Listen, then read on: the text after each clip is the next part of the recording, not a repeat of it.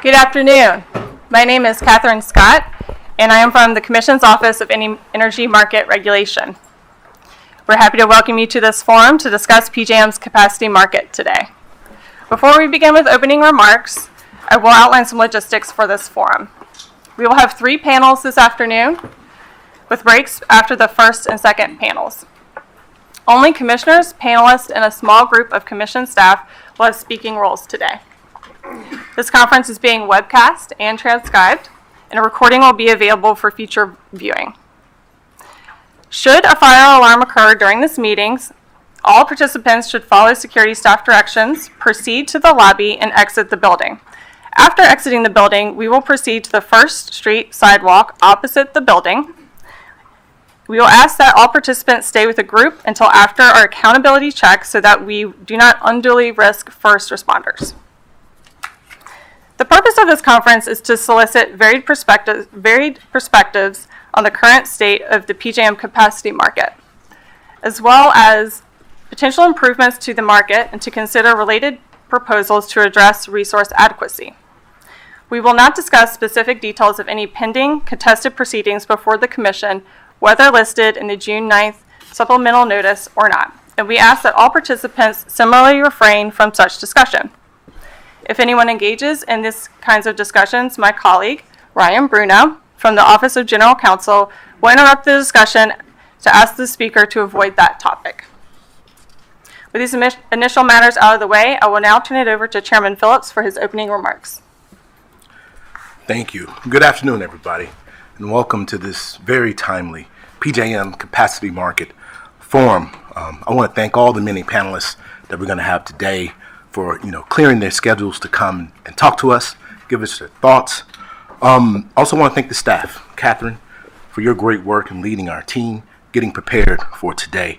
I do have some opening remarks that I'm going to read to you right now.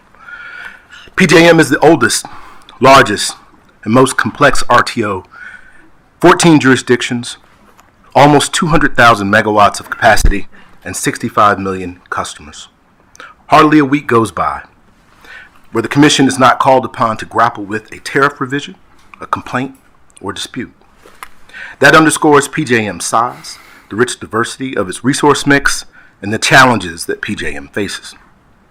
This forum is about resource adequacy in PJM, a topic we'll hear a lot about today, and rightly so. A market design that doesn't procure adequate resources isn't worth the tariff sheets that it's printed on.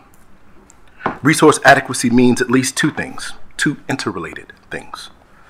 First, and most fundamentally, it means that there must be enough supply, as in electrons, to meet demand, plus a sufficient reserve margin. PJM and the nation as a whole are blessed with an abundance of energy resources in the power sector and elsewhere. The challenges, however, are manifold, including extreme weather, supply chain issues, siting, load forecasting, and interconnection queue issues, plus all the issues currently being discussed in PJM's fast-track stakeholder process.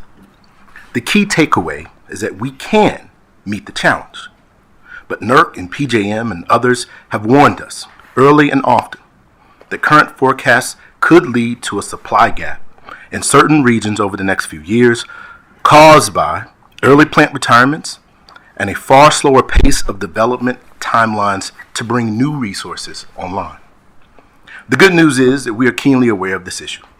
Every federal and state regulator and every developer and consumer is eyeing the same trends, and they're looking to act. But let me turn quickly to the second component of resource adequacy. That one has to do with making sure that we have the resources in place for the grid to respond in real time to the severe, recurrent, and now frequent shocks to the system that are the new normal in our industry. While we reserve judgment on the package of market reforms that PJM has promised this fall, PJM has turned a critical eye toward long-held assumptions and zeroed in on the central task at hand. What are the highest risk periods of the year for these disruptive, life-threatening reliability events? How can PJM and regulators prepare and respond effectively? Finally, I just have a couple. I keep saying finally and lastly and all that. Your captive audience here. A key feature of PJM's ongoing deliberations has been developing and refining capacity accreditation metrics. Simply stated, that analysis poses the central question: how can we expect the various and diverse resources to perform in times of a severe stress that could easily last for several days? Which leads to my final point.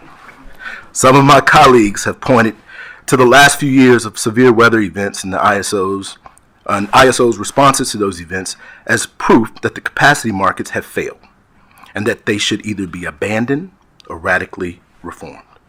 I believe that capacity markets have brought significant benefits. The debate on this topic is too often framed in binary terms, meaning that we are asked to choose between competitive model and a traditional cost of service regulatory model. I believe this is a false choice. Both regulatory models and every hybrid model in between are available to us to meet this challenge. What is not negotiable is the resource adequacy challenges we face and the paramount need for stakeholders to develop a durable approach that will meet the challenge now and in the future. So with that, I turn it over to my colleagues. Commissioner Danley. Thank you. So, I think the chairman may have been alluding to me there a moment ago, talking about my criticisms of the capacity market. If it were up to me, we wouldn't be having this discussion right now. We'd be in the middle of a 206 action. I wrote in a recent separate statement that when your neighbor's house is burning down, you don't convene a meeting of the HOA to discuss what to do about it. You get the hoses and you start working. And I think that this is the very HOA meeting that I had warned about. My hope is that at the end of this, we have at least enough constructive material that we can actually come together and decide that we're going to call the fire brigade. But I have to admit that I would be further along in this process than we are at the moment. But thank you for showing up, and I look forward to hearing what you have to say. Thanks. Commissioner Clemens. Hi, good afternoon. It's been a very boring week. I'm pleased to be having this HOA meeting discussion today. You highlighted the challenges well, Chairman Phillips. I would add, the issue of the retirement of legacy resources that you all are facing, as well as the stalled out and in need of reform interconnection queue. And I appreciate the proactive steps PJM has started to take on these fronts. We've seen the new process to streamline and accelerate that interconnection line, and also the initiation of stakeholder discussions about how to better define system risks and credit resources appropriately. I think we need to get into the specifics, and we have a short time to do that today. But we need to get specifically our arms wrapped around these specific challenges and how we're going to get at them in a manner that's as fast as possible. It seems like the critical issue fast pass process is moving in a good direction from my perspective. And in particular, I'm thinking about PJM improving its risk modeling to better reflect weather events, as well as to properly account for the anticipated availability of all resource types, and then the related, correlated, or common mode outages. I'm certainly eager to hear more about that process. And I think the other issues I would highlight beyond those flagged by PJM in the critical fast path is something I wrote about in a separate statement recently, which is the significant potential benefits of moving to a seasonal market. We just heard from ISO New England that they put that on the table yesterday, as well as consideration of a transition to a prompt market design, considering the benefits the structure might have, as well as the kind of historical and anticipated challenges of holding 3 or forward auctions on schedule. And so I think I will leave it there, and I look forward to the discussion. Thanks. Thank you. Commissioner Christie. So I went to a forum at FERC and an OPSI meeting broke out. Because that's where I feel like I am, is at an OPSI meeting, looking at this audience and looking at all the people that have been going to these OPSI meetings. I want to, over the years, I want to start out by thanking the chairman for having the leadership to set this up. This timing could not be better, and compelling time to do this, so thanks to the chairman. Also, thank Catherine for all the hard work that staff did on this, but also thank Grace Huback here, because that's what makes me know it's an OPSI meeting, because I saw Grace at many OPSI meetings, but Grace did a lot of work on this too, so thank you to them. When the capacity market was set up back in 2000, mid-2000s, or first part of the decade, millennium, it had two purposes, and all the capacity markets had two purposes, PJM and all of them. First was to provide what was called the missing money. Now, what was the missing money? This came out of the deregulation, and I put deregulation in quotes, as you know, but this came out of the deregulation movement where generators were going to come out of rate base and they would no longer be able to recover their capital costs in retail rates. They were out of the retail rate recovery business. They had to get it through wholesale revenues, and they were going to get it in the capacity markets because the energy markets don't pay for capital expenses, right? So one purpose of the capacity market, all of them, was this is where the missing money was going to come from, that were generators were losing the money that they were getting through rate base. And the generators were going to go out of rate base, and they were going to compete with independent power producers. Okay, the utility-owned generators were going to come out, compete with the IPPs, the independent power producers, Glenn Thomas's bunch, and Glenn's here today, and consumers would benefit. So that was one purpose. It was one purpose, was to provide the missing money that they're losing from coming out of rate base. The second purpose was to provide a price signal to incent new construction, whether it's a short-term price signal, whether it's a 3-year price signal. I always sort of wondered how a 3-year price signal was going to incent someone to buy a 20-year construction bond, but nevertheless, that was the purpose. So those are the two purposes that we all knew the capacity markets are supposed to fulfill: the missing money and incent new construction. And there's another element to that missing money, and that is, on one side, are the generators getting compensated sufficiently for their capital expenditures? But the other side of that coin is, are consumers paying too much for the capacity payments that they're paying through their bills? Because capacity payments go right into retail customers' bills. So those are the kind of questions that are overhanging this. And you know, when we have a report from PJM, as President Asthana put out in February, talking about the loss of capacity resources, we really have to ask: are those two primary purposes being fulfilled? Professor Bowering has educated me many times over 20 years, and he always says the only purpose of the capacity market is to make the energy market work. Well, we have to ask if it's doing that. I agree with the chair. It's not a binary choice between omega and alpha, alpha and omega, and all or nothing. It's not a binary choice. There are other constructs besides everybody going back to cost of service. SPP doesn't have a capacity market.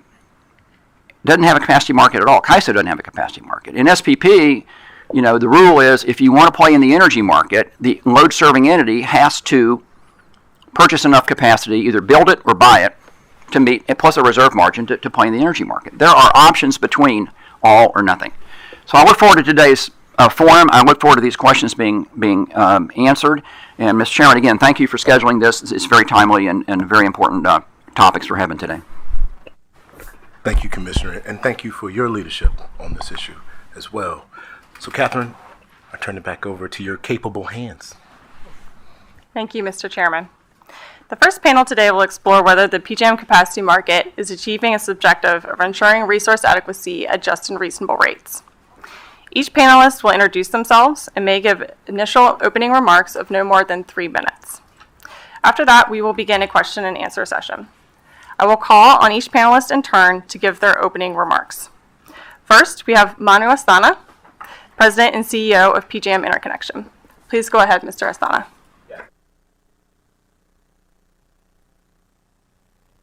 It is now. All right. Well, good afternoon, Chairman Phillips, Commissioner Christie, Commissioner Clements, and Commissioner Danley. Thank you for convening this forum. My name is Manu Asthana. I'm the CEO of PJM Interconnection. This is my 4th year on the job, and it's been an interesting 4 years, I will say.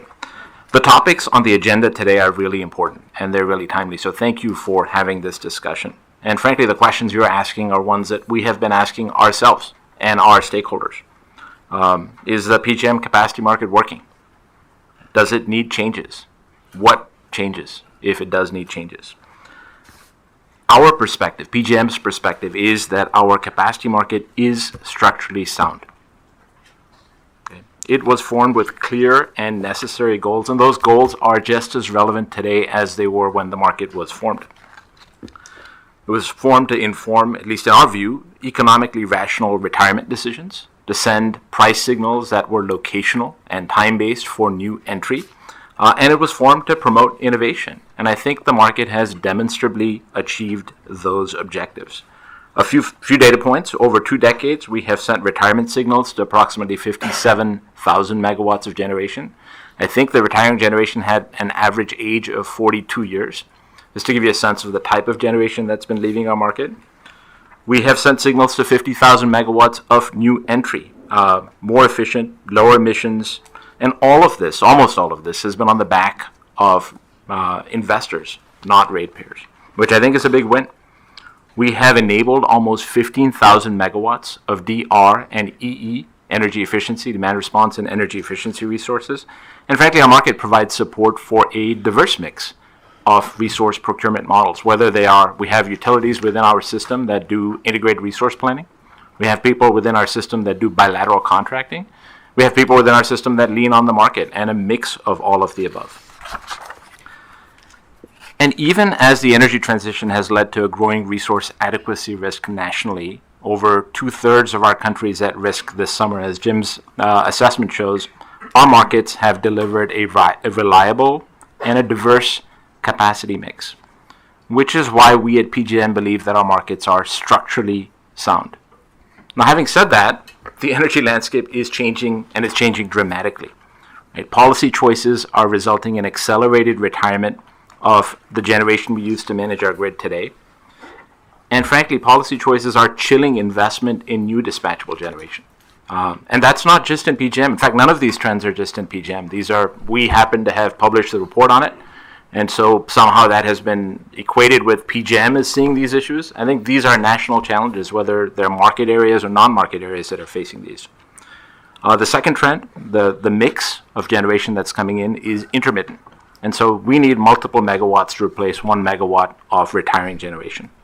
Third, load is poised to grow rapidly with electrification, data centers, etc.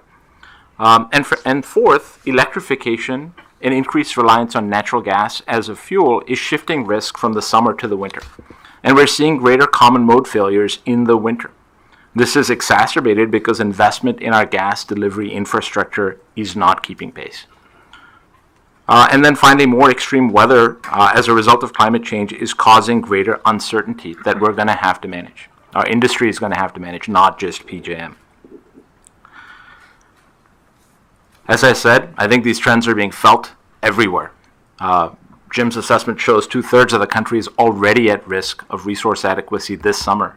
Our capacity markets have delivered a mix that is not at risk this summer. But we do see that our markets will have to adapt to these trends, just as other markets and other non-market areas will have to adapt. And we started a conversation a year and a half ago with our stakeholders around what these adaptations might need to be. Earlier this year, our board initiated an accelerated stakeholder process focused on our capacity market and identified a few specific targeted areas to consider. And they included enhanced risk modeling. Commissioner Clements talked about winter risk, correlated outages, common mode failures, and just what is the reliability metric? Is it LOLE? Is it something else? The second area was resource accreditation. And the third area was potential modifications to the capacity performance construct and making sure that the market seller offer cap matched whatever that CP construct ended up being. It was congruent with that. So to conclude, we are hard at work with our stakeholders examining alternative market modifications in these targeted areas and a few others. There are a range of options on the table. You'll hear some of that today. The debate is robust, let me just say. And there are many different perspectives. Behind the scenes, our board is very engaged. And frankly, that's the value of a robust, orderly stakeholder process. I thank you for your attention to these issues, and I ask that you please let that stakeholder process play out and allow us to bring you solutions to the issues being identified here. We are very focused on doing so in the near future. We're targeting something in the fall. Thank you for your attention. I look forward to your questions and from the input from my fellow panelists. Thank you very much, Mr. Asthana. Next up, we have Joseph Bowering, President of Monitoring Analytics, the market monitor for PJM. Please go ahead, Mr. Bowering.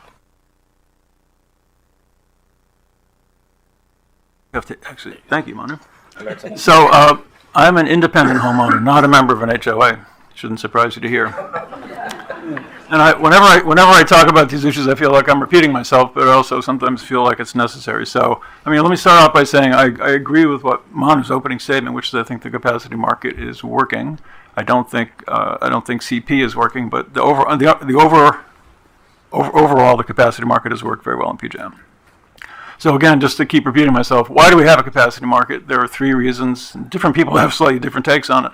The actual real reason we have a capacity market is because the Pennsylvania PUC, back in 1999, wanted to facilitate retail competition. And the only way to avoid market power being exercised against new entrant LSEs was to have a capacity market. FERC and PJM agreed, and we're off to the races. So 2007 changed a lot. And in that case, it became clear on an all LNP market, an all energy market, that there were not going to be enough revenues in that market to support keeping capacity around. In fact, people were starting to retire. People were running their units to failure. And that's when the 2007 RPM capacity market was introduced. So it was both a question of retail, identifying the maximum megawatt hours of energy needed. Remember, it's really not, capacity doesn't give you reliability. Capacity is not a thing. What we want is energy. We want available energy when it's needed. And ultimately, of course, the so-called missing money. There are multiple ways to solve the missing money problem, so-called, and as has been said, we can either think about it as binary, or we can think about it as a more complicated issue. There's cost of service regulation, which is referred to. There are bilateral contracts between LSEs and generators, and there's market power. Market power is always a way to solve the same problem. A capacity market is the most efficient way to address all of those. A capacity market gives you a price signal against which you can do bilateral trades. You can have an FR option, which is a full cost of service option within the capacity market. And the point is that the market itself is a way to organize all of that. It gives you the flexibility, whereas the others are actually exclusive. As I was quoted as saying, the capacity markets only exist to make the energy market work, and lots of people will come up to me and said they have no idea what I'm talking about. The real answer is it provides the additional money required to facilitate the continued operation and entry of resources. That's why it's necessary to make the energy market work. You don't have a functioning energy market if you don't have the capacity market. We talk a lot about the capacity market, but only about a tenth of the revenue for PJM generators last year in 2022 was from the capacity market compared to the energy market. About $60 billion for energy, about $10 billion for capacity. Transmission costs more than capacity. My basic bottom line is the capacity markets have worked since 2007. They provide a reliable supply of energy. They managed the transition from coal to gas, environmental regulations including MATS and others, and they've also helped manage new investment and retirements. While 2007 was a key inflection point, we're clearly at another one. And we agree with PJM about the way to look ahead. We see 50,000 megawatts of retirements coming.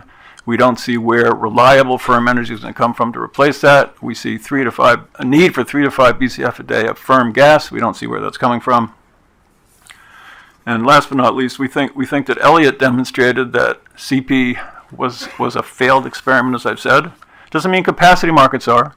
It means we need to fix the capacity market going forward so we don't see the same kind of issue. And let me stop there. I'm sure I could go on. I'm sure everyone could go on all morning. So thank you for the opportunity to be here. I really appreciate it. Thank you very much, Mr. Bowering.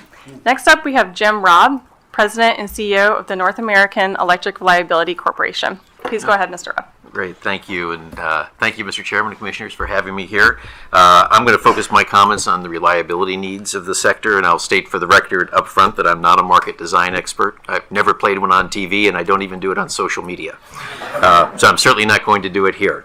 But that being said, I do have some strong views from the unique perch that we occupy at NERC. It's clear to me the core challenge facing the sector is how to strike at all times an appropriate balance between reliability, affordability, and environmental sustainability. This is the trilemma that the sector needs to navigate expertly every day. We have clearly seen a degradation in the reliability risk profile of the sector over the last 5 years. You've all seen the maps from our annual and seasonal assessments that show in each production more areas of the country exposed to reliability risk and energy shortfalls. It's due to a complex soup of factors, but simply summarized, it's the disorderly retirement of conventional generation and all the reliability services they provide, shift in the fuel mix toward more variable generation and the increasing importance of natural gas, and the increasing frequency of extreme weather events that are significantly challenging the system. To date, we've not really cited PJM, as Manu pointed out, as an area of concern. But with the recent assessment that 40 to 50 gigawatts of traditional capacity could be coming out of that market, they soon will be on the map as well. If you look back at this transition that's underway, we really think that we need to shift our collective focus towards managing the pace of the transition, not its direction, but the pace. We need to figure out ways to retain energy resources that provide not only energy assurance, but also the reliability services that are so important to operating the grid stably. We need to ensure that the new resources coming onto the system, particularly inverter-based resources, which are the lion's share, are appropriately modeled, that they contribute to reliability and they don't exacerbate routine disturbances. We absolutely need to figure out how to invest in the natural gas infrastructure and the electric infrastructure that's able to accommodate the demands of today as well as the demands for tomorrow, with increasing electrification being driven by policy choices. We need to address the vexing challenges of coordinating the operating and planning of the gas system with the critical needs of the electric system. And importantly, we need to give electric reliability an important seat at the table and ensure that it's appropriately considered when policy changes are brought forward. The sector is also going to need new tools and frameworks to better plan the system for reliable operations. I think it's clear to me that capacity and reserve margins and 1 in 10 year thinking is quickly becoming outdated and needs to be replaced with a focus on 24/7 energy supply. New inverter resources, as I mentioned, need to be appropriately modeled, and their firmware needs to allow them to ride through minor disturbances and not amplify them. And we need to incorporate more extreme weather scenarios in our planning of the system. And that's clear as we've had, major heat events in each of the last 3 summers and 3 major winter events in each of in the last 5 years. So how do these play into market design? Well, first of all, we need to make sure that investments that are needed to maintain reliability purposes are compensated for and reflected in the design of the markets. Markets have demonstrated an incredible ability to drive out inefficiency, but they really haven't demonstrated their ability to reward the reliability investments that are going to become increasingly valuable as an insurance policy against extreme weather events and common condition challenges such as wind droughts and solar droughts. Merchant generators operating in competitive markets are clearly committed to reliability, yet their investment and operating decisions, and probably appropriately so, are driven principally based on economic motivations, and that's consistent with their business model. We see example after example in our event analyses where generators have not made the appropriate investments or commitments because of economic considerations. The recent studies we've done of the last 2 winter storm events lay that out in Technicolor. Markets typically don't reward firm fuel contracts, yet that may be one of the keys to our ability to expand the gas system to support the needs of the electric sector. And that would be particularly true on those challenging 5 to 10 days a year when the combined system is highly stressed but really needs to perform because those are the conditions under which society desperately needs it to perform. So it's clear that valuing markets and rewarding reliability is key to meeting societal expectations for reliability, and those expectations are only going to increase as we pursue electrification policies. And with that, I'll turn it over to my colleague, Mr. Mueller. Thank you very much, Mr. Robb. Next up, we have Phil Moeller, Executive Vice President of the Business Operations Group and Regulatory Affairs at the Edison Electric Institute. Please go ahead, Mr. Mueller. Thank you, Catherine. Mr. Chairman and Commissioners, thank you for inviting us to testify today on this important forum. I'm Phil Moeller with the Edison Electric Institute. I think most people know that's the trade association of investor-owned energy companies throughout this nation. I was encouraged to give a little bit of a history before I go into some of the more specifics related to it, and start with a real basic premise, which is what makes PJM, even since 1927, is the transmission system and the transmission owners who are involved there. That really allows everything else to happen within the market. And as noted, the transmission system came through really pretty well on Winter Storm Elliott. But given that PJM has grown in size now with over 1,000 members, I think the transmission owners generally feel that their influence, their concerns have been a little bit diluted over time. I'll just make that point because I think it's relevant. I served on the commission. I had the honor to serve in 2007, as Joe mentioned, when some of the changes came in. And after that, when we adopted the Capacity Performance Program and I'll leave it at that so I don't get in any trouble. But nevertheless, we've seen this market change quite a bit over the years in terms of its resources. And it's very different now than it was roughly close to 20 years ago when some of these changes occurred. That needs to be kept in mind. This whole issue of resource adequacy, energy assurance, as you know, and as noted earlier by Manu, it's really a national issue. There's just about every region of the country is dealing with this in different ways, and because of the regional differences, they will continue to have probably regional solutions that differ here and there, but nevertheless, it's certainly appropriate for us to be talking about PJM today. Generally speaking, I think in the past, we can say that the capacity market worked well. In fact, there were even complaints that it was over capacity.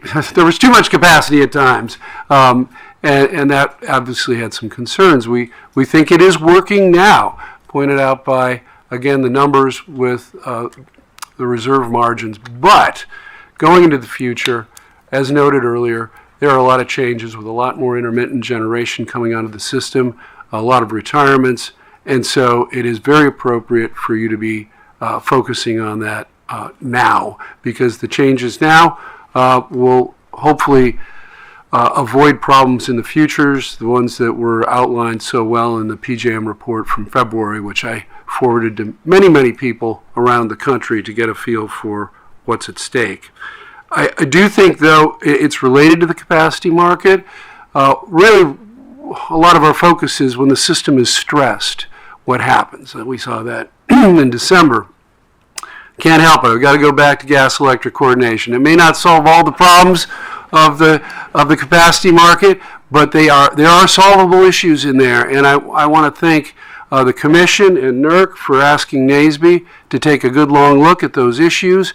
I really feel that with the 3 dedicated co-chairs who are putting in their time as volunteers, that this effort has a chance to really turn into some suggested solutions. I look forward to you and all of us in the industry taking those recommendations seriously so that we can help solve some of these problems that aren't going to solve themselves. So with that said, we don't think there are major changes needed right now or fundamental changes to the capacity market, but clearly we need some going forward to address the changing resource mix. Again, thank you for having me here. Thank you very much, Mr. Mueller. Next up, we have Greg Polis, Executive Director, Consumer Advocates of the PJM States. Please go ahead, Mr. Polis. Thanks, Catherine. Chairman Phillips and Commissioners, thank you for this opportunity to provide feedback on this very important topic. Your timing, as was stated earlier by I think all of you, is this discussion is very important, and it needs prompt attention. We are less than 2 years away from the 2025-26 delivery year, yet the PJM capacity construct for that delivery year is still in the concept stage. So we need to get working on it now. To the credit of PJM, management and staff have both worked hard to predict the needs of the grid moving forward. However, there is a lot to take in at this point for us. For example, there has been a lot of talk that we must preserve the current resource mix, which in PJM is made up predominantly of natural gas, coal, and nuclear resources. However, I've yet to hear someone say that having 20% of coal resources and 23% of natural gas resources fail to perform during Winter Storm Elliott is acceptable. That seems to be a lot lost in all of this, is that we have questions about current performance. To that end, I believe that customers do not want PJM picking winning and losing resources.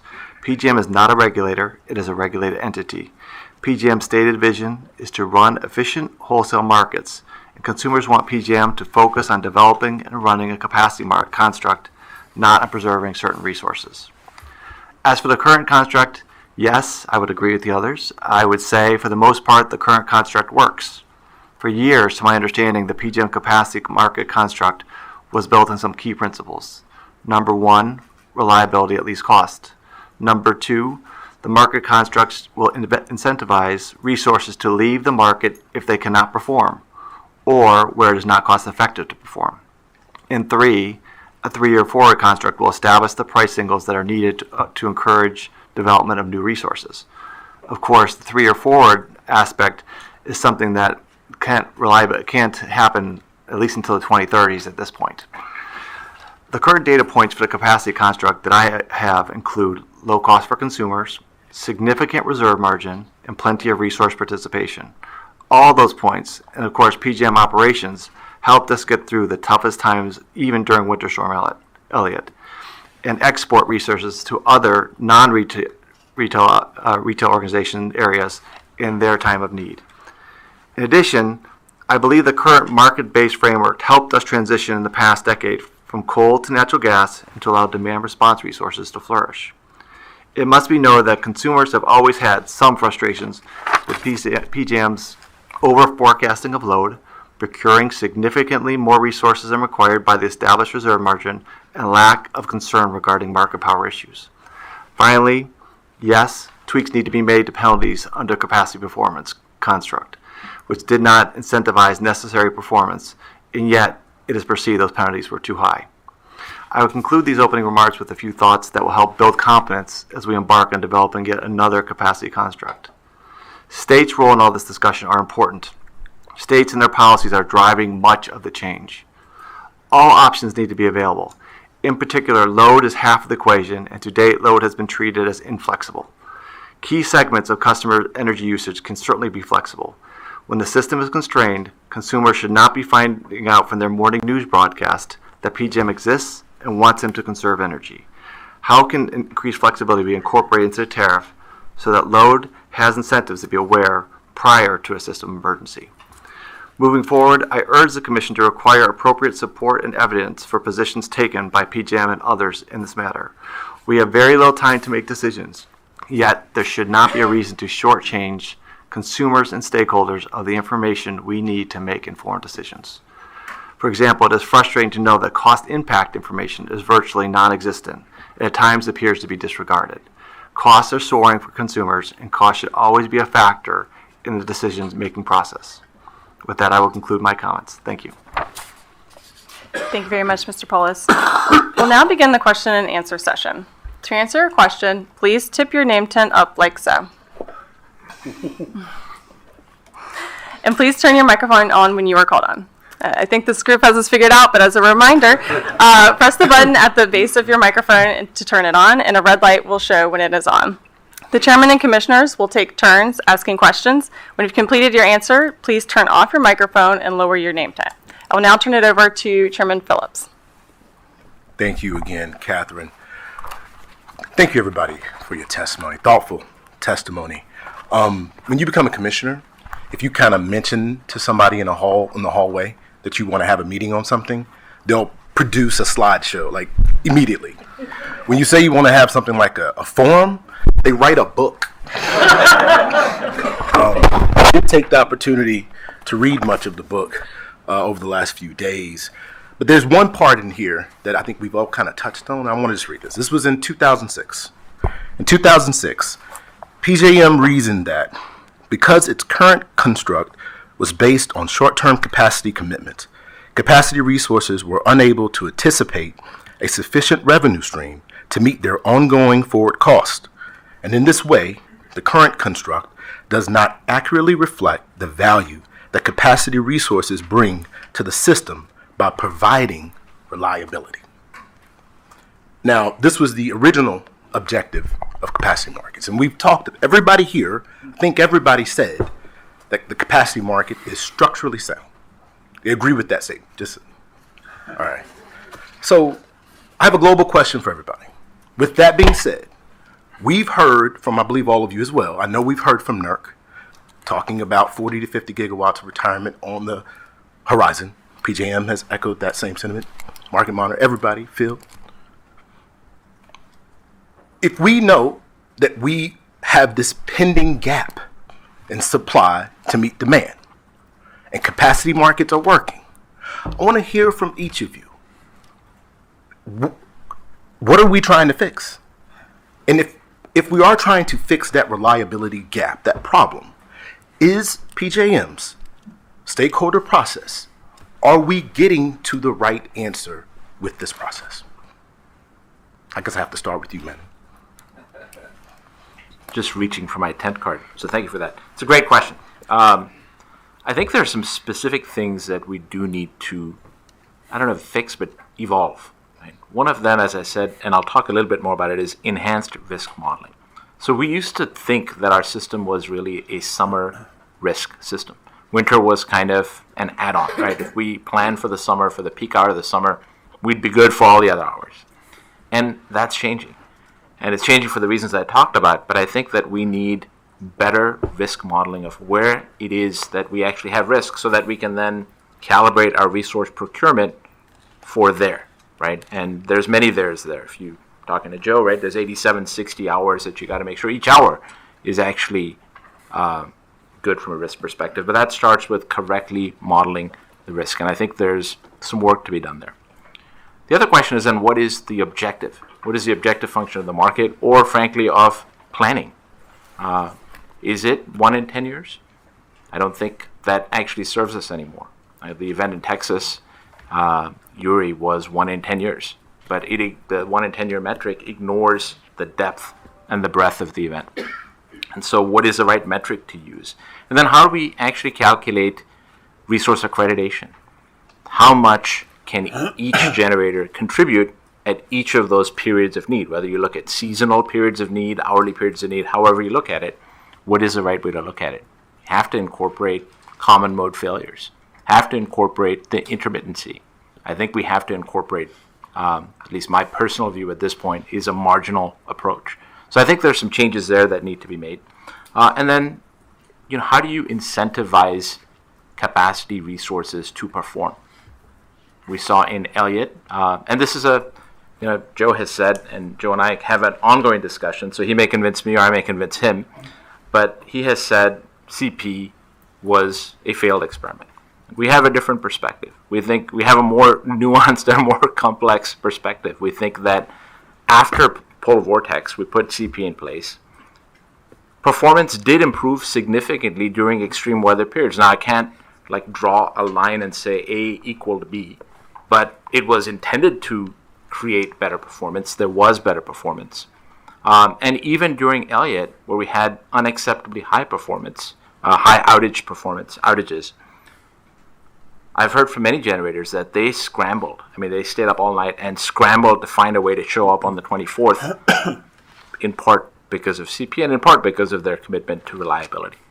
But it was a huge penalty. It was a huge penalty, right? And it has created some potential for market instability. So the question really is this the right way to incentivize the performance we need? Are there other things we need to do, like inspections of power plants, which some other ISOs and RTOs are doing? Do we need firmer winterization requirements, maybe even firmer than what NERC has just passed?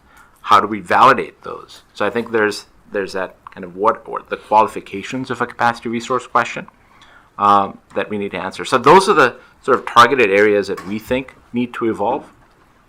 Having said all of that, I think our national challenge is that if policy, and this will help, it will create procurement of the right resources at the right time. But we still have this national policy pressure that is pushing generators that we need potentially prematurely off the stack before you can physically build their replacement. Markets will help. They're not going to necessarily solve that challenge all on their own. That is partly a policy challenge, and we may need some policy relief. And by we, I mean the country, not just PJM. So I think there's some targeted things the markets do need to help evolve toward. And I think there's some national policy questions that the markets will have to live with and work with. Anybody else want to weigh in on Dr. Bauer? So I think you're asking exactly the right question. What are we doing if everything's working so well, as we've all been saying? So you're asking us the right question. We all owe you an answer. So while the capacity market structure is fine, we don't think it's working well, particularly under CP. That is, we think it needs to be modified, and it needs to be modified mostly because we are now, as I said, at another inflection point. We're at an inflection point driven in PJM somewhat belatedly compared to the rest of the country by the introduction of more intermittence. The old model doesn't deal with that. ELCC doesn't deal with it. We need to address, and we'll get into all the details in the next panel, but the availability needs to be addressed hourly. Every hour matters. The load, I totally agree with Manu. We need to model the load. What's the risk associated with load? Where is the gen going to come from? Some gen is available in some hours, some is not. We need to do that for every kind of resource. We need to do it for intermittence, and we need to do it for thermal. There's lots of thermal resources on the system that have lower capacity factors than intermittence. We need to get better about locational. Why are we having RMR contracts if we have a locational capacity market? Does not compute, needs to be fixed. Long-standing issue. But there are some issues that markets can't solve, right? So Phil here has been on pushing this issue forever, and I've agreed with him forever about gas-electric coordination. Gas-electric coordination is a huge issue. The market models don't match up. Doesn't matter what we do to the market. The PJM market is not going to result in the construction of new gas pipelines unless something else happens. So that's an issue outside, I think, the control of the markets. And it's not because the incentives are not right. It's not because firm gas is not covered. I respectfully disagree with my colleague here. And the margin, it looks like we have a big reserve margin. Our reserve margin is significantly overstated because of what's in there. There's DR in there, which did not perform very well during Elliott, and there are intermittent resources that don't have to offer. If everyone that doesn't have to offer withheld it, we would not have a reserve margin at all. So our view is we need better long-term incentives, not dramatic, high-impact, low-probability events. It's been shown, I think, in Uri and in Elliott that those are not an effective way to incent behavior. As a matter of fact, kind of standard human psychology, they're a pretty good way not to do it well. So we need to think about how to come to a longer-term set of incentives. Thanks. So look, I said it was a global question. I'm going to pull myself back here. I have a list of stuff to ask you. Gas electric. I want to talk about accreditation. I want to talk about the value of PJM. I know we have some evidence and testimony about the cost savings that we have. But there are four of us up here, okay? So I'm going to stop my questioning right now, turn it back over to Catherine, and maybe if there's time left, we'll hit some of my other issues. Thank you so much for coming, everybody. Go ahead, Commissioner Danley. So, Mr. Astana, you used a really intriguing euphemism a moment ago, policy relief. What exactly do you mean by that? I'd like you to expand on it for just a couple moments. Yeah, definitely. And I said this at the Senate ENR testimony as well, pretty much exactly this way. I think that policies that drive retirements of generation by certain dates certain, without requiring demonstration that the replacement capacity is here and functioning, I think are really dangerous. And I would recommend that those policies be looked at and revisited. Now, I think there's some mix of those policies that the markets can deal with. But if additional policymakers, whether they're the federal policymakers or states, adopt more such policies, I think they're going to push us in a really dangerous direction. So that's what I agree that there's that category of policies. There's another category which doesn't take direct aim at particular categories, but instead establishes a set of incentives within a market, and then the ineluctable physics, if you want to call it that, of the market then drive categories out as a secondary but inevitable consequence. Do you need relief from those policies also, do you think, to keep the system running properly? Yeah, so your question, if I hear it right, is a MOPR question, right? It is indeed a MOPR question. You know that I have a pathological fixation on the subject. Yeah. I think it's an important question. We at PJM don't think that we need the old MOPR, the MOPR that existed when I joined PJM, to procure resources that are reliable. Like to procure a reliable mix of resources. I break the MOPR question into two questions. One of them is it just and reasonable for us as PJM or for FERC, frankly, to nullify the legitimate policies of states?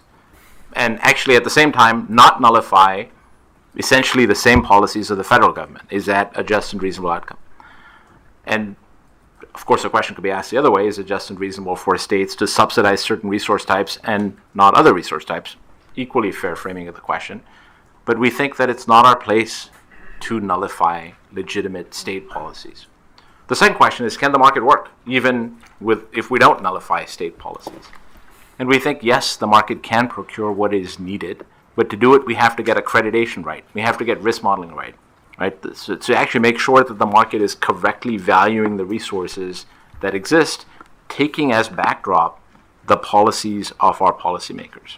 So that's my answer. I do think that the market can function, but we have to get accreditation and risk modeling right. So as long as you get accreditation right, then the price signals will take care of themselves, is your contention? Yes. So let's say you come up with this is a hypo, right? So you have to enter into the theory here, right, as I propound it. Sorry.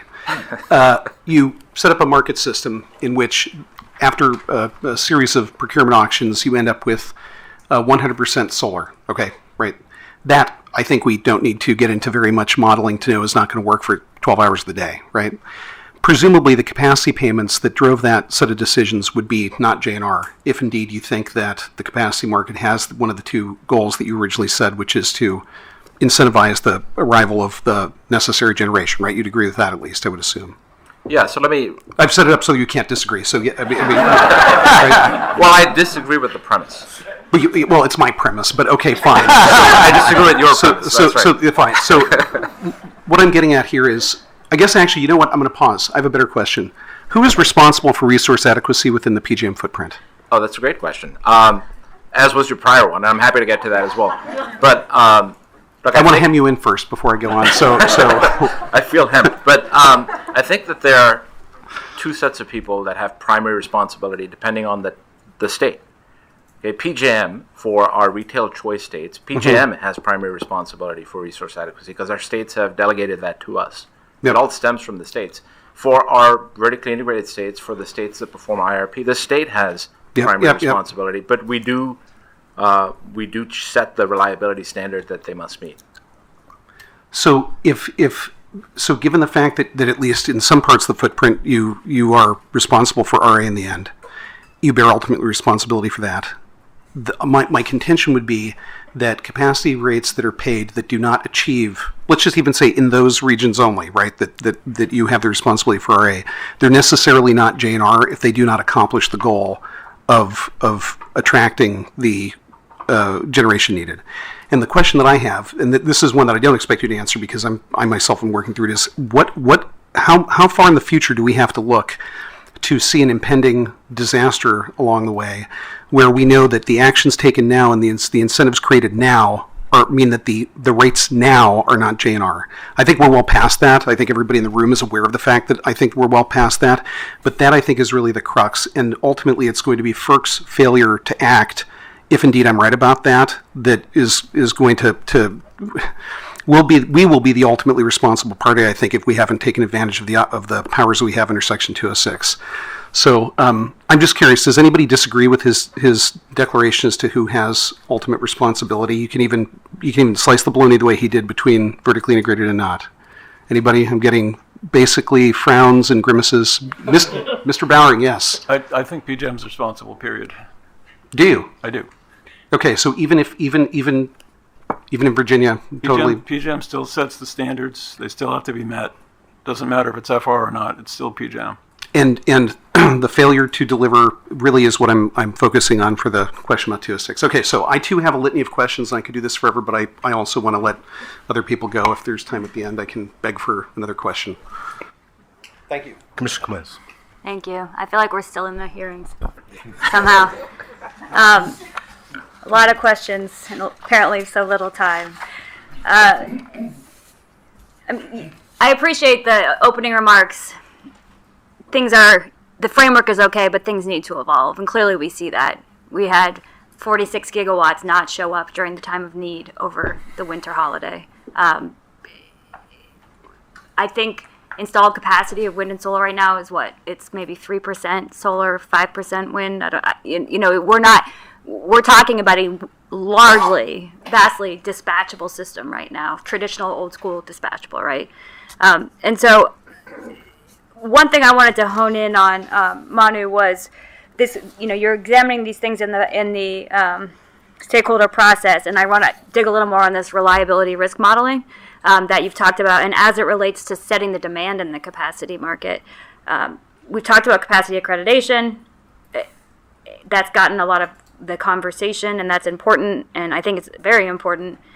And I'm just wondering how we properly reflect the seasonal and extreme weather risk in setting demand, and how you are thinking about that, and in this process, what kind of actions PJM is proposing to get at that question.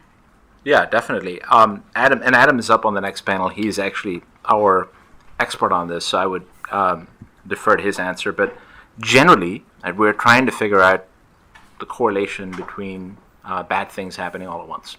And so those bad things could be really cold weather and high outages amongst certain asset classes at the same time. And so that creates risk, and that actually influences accreditation as well. Because if you can't perform when we need you to perform, you should get less accreditation.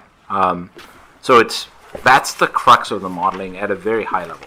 Now, if you sort of double click on that, you get into, okay, what does the system need to look like? When does a need occur? Is it a summer need? Is it a winter need? Is it, should you break it down to a more granular level? And then how do you buy it?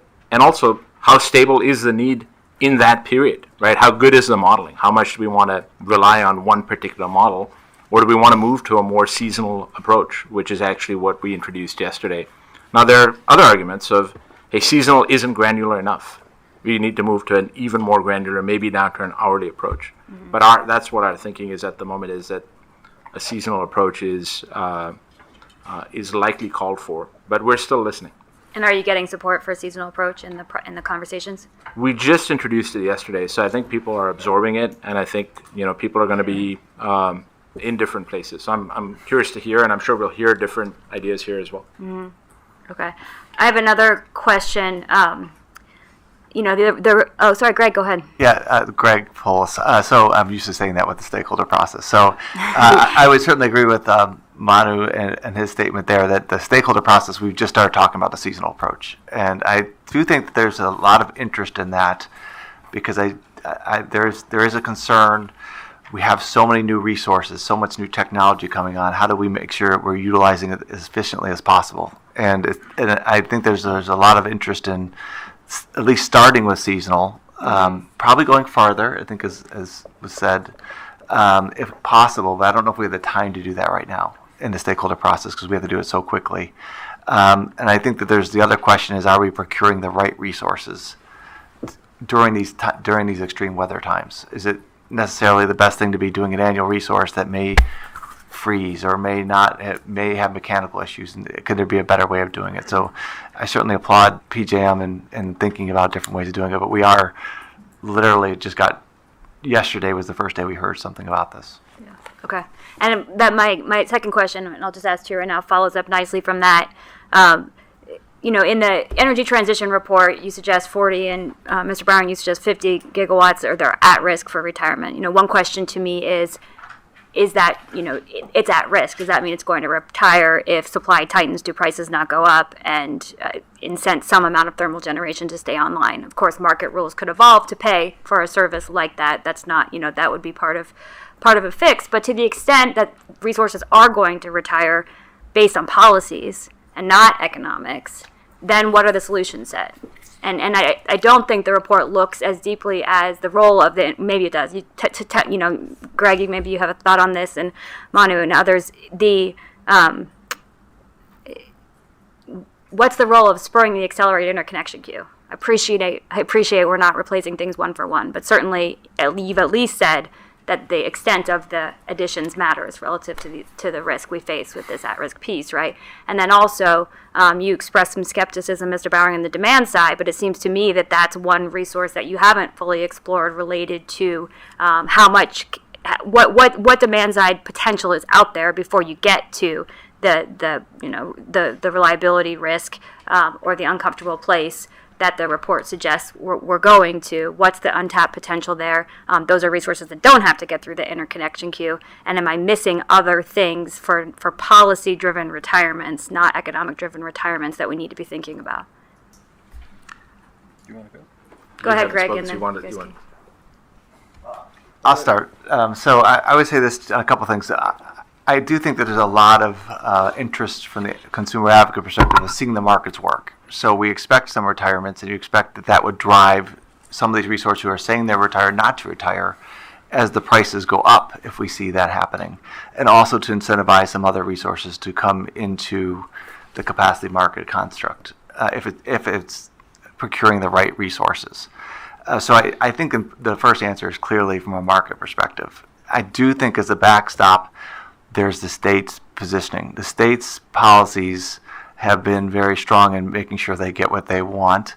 And whether that's, and a lot of people think about that from a renewable perspective of having wind and solar be incentivized, but I live in the state of Ohio. We're incentivizing coal, not just from our state, but in Indiana. So we've made that decision as a state to subsidize coal. So I think that there's some of that comes into play too as a backstop. Interconnection queue is very interesting on where it's happening because there's a lot of discussion, a lot of push and pull in the stakeholder process of PJM saying, listen, we're sending a lot of resources. We've gotten a lot through the queue. They're just not going to the next stage for whatever reason, whether that's the economics, whether that's something else that has in play. So it's a very interesting development to see where that will play. And PJM, I think, has done a really good job of saying to stakeholders, let's see how this plays out. The one thing I've heard from the developers is, I always thought it was the 3-year forward. I was always concerned about this. We need a 3-year forward so they could have time to develop their resources. But most of the resources developers I've talked to have said, not necessarily, because most of their resource, their revenue would come from the energy market, not from the capacity market. So the capacity market hasn't been a driver for them not to participate or to participate. Mm-hmm. So those are some of the things we've been dealing with and looking at. Thanks. Yeah, thanks. So just very quickly, I don't think the queue has been the source of the problem. And the queue is also widely misunderstood. And without getting into all the details, there are 220 some odd thousand megawatts in the queue. But just looking at history, 10, 15% of that will actually go commercial. But that's not because there's a problem with PJM's queue. It's just because developers use it as an option. And not every project in the queue, not even close to every project in the queue is going to be built, ever was expected to be built, and that's not a condemnation of the queue. So PJM has made massive progress in making the queue better, so I don't think that's the issue. As for DR, I'm widely misunderstood on DR. I think DR is a fantastic resource. I think at the moment it's on the supply side, but being treated as a demand side resource. During Elliott, on the second day, 95% of the load was already reduced to its full amount before it was called, meaning there was basically nothing there to call. So when you call it, it's not like another resource. It should be able to participate on the supply side, but look like another resource. If you call on it, give me 3 megawatts. Don't say, I gave you 3 megawatts last week and I'm still there. You need it now. And the DR does not do that right now. That needs to be fixed as just part of. So DR is a fantastic resource. It's incredibly flexible. It's incredibly undervalued. But the current modeling of the capacity market does not work. And do you think that can be dealt with in that capacity market, or is that a responsibility of the states? I absolutely think it can be. Yes. Great, thanks. Just to build on what Joe said, I do think the markets can help with that 40 gigawatts. I think we have been really conservative with that 40 gigawatts. I mean, we've looked at, there are several coal generators at the end of 2030 that still exist in our report. So not all of them are leaving. There's almost 30 gigawatts, 28 gigawatts that still exist. But I do think markets can help. I think there's at least 3 gigawatts of economic retirements that are projected in there that markets should be able to help reverse. I think they can help with new entry. And I do think the queue certainly are part of the queue. I think we need to move through as quickly as possible. And I think our reforms, which all of you approved, and thank you for that, will help tremendously. And we're continuing to look at ways to go even faster. Okay, thanks, guys. I would like to bring NERC and EEI into the discussion. All right. That's for later, Jim. So here's the thing. We talked a little bit about gas electric coordination. Phil, you brought it up. I think that when you talk about the 5 to 10 days out of the year where the system is under great stress, this issue is at play. Now, I'll start with you, Mr. Moeller. You were actually a commissioner in 2011 when this issue first came up. I was a young attorney at NERC and helped respond in comments to the docket that you set up regarding this issue. Here we are, so many years later, seemingly in almost the same place. I would just like your thoughts on that. Well, thanks for acknowledging it. It's a long story that I won't tell today, but it really came out of that 2011 report that landed in August to a thud, and thanks to Heather Polson and some folks at NERC, it was a good report. So, those recommendations were mostly to the states.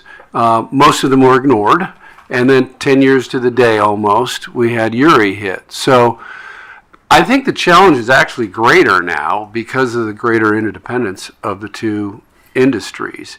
And if you summed it up well, Mr. Chairman, and really this whole discussion is about when the system is stressed. Are there enough resources there to meet load, keep people alive?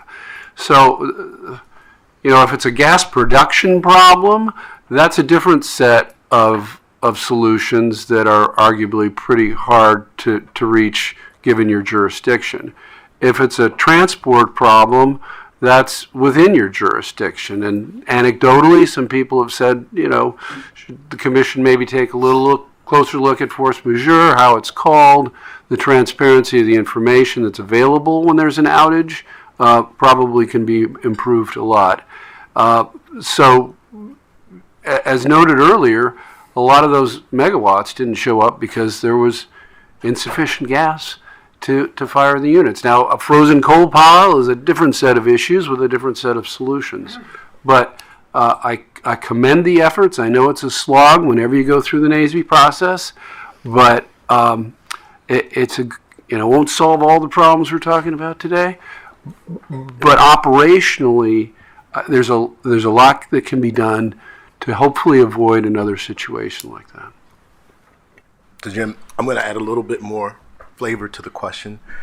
We've sort of identified that I believe there's a gap. There's a reliability gap when it comes to those stress times when dealing with the gas system. You are the Electric Reliability Organization. You are the ERO. Is there something more that we need, or do we have all the authority that we need to address this issue right now? So I don't want to preempt NASB's work coming forward because they're still in the process of formalizing their recommendations.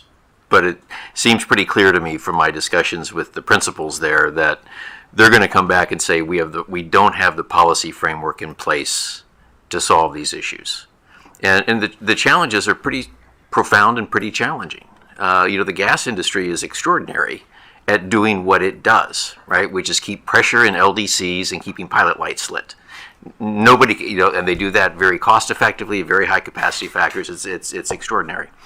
What's missing is that all of those policies were put in place when gas as a fuel for power generation was kind of a hobby, right? It wasn't the dominant fuel. There were lots of other resources and so forth. Right now, natural gas is the single largest fuel for power generation, and power generation is the single largest customer of the natural gas industry.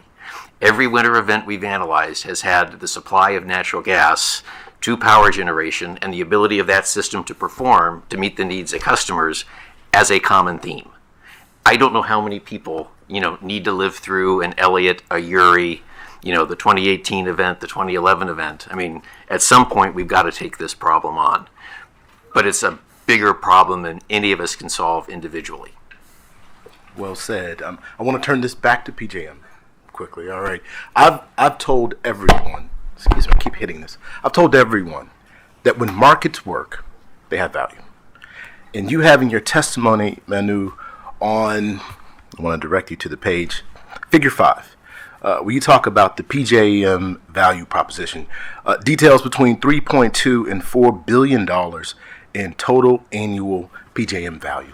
Can you tell us a little bit more about how did you calculate this figure? Yeah, happy to do it. And I'll sort of stay at a high level, but if anyone would like a more detailed briefing, we're happy to give you that as well. A lot of it has to do with our scale and the efficiency that our markets drive. So give you one example, right? If you add up the subsets of PJM, the different balancing authorities that existed before, add up what their reserve requirements were, and you look at what our reserve requirement is, there's a big gap, right? We're able to operate the system with a lower reserve requirement because we have so much diversity and so much scale.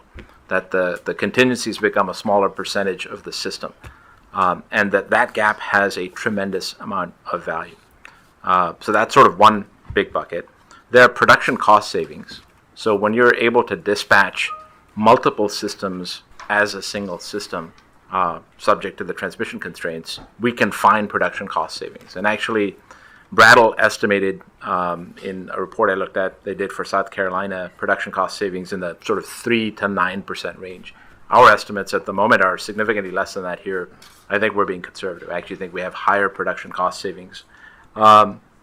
Access to more efficient and efficiently sited resources. Right? When you're trying to meet the need of a large region, you can site generators, or markets will site generators or help them site at more efficient places. Lower congestion from regional reliability planning.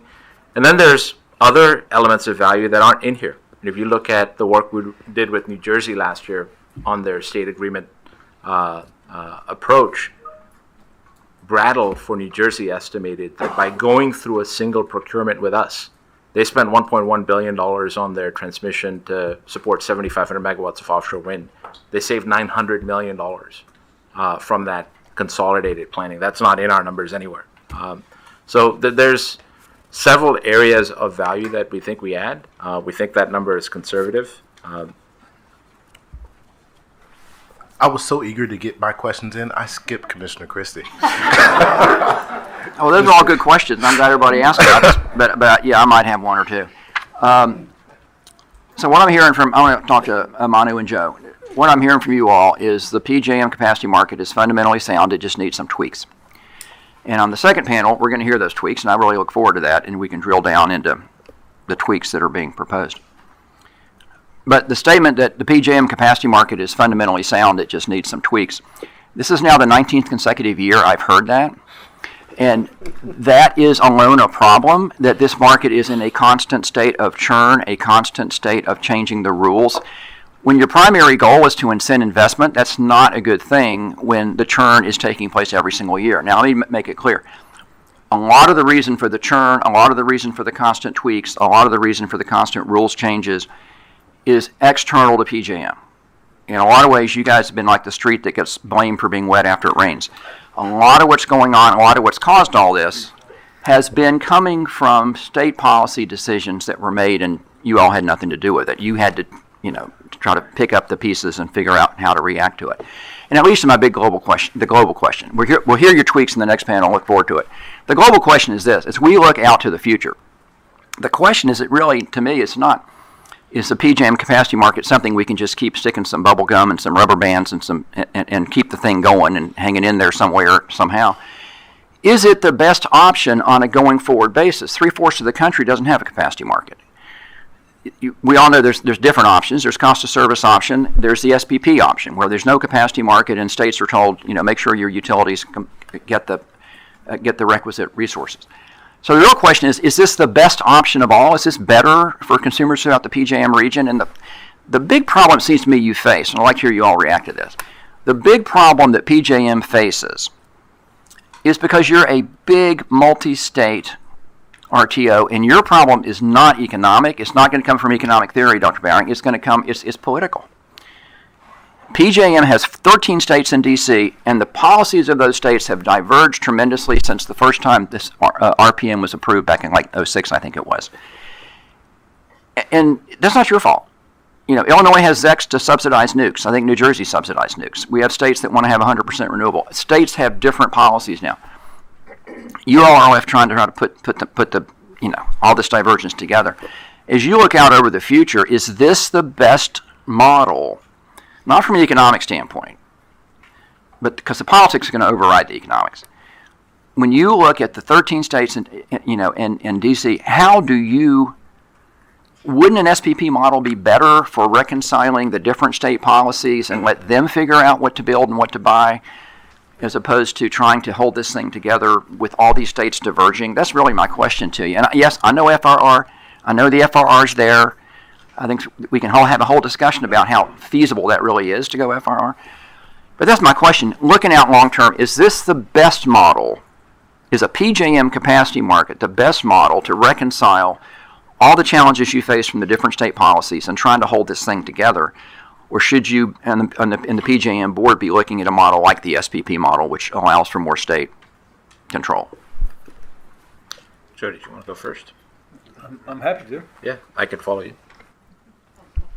Yes. Why?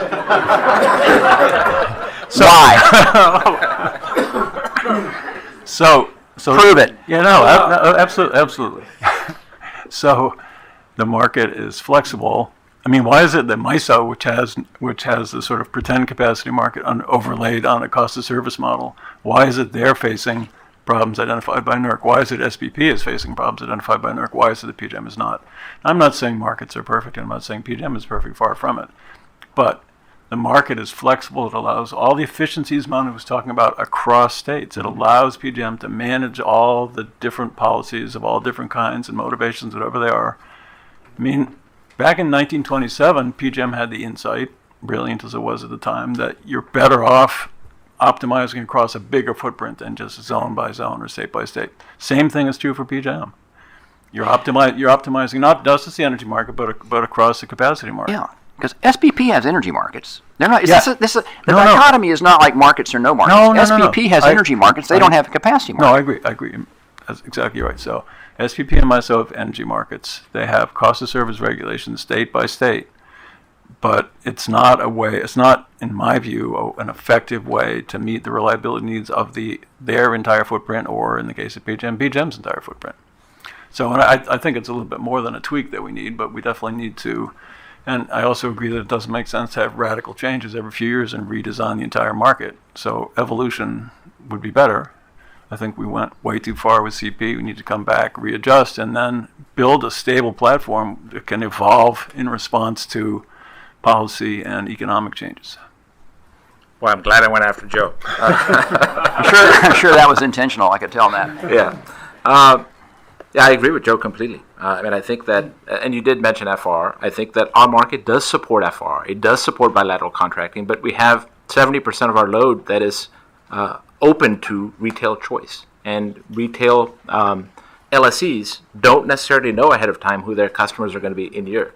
So it's better to have, more efficient to have this market. It's certainly more efficient to be able to have procurement across even for capacity across a broad range of geography.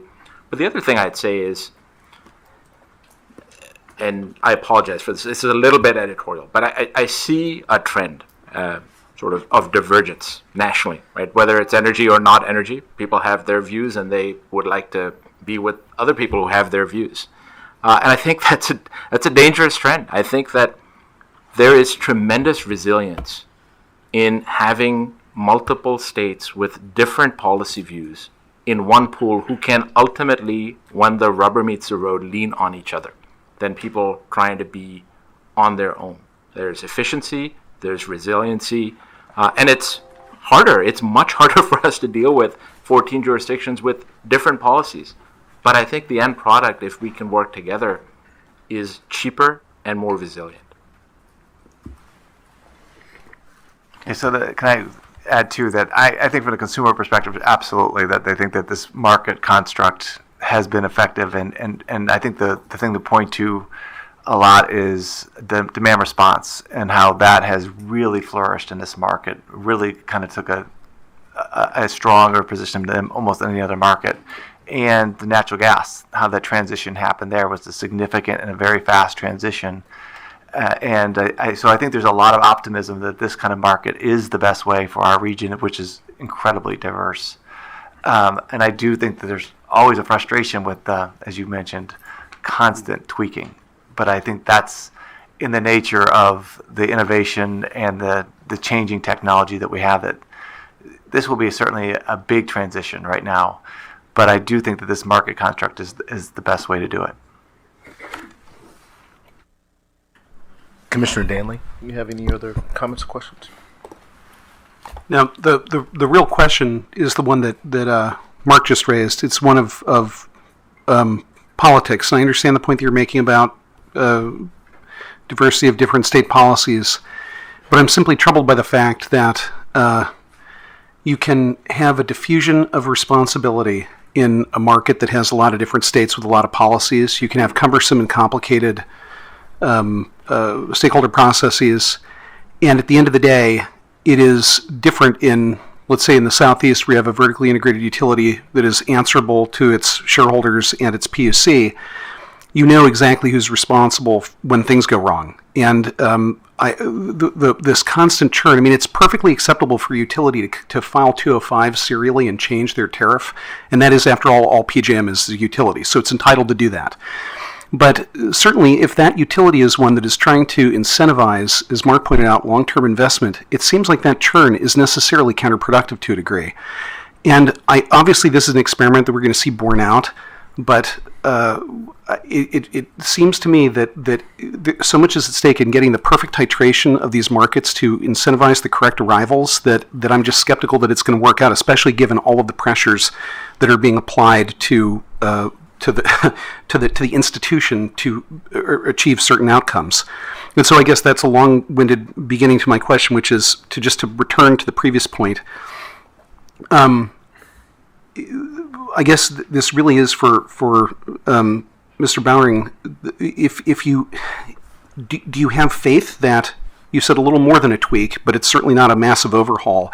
Do you actually have faith that the capacity market can be constructed with a sufficient period of stability and clarity in price signal formation that you can actually get the resources necessary that we in NERC have been concerned about the retirement of? Yes. So I do, but there are lots of. I was trying not to stop it. Yes, I'm sorry.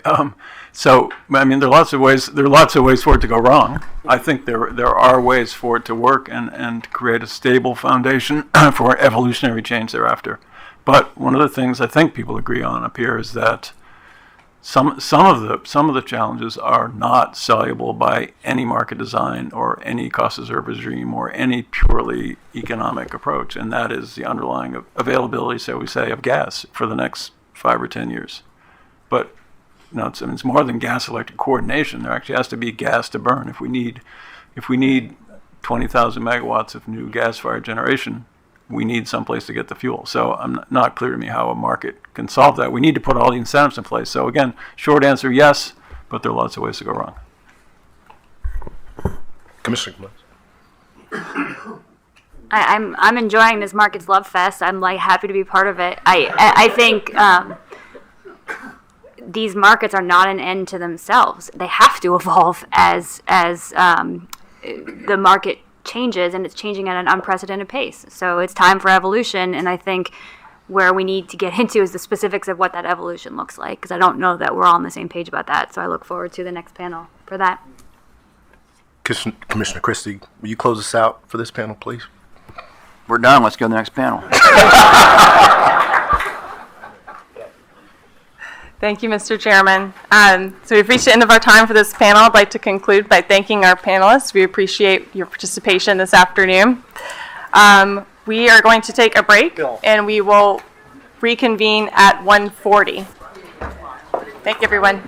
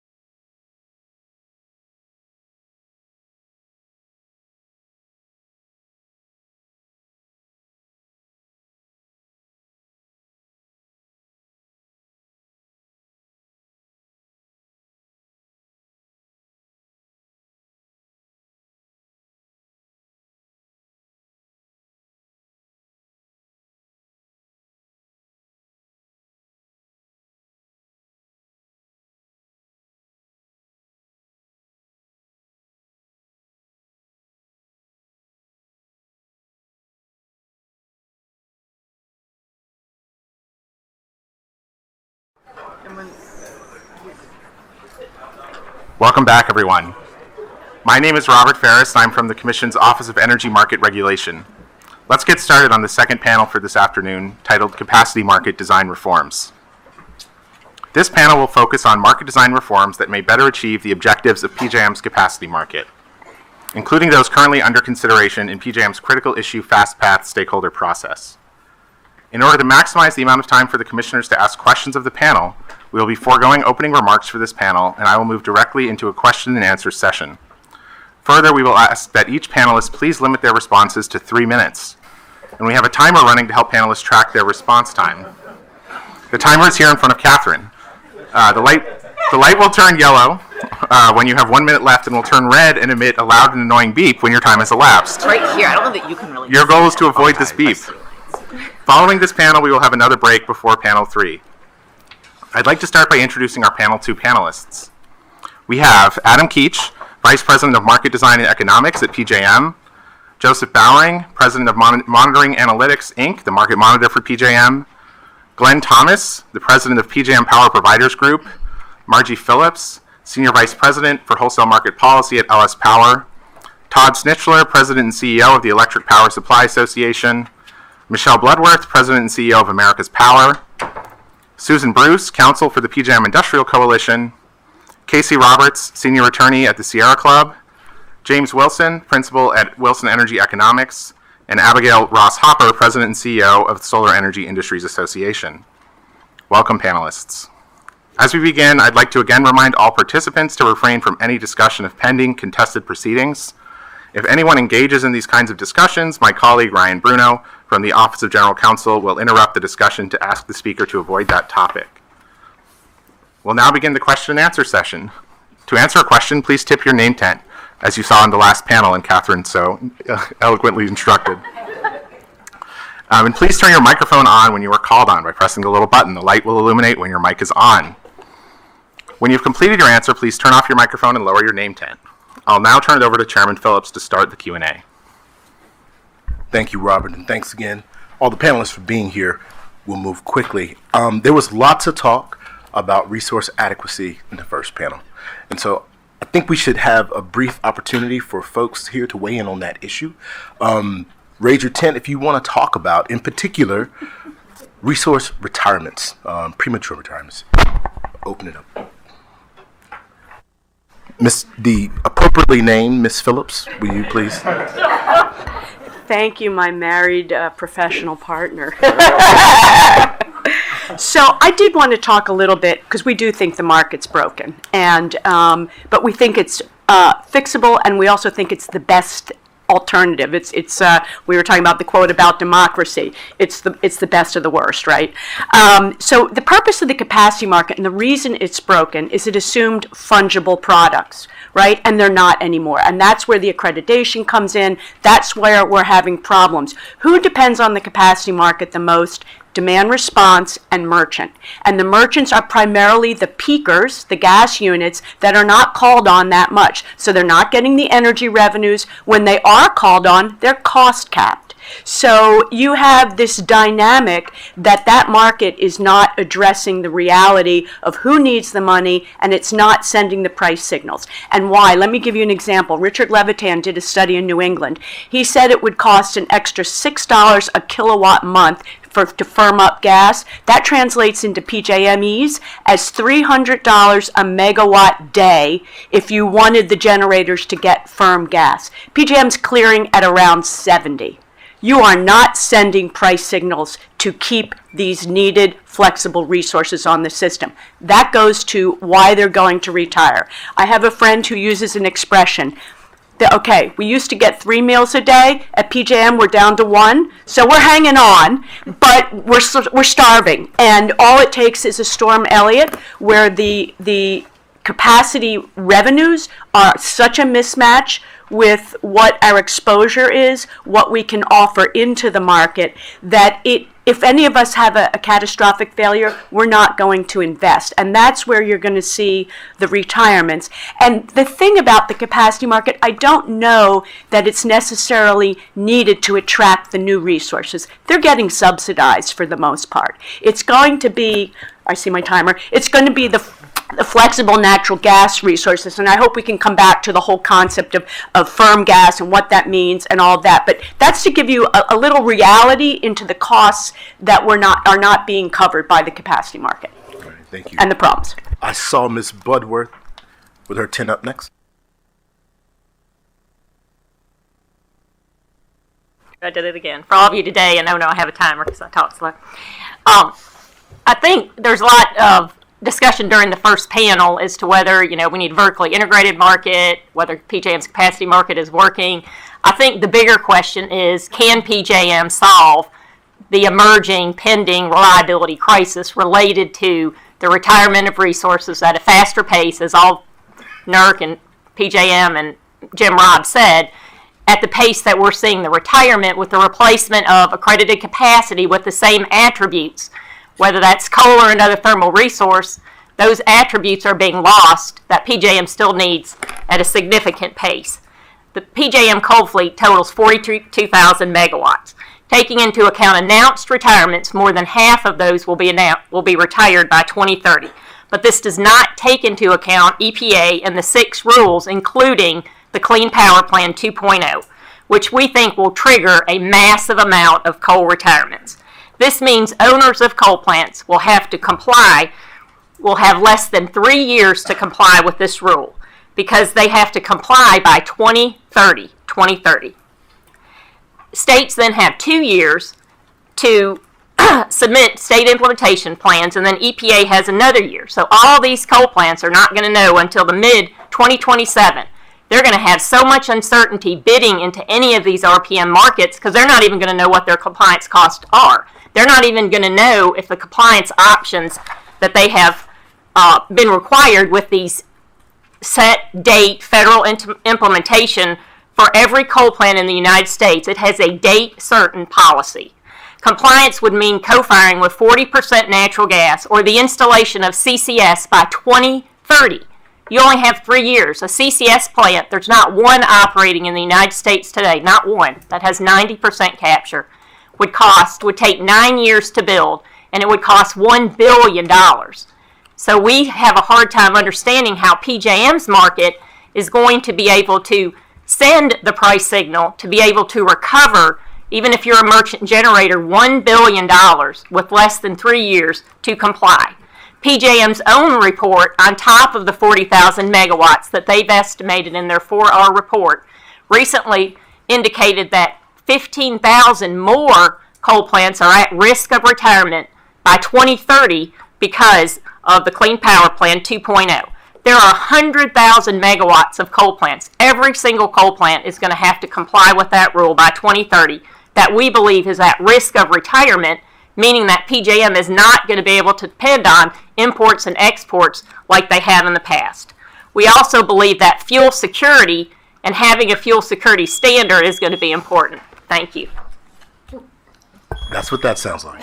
All right. Look, I want to go to the other side of this argument. Mr. Wilson, I saw you had your 10 up. I want to just add one point. You mentioned in your testimony that PJM's R4 report needlessly worried stakeholders. Could you unpack that a little bit for me and tell me about it? Sure, I'd be glad to. Let's take a look at where we are. Our last 3 RPM auctions cleared at $50, $34, and $28 per megawatt day. In the most recent one, a 7% excess over the target reserve margin. And that's not for this year that we're beginning right now, it's for the year forward of that. So we have a huge excess for the next 2 years already cleared at low prices. In PJM's list of future deactivations, there's only 5,000 megawatts presently on that list of announced deactivations, of which some of it is further out. So, and of course, we all know that we have an interconnection queue that has a huge amount of capacity, including a lot of it that already has interconnection service agreements. Some of that is not under construction, which maybe isn't that surprising when the market, RPM market, is telling us we have enormous excess capacity. So yes, we are going to be going into a transition, And I'll just point out that a lot of other places are way ahead of PJM in this. California, in Europe, New England, in terms of lots of wind and solar, and doing all the things you have to do to have your system operate well with wind and solar. And PJM is definitely working on that and has a long list. It's mainly energy and ancillary services markets. But the 4R report, which I call R4, because I think acronyms should start with a letter, it did a balance sheet calculation. It just put in there a list of retirements and a list of new entry and a incredibly speculative, in my opinion, load forecast, compared them, and could see that if you just do that kind of, balance sheet, then yes, you get low reserve margins in the future, but it completely ignores RPM. Every time we've seen reserve margins tighten a little, the capacity price goes up, and then next year the capacity price has come back down because the market has responded. RPM has caused entry and exits to be very interrelated over time. And it also helps, of course, that the load forecasts are always too high and they come down. So the house is not burning, is the short answer. Thank you, Mr. Wilson. Ms. Roberts, Ms. Bruce, Glenn, I see your tent's up. I think I probably have like a minute left to ask another question. She's saying I'm out of time. I got a minute. All right. I don't want to get beat. All right. Look, I want to shift gears just a little bit. We'll come back. Everybody will have an opportunity to speak. We do have Ms. Hopper here with Sia, as well as Todd here, and we want to. I want to give you an opportunity to talk about PJM's proposals. In particular, we've all talked about ELCC at some point in time. I'd love to hear your views momentarily, please. Sure. First of all, thank you for having us here. I just want to recognize how important it is to have the renewable energy industry literally at the table. There's been a lot of talk on the prior panel about intermittent resources. I don't think you'll ever hear that word exit my mouth again. Renewable resources that have attributes that we should talk about. So let me start sort of very high level, which is I would add my voice to the voices that the choir of we think the system is working and that there are necessary evolutions. One of those being the ELCC.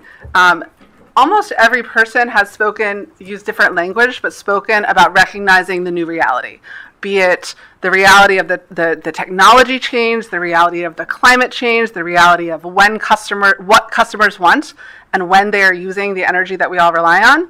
And so I think sort of as we think about accreditation, I would frame it in those same terms, which I think you did, Mr. Chairman, which is not an accident why I'm doing it back at you, is that the accreditation process, the accreditation criteria should reflect the reality of the resources, right? Every resource on the grid, every resource that we represent has certain characteristics, they have certain competencies, and they have certain limitations. And so having an accreditation process that evaluates those fully, I think, is appropriate, right? So renewable resources, breaking news, you guys, the sun does not shine at night, okay? And so sort of creating a system where we're evaluating our ability to shine at midnight is silly, right? Similarly, evaluating resources that don't acknowledge the reality that what did not show up in Elliott were more traditional resources is also silly, right? And so that's what I would promote is perhaps ELCC applied to all renewable and thermal resources. But the theory is identify sort of the attributes that you care about, and then look at each technology source and say, okay, here's what you can deliver, here's what you can't deliver, and continue to design the market, evolve the market. I thought that was a good way of framing it to reflect that reality.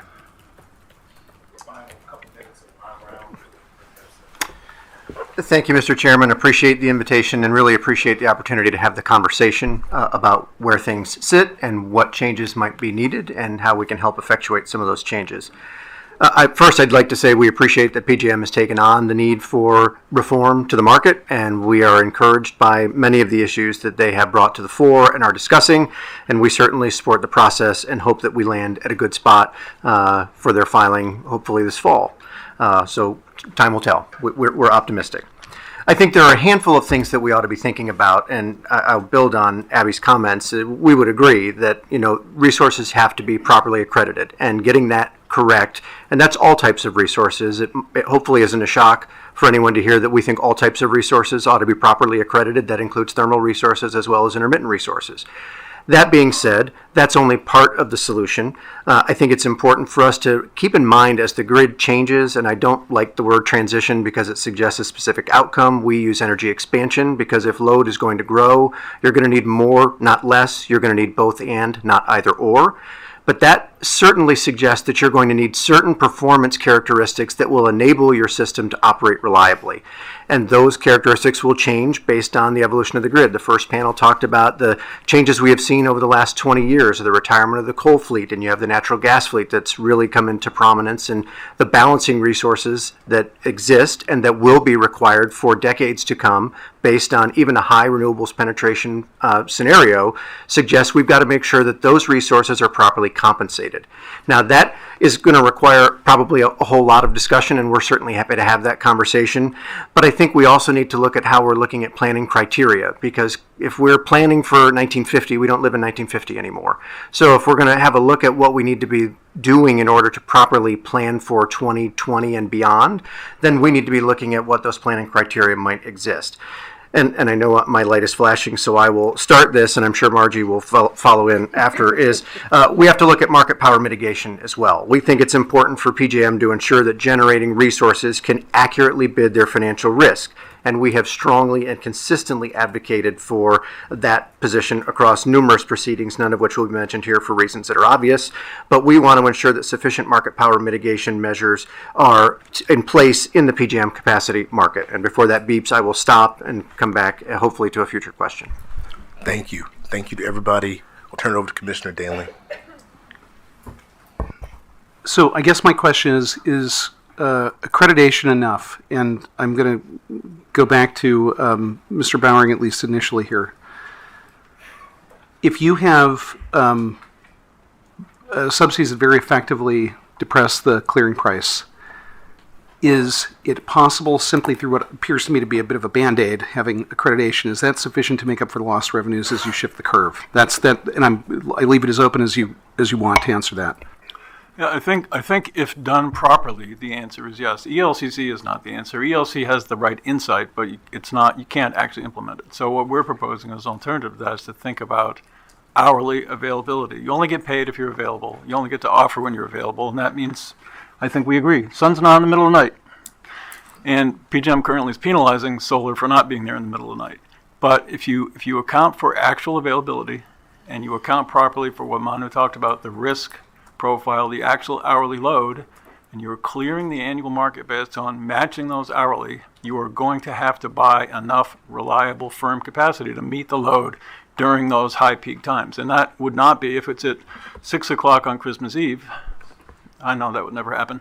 Then it's not going to be solar that's providing the power. It's going to be provide another source that's available. So yes, if done correctly, done with an hourly granularity and accounting for the risk on the load side and the actual availability on the supply side, I think it can.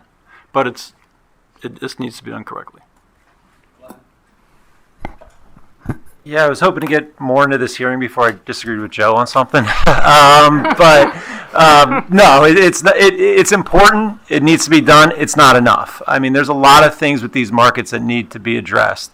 And maybe getting back to your question a little, Mr. Chairman, I mean, the history of the PJM capacity market has largely been a positive one. I think you heard that on the first panel, that there's a strong desire to get these capacity markets working and working right. But they're struggling right now, and they're struggling for a couple different reasons. And if we were sitting here having this conversation 3 years ago, we might have been talking about the overprocurement problem in PJM. There is no overprocurement problem in PJM. It's just the opposite right now. And the reason I would submit that PJM initially through its markets has been so successful is the ability to attract merchant capital to the market. You heard Manu mention this in his remarks.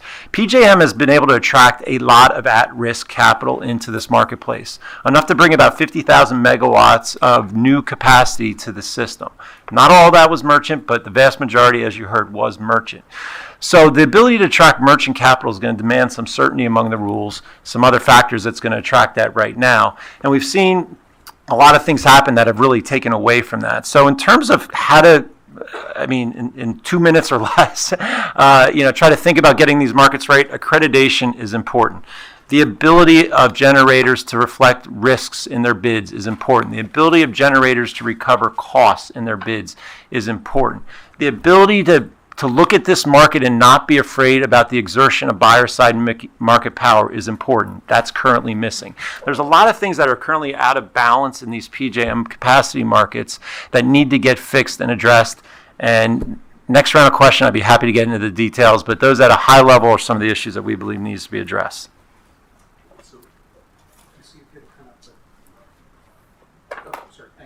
I see your table 10 up, Margie. Go ahead. Yeah, I just wanted to talk about the accreditation topic just really quickly. I think accreditation is incredibly important. There's been a lot of discussion about ELCC on this panel. You see New York ISO has already moved in that direction to a marginal accreditation approach. New England is investigating the same kind of thing. At the end of the day, accreditation is really just an approximation. It's answering the question, what do I think this resource is going to do in the period when I have the most risk of shedding load on the system? That's the question we're trying to answer. All of the methods we know today are approximations. Every single one of them is an approximation. And so the idea that we're going to get it right, maybe we're giving ourselves a little too much credit. It's an approximation, right? We look at ELCC as the best method we know to do that because it gives us the opportunity to tie together a lot of probabilistic effects, things like correlated outage performance, things like how that overlays with peak load conditions, other correlated outage effects that go beyond weather. ELCC is a complicated calculation. We feel it gives us the best method to approximate that sort of expected performance out of a generation resource. Thanks. So I'm going to echo Adam, but be more honest, which is a very crude method to try and make capacity fungible, right? That's what it's doing. It's trying to say all of these resources are the same, but we know they're not, so we're going to devalue some of their capacity so that we can have a market and trade them. And that's what we're struggling with. It's crude, and it's still not quite fungible the way a capacity market is. Doesn't mean it's wrong, doesn't mean, again, it's not the best, but it's problematic. But I wanted to take on Jim because your question is if we get accreditation right. And Jim seems to think we've gotten it right, and I'm sorry, I have to address it. He's wrong. The prices are not going to, quote, pop up. When I am required to offer in my resources at zero, and I cannot capture any going forward. If I try and contract for 5 years firm, which I'm being told I want, I can't include that in my capacity resource. Why? It's a sunk cost. I've paid for it. What incentive do I have to go out and get firm capacity when I can't include it in any of my costs? So the idea that capacity costs are going to go up when I'm being forced to bid zero, when we have no mitigation of all these resources coming in at zero. By the way, they're depressing the energy market, which you may recall is tied to the missing money in the capacity market. So we're not looking at a rosy scenario where the accreditation is going to knock off a lot of resources and prices are going to pop, because we can't honestly reflect the cost to perform and provide the services we're being asked to provide. That's true for the intermittents that have to bid in. I have intermittent resources. Well, I wouldn't call them that. I have pump storage resources. They're actually pretty reliable. I've had to offer some of them in at zero. I can tell you there is risk in operating a power plant, and the capacity market is simply not allowing me to capture the risk of participation. That is the biggest flaw. If I could leave you with one takeaway, and by the way, when we're called on during the stress systems, we're cost capped. So we can't even go and get outrageous gas contracts because that's what we're being charged, because we may not be able to pass them through because we couldn't change our gas offers. And I really beg of you to come back and ask me about how we manage this resource, because it's clearly the most important from a flexibility perspective. And the challenges are, one, capturing the cost and not mistaking firm transportation and firm supply as a given that the unit will perform. And that's the problem with ELCC. It doesn't know how to distinguish among thermal units. You've got outages because of equipment, but then you've got fuel outages, but they could be caused for a whole bunch of different reasons that are not always coincident. So I hope we come back to that. Thank you. I want to be respectful of my colleagues, so if you have a response, can you just make it relatively quick? Yep. So, a lot of talk about market power mitigation and how it's over mitigated, forced to offer at zero, not allowed to include cost, not allowed to include risk. Those are all flatly wrong. I'd be happy to get into it in detail. But the notion that units cannot offer their risk is incorrect. And one of our issues with CP is it's creating risk, which then gets added to an offer. We agree that as long as that risk exists, it should be added to an offer, but it does not mean that offers should be uncapped. So, much longer story, but I didn't want to let that go. And one last thing, we're not trying to make capacity fungible. It is not. A solar resource at 2 in the morning is not the same thing as a gas-fired resource at 2 in the morning. If you look at hourly availability, you are correctly mapping availability to load. And what really matters, and I agree with Adam, it's an approximation, what really matters is availability in real time of energy. Capacity is nothing. Capacity is iron in the ground. It's meaningless. Energy in real time to meet the real load under all circumstances. Mr. Clements. Thank you. I mean, to me, there's nothing more crude than a one blunt capacity product that has no differentiation. And if ELC is a crude step forward, what are the next step forwards? And what is the rest of the picture that we're trying to fill in? From a stakeholder perspective, I'll start with you, Ms. Roberts. What is the order of events we should take here in this fast track process? Okay, if ELCC is going to get at all resources, is it going well? Is that how you think it should go? What is the rest of it? How about the risk modeling? Is there a seasonal piece to this that got mentioned in the beginning? Is there a prompt piece to this? Thanks. Yeah, thanks so much for the question. Thanks for having me here today, Casey Roberts with Sierra Club. I think that the package that PJM is putting forward so far reflects like the right priorities. And I do think, so ELCC is an important step in the right direction. It's absolutely not perfect, but it does let you get closer to fungibility in the sense that resources are contributing equally to avoiding a certain loss of load risk. And so that is what, PJM and lots of the other RTOs have been striving to do in moving towards these methods that look at correlated outage risk. And I'll note, Margie's point of like ELCC not working well for thermal. There's going to be, as PJM has proposed, and I think it makes a lot of sense, sort of an add-on to that of unit-specific adjustments that can reflect more sort of idiosyncratic risks that an individual unit faces. So I think that move towards the ELCC for all resources is really important to avoiding sort of discrimination in terms of how resources are valued. The move to a seasonal to get a little bit more granular about the production is also really important. PJM did just put that forward yesterday as part of their package, but actually other stakeholders have been talking about it for as much as a year in the Resource Adequacy Senior Task Force. So I think there's broad support for it. They're not universal, of course. But that's one reason why the seasonal is so important in my mind, is to sort of say that ELCC helps move you towards fungibility, but if you can get more granular about it, then you can be a little bit more sure that the resources are providing a fair trade-off in individual seasons. So whether 2-season, which is what PJM is proposing, is, going to be the final resting place, so to speak, of this, or we're going to have to move to something more granular, in the end is I think still an open question, and we're looking at it. But part of PJM's, to your point about sort of like the staging and what needs to come together, PJM's rationale for proposing seasonal at this point is that when they did their winter risk modeling, looking at some additional points, and it's still preliminary and there's still some disagreement about what data should be included, it showed a lot more and very different kinds of risks in the winter than had previously been accounted for. And so I think that those issues taken together are like a really important package to move ahead towards better price signals for entry, exit, and performance. And of course, capacity performance and market seller offer cap are all part of that as well. Thank you. This is always a bad idea, but I'm going to do it anyway. Do any of the generators, people representing any type of generation here today, oppose the idea of a prompt market? I was going to say seasonal. Prompt. Only one out of many. That's good. I'd add a caveat. Can I caveat it? Yeah? Yeah. Oh, even mean- less. Zero. Just a caveat. Yeah, no, I mean, I think it's important to understand why there was 3 years forward in the first place. And, there was a history associated with this, and it was a little personal. I was on the Pennsylvania Commission at the time. We had like a 1 month forward capacity market, and it was creating all sorts of problems. There were other aspects that were changed around at that time, but the short capacity market was creating all sorts of problems. We had some market manipulation issues. Joe can talk about that. Joe and I spent a lot of quality time together in the early 2000s, worried about that. So the reason there's 3 years forward is, in theory, that was how long it would take to bring a new resource online.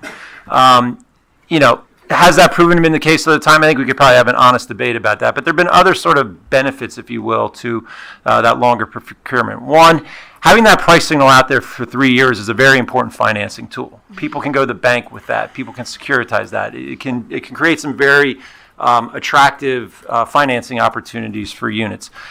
Importantly, it also gives PJM notice if there's going to be a major issue, right? 3 years out, as opposed to other RTOs that have 6 months out, 3 months out, whatever. In the other RTOs, you have a little bit more of a lead time in PJM. As an organization, I think we have members in different spots on this. Some wouldn't mind seeing it get a little shorter. Some like the 3 years.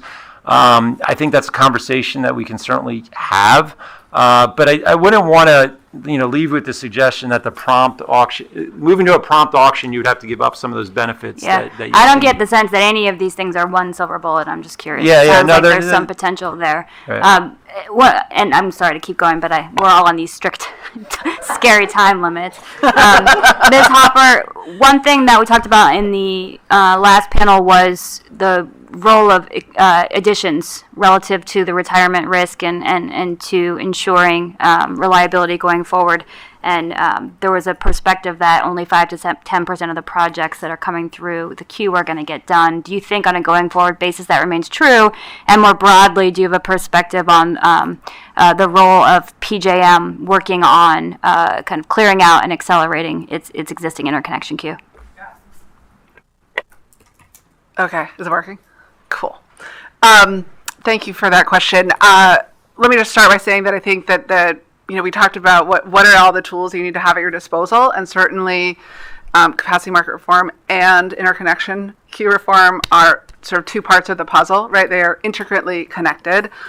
With regard to the 5% number, I think that is, it's hard to imagine sort of knowing what my members are saying, and this is sort of across the renewable industry, right? I know I have a S, solar energy, in front of my name, but I have the privilege of having a perspective of the entire renewable energy community, that the interconnection challenges that we're facing are significant. And so it's hard to get over 5% when you can't get an interconnection, right? And so if we think about the progress PJM has made, certainly there's still, a pretty significant period of time where nothing's going to get built, and there's going to be kind of this holding period. And so waiting for the market to respond is going to be almost hard to evaluate the effectiveness of it. The other thing I would say is I would point you to a recent study by Rocky Mountain Institute, right, that looks at those, I think you mentioned it, I don't know you well enough to call you Jim,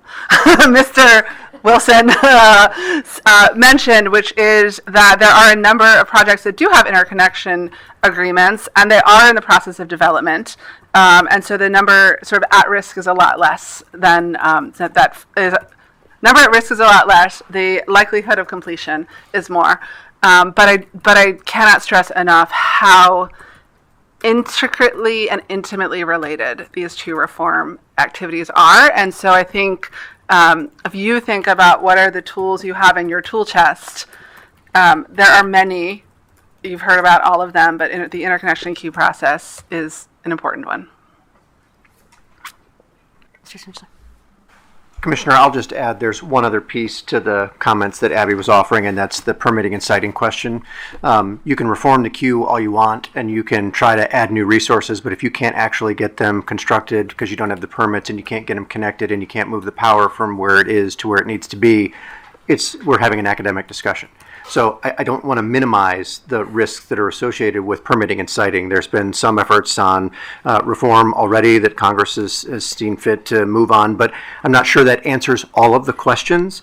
And so I think we need to be very cautious about how likely things are and how certain we are about certain outcomes when there are a number of other variables that we have to take into account in addition to financing and all of the other issues that I think Abby talked about. I think that's true with all kinds of resources. Go ahead, Ms. Bloodworth. I just had one thing to add on the prompt auction. So some of our members, given the uncertainty with some of the compliance dates for the environmental regulations, some of them are finding it challenging to bid 3 years forward, not knowing exactly their ability to comply with those rules. So there may be some advantages for those sets of resources with the prompt auction. Thank you. It's helpful. My last question, I have time for one more question? Or thank you. My last question is on the demand side. Maybe Mr. Wilson, Ms. Roberts, Ms. Bruce, you have a perspective on this relative to the opportunity to help reduce some of this reliability risk we're talking about. It seems to me there's still opportunity on the table, whether it be demand response or other demand side resources. And just curious if you think this process is capturing that opportunity as it's going forward. Thank you. I'll start if I could. Susan Bruce, and I represent industrial customers within the PJM footprint. And it's a great question. DR, there's been lots of conversations globally about performance of DR. And remember, what they're bidding in is sort of what options that they would not be available. So the fact that they didn't respond, they weren't there to begin with. So I would take issue with some of the comments that have been made around DR performance. But it's a complex space, DR is. And I think that there is conversations around DR as a supply-side resource. It should remain as a supply-side resource. But there are other opportunities that exist, if we're thoughtful about it, about putting DR on the demand side. For example, just having an industrial buy what they need. They only need 5 megawatts of capacity. Only allow them, give them that option. I think it helps in terms of giving them additional options to control their energy spends in a meaningful way. I would say the other piece of it, I would just note with any move to seasonal auctions, cost allocation and customers' PLCs is a very tricky issue, and it's an issue that rests between FERC jurisdiction and state jurisdiction. So customers can only bid in what they have, and what their PLCs might be.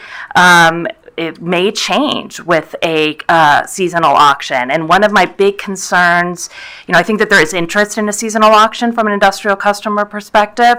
However, getting that cost allocation piece right is complex and important, and just sort of replicating what we have for summer to winter, I don't think is the right solution, because the reason why we have winter risk is because of performance issues. It's not because putting load on the system during those times. So I think we need to be really thoughtful about that and get it right.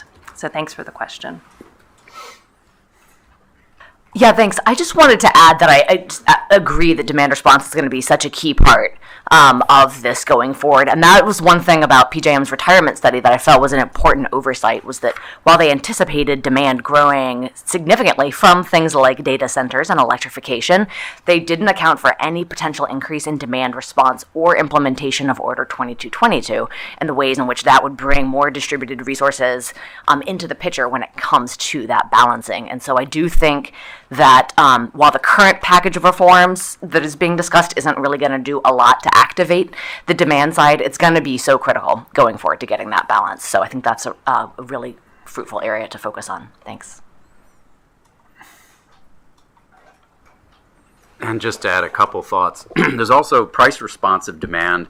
Over a decade, we put in all these advanced meters, and at that time, I thought we were really going to start using them and sending price signals for even residential customers to, at times, help us out by reducing demand. And we mainly haven't done that. Here we are, 2023. And I also want to point out that even during Winter Storm Elliott, Late Friday night, PJM finally put out a press release and an appeal to the public. If anybody read that, it was very vague about how important it was or what kind of assistance. It kind of vaguely suggested turning off your holiday lights for the entire weekend. There's enormous potential to appeal to the public when you really need help, and other places have shown you can get to really needed. People are willing to help, but it apparently wasn't serious enough for PJM to get real serious about asking for that kind of assistance. Go ahead, Ms. Phillips. So LS owns C-Power, which is one of the largest demand response businesses in the country. And actually, the peaking units and our demand response business are very aligned in their interests of what they want out of the capacity market. They do not have an opportunity to get money from the energy market. They are dependent on their revenues from the capacity market, and they're trying to convince their customers to stop producing or stop consuming at very high important times, and that has a very significant cost to it. So while perhaps Dr. Bowering may be right that it belongs on the other side, until we have appropriate compensation for demand response through another means, you really have to look at it like a peaking resource. It's very similarly situated, not deployed much, deployed at the height of system stress, and very dependent on a robust capacity market to make it work. So thanks. Thank you. I'm okay. Okay. So without getting into all of that, I think there's a confusion between the demand side model of demand side and the supply side. What Susan described, I agree absolutely correctly on the demand side. If you were not using, or if you're using less than what you paid for, you've done what you needed to do. And every customer should have the ability, residential, commercial, industrial, to use less and only pay for what they're using. They should have the option to define the amount of capacity they want and only pay for that. That doesn't make them a supply-side resource. A supply-side resource is, I call on you and you give me 3 megawatts. That's not what any of the demand-side providers are doing right now, and that's not what happened during Elliott. It would be a great resource. The market design needs to change in order to provide an incentive to do that. So I agree demand-side can work. The model right now does not provide the right incentives or the return. Thanks. Thank you all very much. I'm just sitting here thinking about how much market knowledge there is across the table, so I appreciate your participation. Commissioner Christie. Yeah, Mr. Wilson, I agree with you on price responsive demand. That's otherwise known as time of use rates or time varying rates, but that's a retail rate issue, and that's under state regulators. It's not a wholesale issue.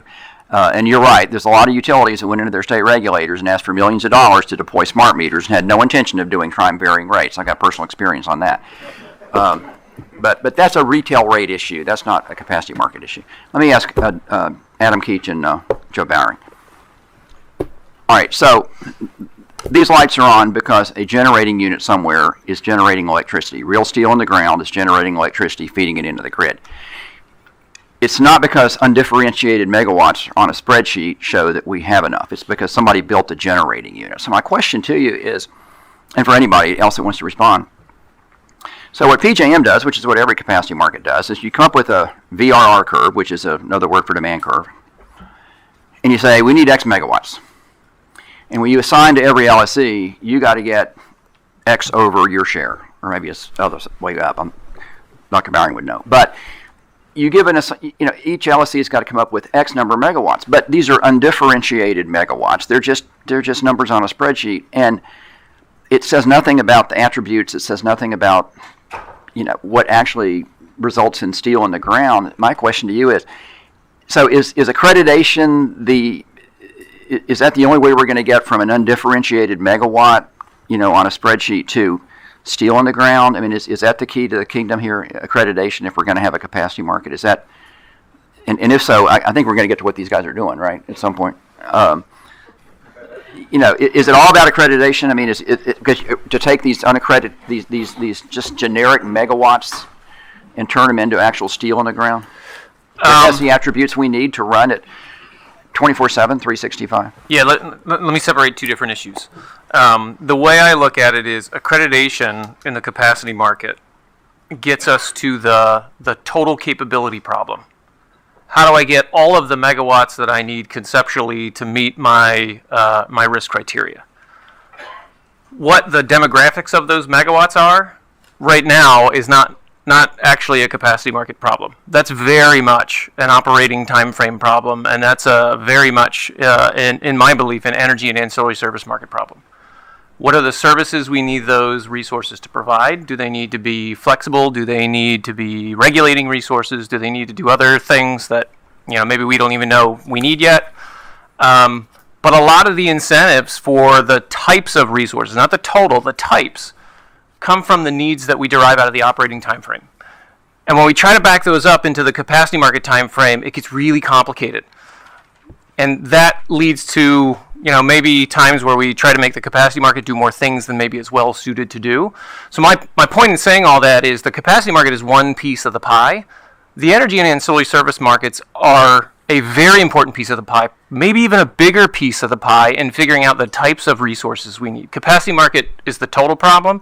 How we whack that up and how we distribute those dollars, very much an energy and ancillary service market problem. And there's work to do there too. So hopefully that at least gives you my perspective on your question.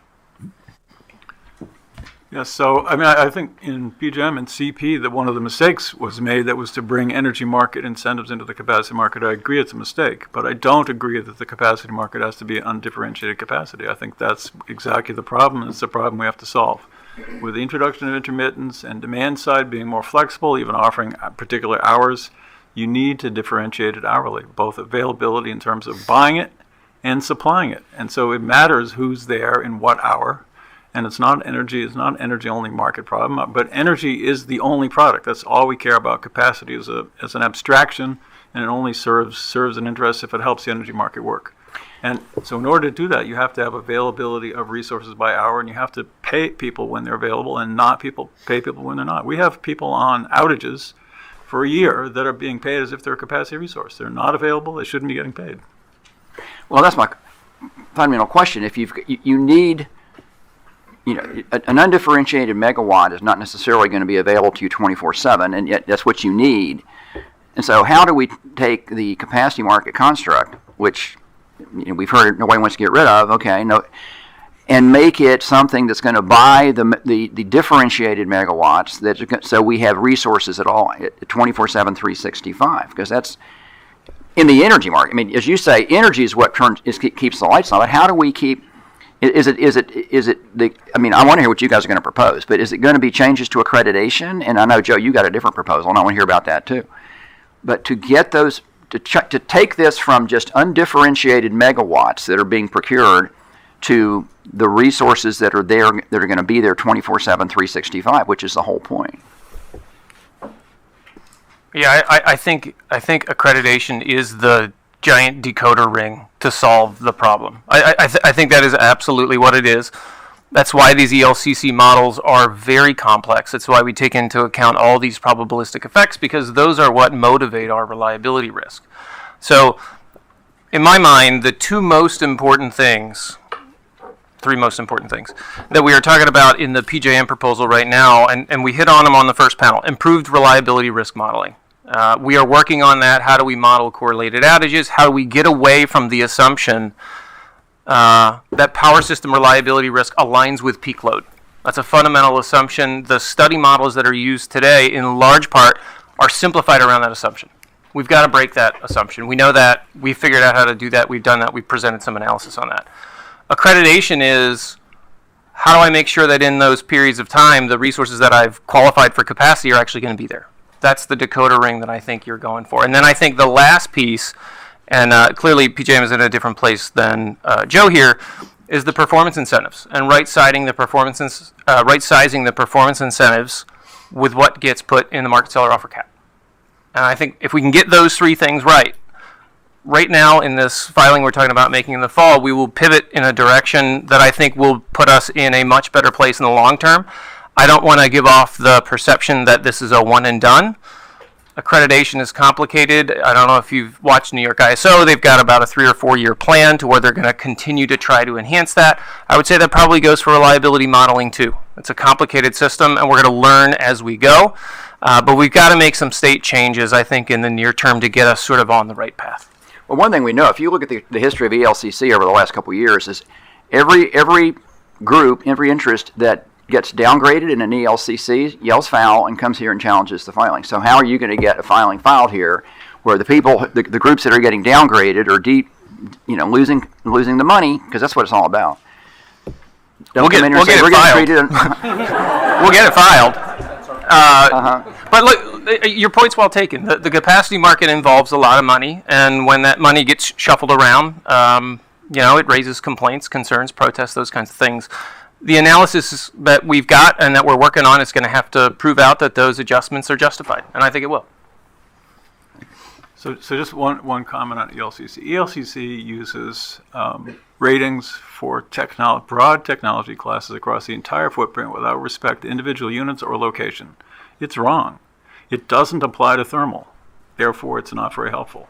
You need to be more pragmatic about it. Take all the insights that led to ELCC, all the risk modeling, all the good stuff PJM is doing. That can be incorporated directly into looking immediately and directly at hourly availability. ELCC is impossible to do properly. The insights are all great, but they don't work. They don't work in a PJM market. They don't work locationally. They don't work unit specific, and they don't work for thermal. Other than that, they're great. You want to do hourly, so please tell us, why is your hourly doable and their ELCC changes, whatever they're going to do, why is yours preferable to theirs? Well, so PJM's not even proposing to apply ELCC to thermal because you can't solve the market simultaneously and come up with a simultaneous solution every time you clear a market. Because you basically have to treat every unit as marginal ELC analysis. Well, I mean, without getting into the detail, the math just doesn't work. What we're proposing is the exact same basic logic, which is to make sure we're looking at the availability of resources, but do it based on the historical availability and then pay them based on actual availability hour by hour. So is that administratively doable? Yes. It's a much simpler problem than ELCC. It's doable. It's computationally doable. ELCC is not. We can calculate ELCCs right now. We do it the same representation of unit performance that goes into the reliability risk modeling, for which we actually just produced analysis, I don't know, maybe a month ago or something like that. The ELCCs are derived directly from that model. There are locational aspects. The seasonal market design actually takes some of that into account. We have proposed yesterday and probably, I don't know, maybe for the last 6 months, applying ELCC to all units in PJM. And again, New York ISO and New England are doing the same thing. So clearly it's computationally tractable. It's a complicated problem. I'm not gonna short circuit that. But we think it gives us the best way to include things like correlated outages, which, based on our most recent analysis, is a major driver of reliability risk, both in our analysis and empirically observed by everybody. I think we all see that. And ELCC gives us that opportunity to incorporate that. So a couple of years ago, you came in with an ELCC, and as I recall, it was based on average. And now you're going to do it marginal, right? Because now you acknowledge it should be marginal, and it should have been marginal 2 years ago. But you got pushback in your stakeholder process from groups that didn't like the average. So why are we going to get something more credible now than you gave us 2 years ago when you got pushback because people didn't like the average? Certain interests didn't like the average. Yeah, so the stakeholder process this time around is a little bit different. The way it will work this time around is the board ultimately will make a decision on what to file based on a set of advisory votes at a members committee meeting, and ultimately it will be their decision what to file. We will have a proposal that uses marginal accreditation. Ultimately, it will be the board's recommendation coming out of this type of stakeholder process. It's my turn again. Oh, I'm sorry. Please, wait. Take a step back for a minute about what we're doing here, right? Why are we here? We're here because we had a lot of outages during Storm Elliott, and we are all now panicked that the market, quote, doesn't work. In January, we had colder weather, and the market worked fine.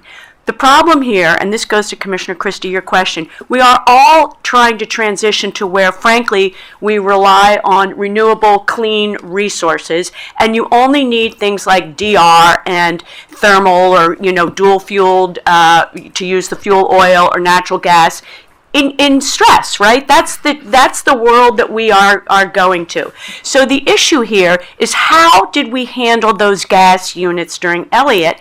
And this is just operationally, PJM has said this. Units that had day-ahead awards got their gas. Units that didn't couldn't get gas. So instead of creating a seasonal market... I'm sorry, can I interrupt?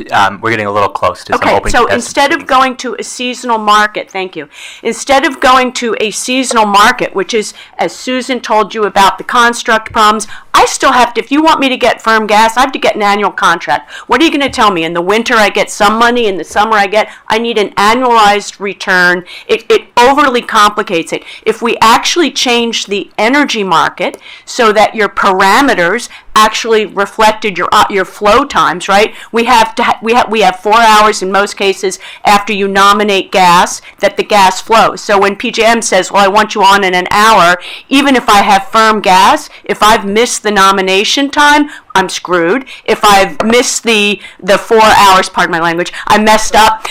If I miss, I messed up. That's trader talk.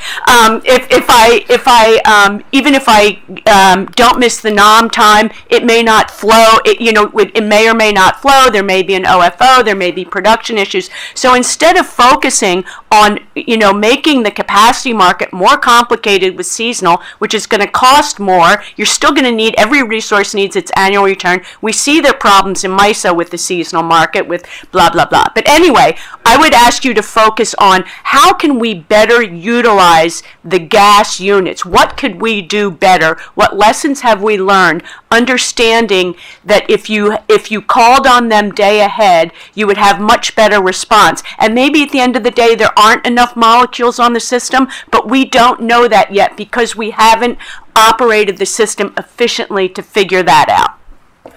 I want to come back to that. I want to talk more about Winter Storm Elliott in particular and modeling. But I want to make sure everybody has an opportunity. No, please, by all means, Ms. Bloodworth, Ms. Bruce, Ms. Roberts, Ms. Wilson, please. All right, I'll take the invitation. Thanks so much for the additional opportunity. I think that a lot of what we're talking about here, without getting too close to any contested proceedings relating to the gas supply, is that none of this is factored into accreditation. The fact that gas plants can't be called with only 2 or 4 or 6 hours notice, that's a major limitation on their availability at times of system stress. And PJM doesn't always know 24 hours ahead that there's going to be massive forced outages or an unexpected load spike. And so if PJM is counting on gas plants to be available on short notice, their vaunted flexibility, then they should be, and they should be, paying what they need to be available if they've taken on the capacity commitment.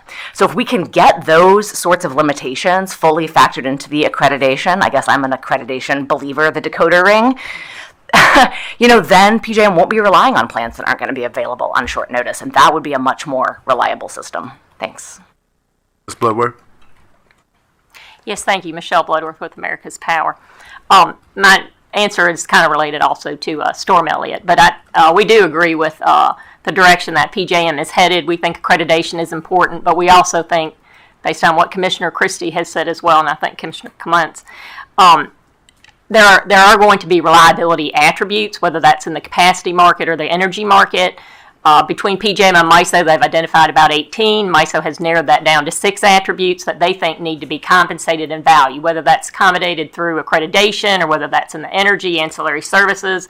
They've identified fuel security, availability, voltage stability, and many others. But related to Storm Elliott, I also agree with Casey that whether we do support the element of the IMM Joe Byring's proposal that, given what we saw in Storm Elliott, megawatt of a resource with on-site fuel versus a megawatt of a resource that is interruptible fuel, their data showed that on-site fuel performs significantly better next firm, next interruptible, which is intuitive.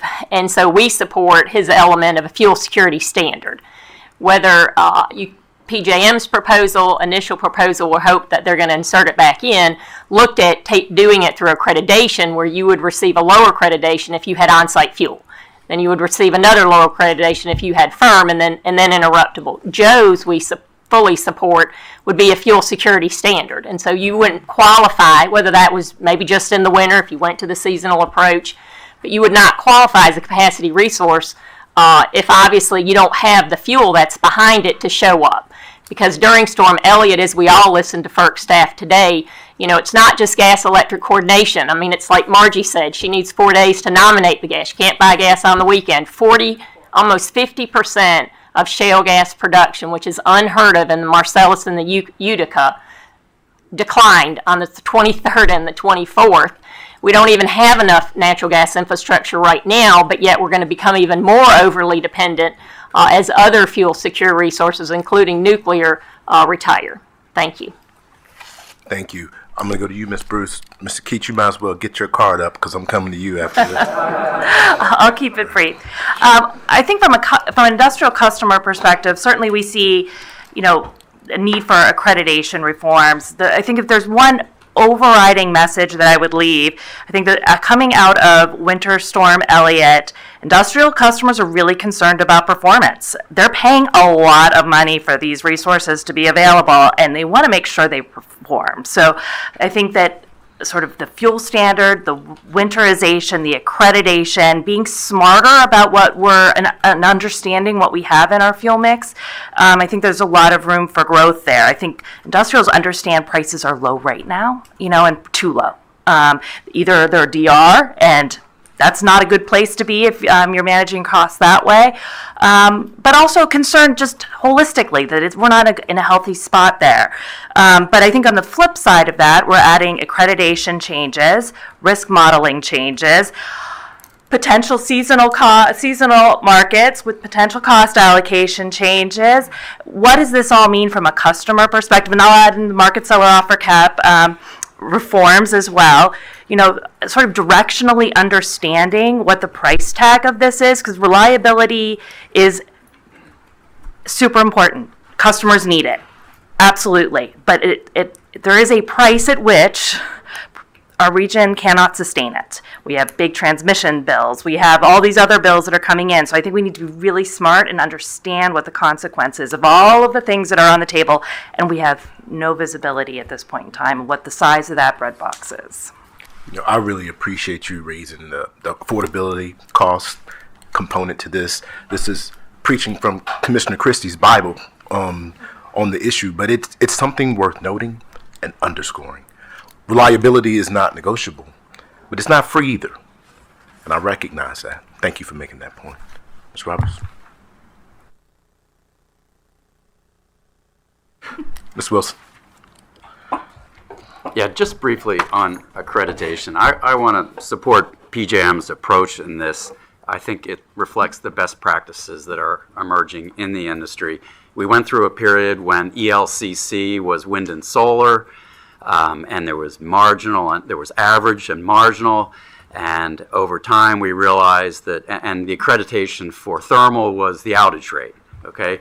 And then now we're realizing that we have to, you know, do accreditation for all, and the approach is standard now. It's build a really good resource adequacy model that's hourly, put your resource mix in, adjust it so you have a reasonable amount of capacity, not a huge excess, characterize resources based on how they actually, when and how they operate, and then look and see when you actually have loss of load risk, who's there and who isn't. And that's your accreditation. That's the industry best practice. And you can always be further refining your risk modeling and your characterization of the risk. As the resource mix changes, the hours when there's loss of load risk are going to change, and you can always better characterize how resources are operating, you know, fuel supply and other issues. But the fundamental structure that they're laying out and will propose to you this year is the right structure. It can always be further refined, but it's the right place to start. Thank you, Mr. Wilson. My friend. So, you actually had, I'm sorry, Todd, did I skip you? You want to weigh in real quick on the last If you'll give me 60 seconds, Chairman. Yes. 2 points. One of which is, if you want to ensure that generators can run, then you've got to ensure that they can get the gas supply. So the earlier they're made aware, then the greater likelihood they can get it, especially in those stress situations. The second point that I'll make, and we may come back to this, is that everyone is looking for a silver bullet that will solve the firm transmission gas situation. It is not, there is no silver bullet. In fact, there's not even silver buckshot. And that's because it's geographically dependent on where you're located on the pipeline. You may perform better with non-firm service than a unit that's on a different pipeline and have firm service. So simply saying on-site fuel will solve all our problems or is the key to helping us get better is partially true, but there is a significant issue that you need to address, and it's locationally driven, it is contract driven, it is resource performance driven, and it's a unit by unit basis. That's kind of unsatisfying, I know, because we want to say, well, everybody's got X. Well, everybody doesn't have X, but everybody doesn't need that either. And I think we can't step over that in our rush to say, well, we have to all have FT, and that leads to all kinds of problems with regard to pipeline capacity, fuel availability, all the other issues. It's not that simple. So I hate to roll the grenade and turn off the mic, but I think we can't lose sight of that fact, because that is fundamentally important as we look at how we're going to accredit resources, how you're going to ensure performance, and how you're going to compensate people who are going to deliver reliability that you want. Glenn? If I could have 45 seconds to maybe offer an observation to make your all's lives a little easier. I think what you're hearing here is general agreement on a move that PJM needs to be making. I mean, PJM used to do accreditation assuming every nuclear plant was the same, every coal plant was the same, every gas plant's the same.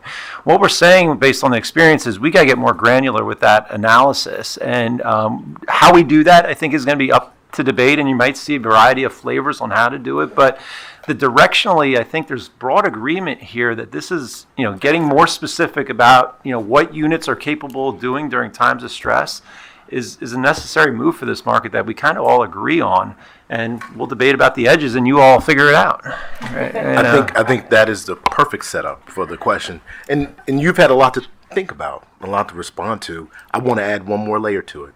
So in Winter Storm Elliott, we saw temperatures drop 29 degrees in one evening. Right? This is something that was kind of unprecedented within PJM. Are there answers at this table that can help address that issue? Because that is something, when you think about load forecasting, when you think about risk modeling for reliability, do we have the right tools to address that issue? And is it addressed in PJM's proposal? I think there's so in the capacity market context, I think this ties back to for our proposal using a longer weather history to get more of these sort of cyclical patterns, and then tying reliability risk and generator performance to weather and correlating those, right? And I think those sort of pull in broad strokes the pieces together, Chairman, that you've sort of laid out. I think there are other issues with Winter Storm Elliott that maybe are sort of better solved outside of the capacity market timeframe. So specifically, there was discussion about notification to gas units. The capacity market is not going to solve that problem, right?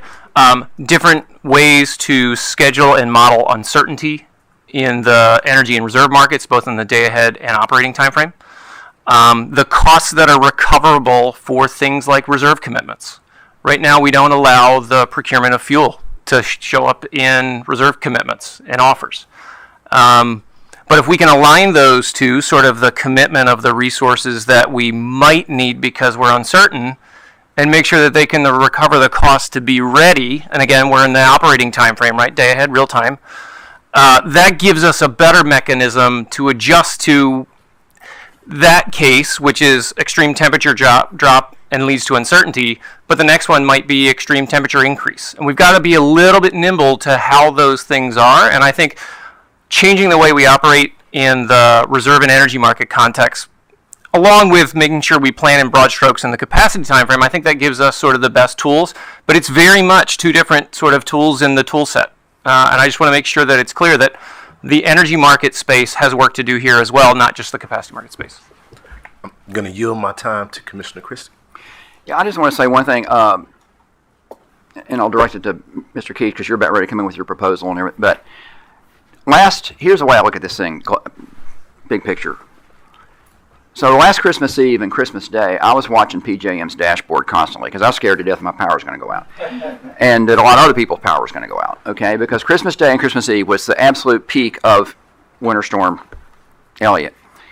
And what I was seeing on that dashboard was that at the peak, Christmas Day, Christmas Eve, going in at 4 a.m., I think it was Christmas morning, here was the mix of the energy that was being put into the PJM system to keep those lights on. It was 30% gas, it was 25% coal, and it was 25% nuclear. Okay? So, and I confirmed this with Craig Glazer later, that what I was seeing on the dashboard is what was actually being, the energy that was actually being put into that grid to keep the lights on throughout the PJM region at that maximum peak, that maximum stress. 30% gas, 25% coal, 25% nukes. Nukes are getting out of market payments in New Jersey and Illinois. Okay, wind and solar are getting a lot of subsidies, which we know. We're looking at losing 25%. The gas component of that was 25%, which is what kept the lights on. If we lose all the coal, where's it going to come from in the next few years? Where's it going to come from? 25% of the power that kept the lights on was coal. 30% was gas. We know gas has supply issues. Gas has major supply issues. So I'm just really concerned. When I look at those numbers and I watch that dashboard, Christmas Eve and Christmas Day, hoping my lights weren't going to go out, nobody else's, 55% of that energy was coming from gas and coal. And we're looking at losing all the coal in the next few years. And gas has its own issues. So I'm really concerned about, I hope you guys come up with something that knows where that 55% of the energy that we were getting on Christmas Eve and Christmas Day, where it's going to come from, because that's what we're going to have. That's a heck of a big hole to fill. Yeah, in the next few years. I think it's a great question. I think there are things we can mitigate. We can do to mitigate some of the gas supply issues just within our own shop on how we schedule, how we set up the market incentives, all those kinds of things.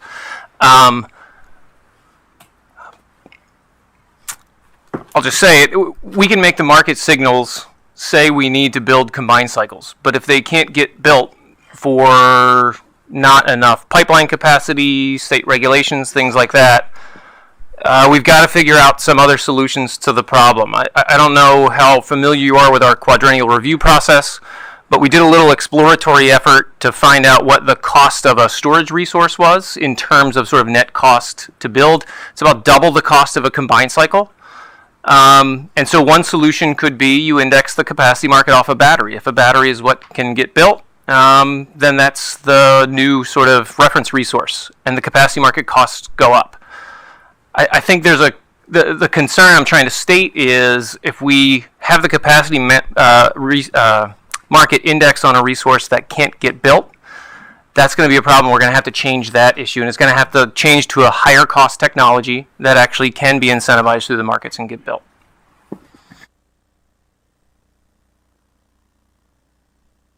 Yeah, no, it's a good question. It's a fair question, and maybe this is a good project for intern Bradford this summer. Okay, but what I would suggest he could look into is take a look at the 50,000 megawatts of new addition. This is a project for PJM. Okay, fair enough. Take a look at the 50,000 megawatts of new entry that we've seen over the last 15 years in PJM. Take a look at how that entry has occurred. Yes, it's been new gas units, but also it's been uprates to existing facilities. One thing that was remarkable to me when we, the move to competition in Pennsylvania, prior to that move, our nuclear plants were, maybe operating in the 40 to 50% capacity factor range. That went up to 80% after competition. Things like that allowed more capacity to come out of our units. And I think what you'll see is if the market signals are set up the right way, the capacity can and will enter the market. I mean, the history of PJM suggests that. I mean, the numbers of new entry range anywhere from 2,000 to 6,000 megawatts each auction as you go back and look at the history of PJM's clearing. So there is a path forward. And I would also submit that has been done in the face of some environmental regulations. That's during the course of MATS, the Maryland Clean Air Act. We've done CASPER. There's been NOx, SOx. There's been other environmental regulations that have been absorbed into that market if the market signals are correct. So if the market signals are correct, the new entry can and will come. I mean, Adam mentioned one path forward, but I mean, it's really important that history suggests that if those market signals are set up the right way, the entry will come. Right now, Jim Wilson, ticked off the capacity clearing price for the last 3 auctions. That's a retirement signal, and it's the do not enter signal, right? And you can argue whether that was appropriate or not, given where we were. But that's the signal that a market sends when it clears at that price. When it clears at higher prices, as it has in the past, which is still well short, I would add, of like the FR rates we're seeing in Virginia. It's well short of the cost of new entry. I mean, we're seeing clearing prices well below those prices. Still attract capacity to this market. So it can happen, it has happened, and there's every reason to believe it will happen if the rules are set up the right way.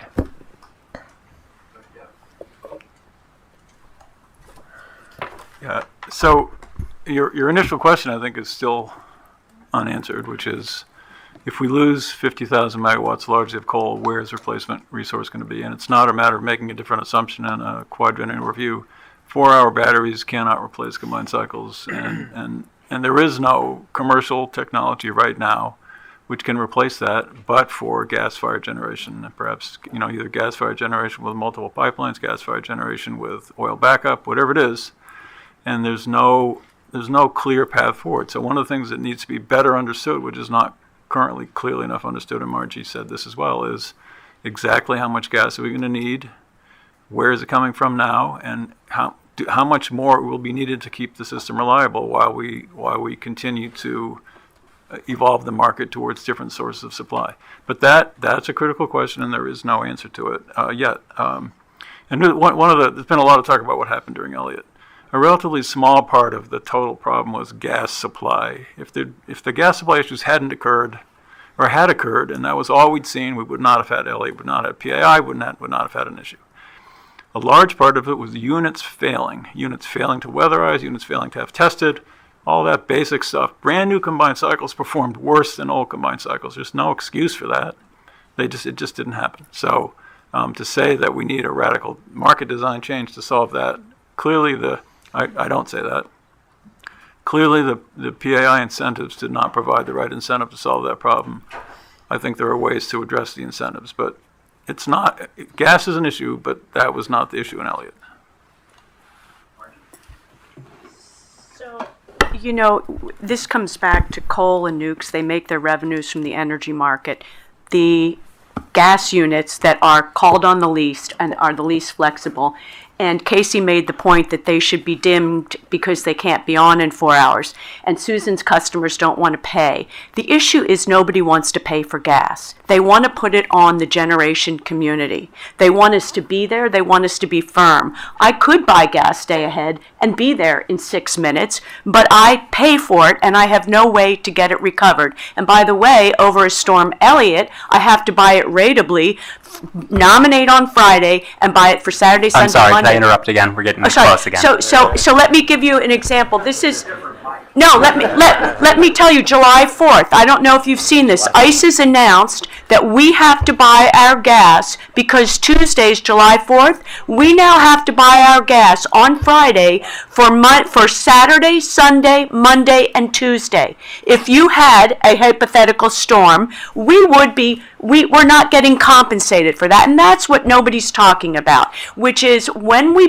could buy the gas day ahead, but then who's going to pay us if we lose? So that's why we think PJM needs to develop a forward energy market where they actually operate a little bit more conservatively and tell you whether it's tied to spinning or something along those lines where they give those units more notice to go out and get the gas. And by the way, we're not even asking companies like mine, we're not asking for those gas costs to be recovered. We are asking for the risk that we take to be there and procure that be in our capacity offer. If we can't do that, then we need an energy way to recoup it. We're willing to take the risk. We can get firm or non, but we have to be able to price that risk. And unfortunately, consumers have to pay for it. And nobody wants to pay for that reliability, but they want us to be there. And that is a real conundrum.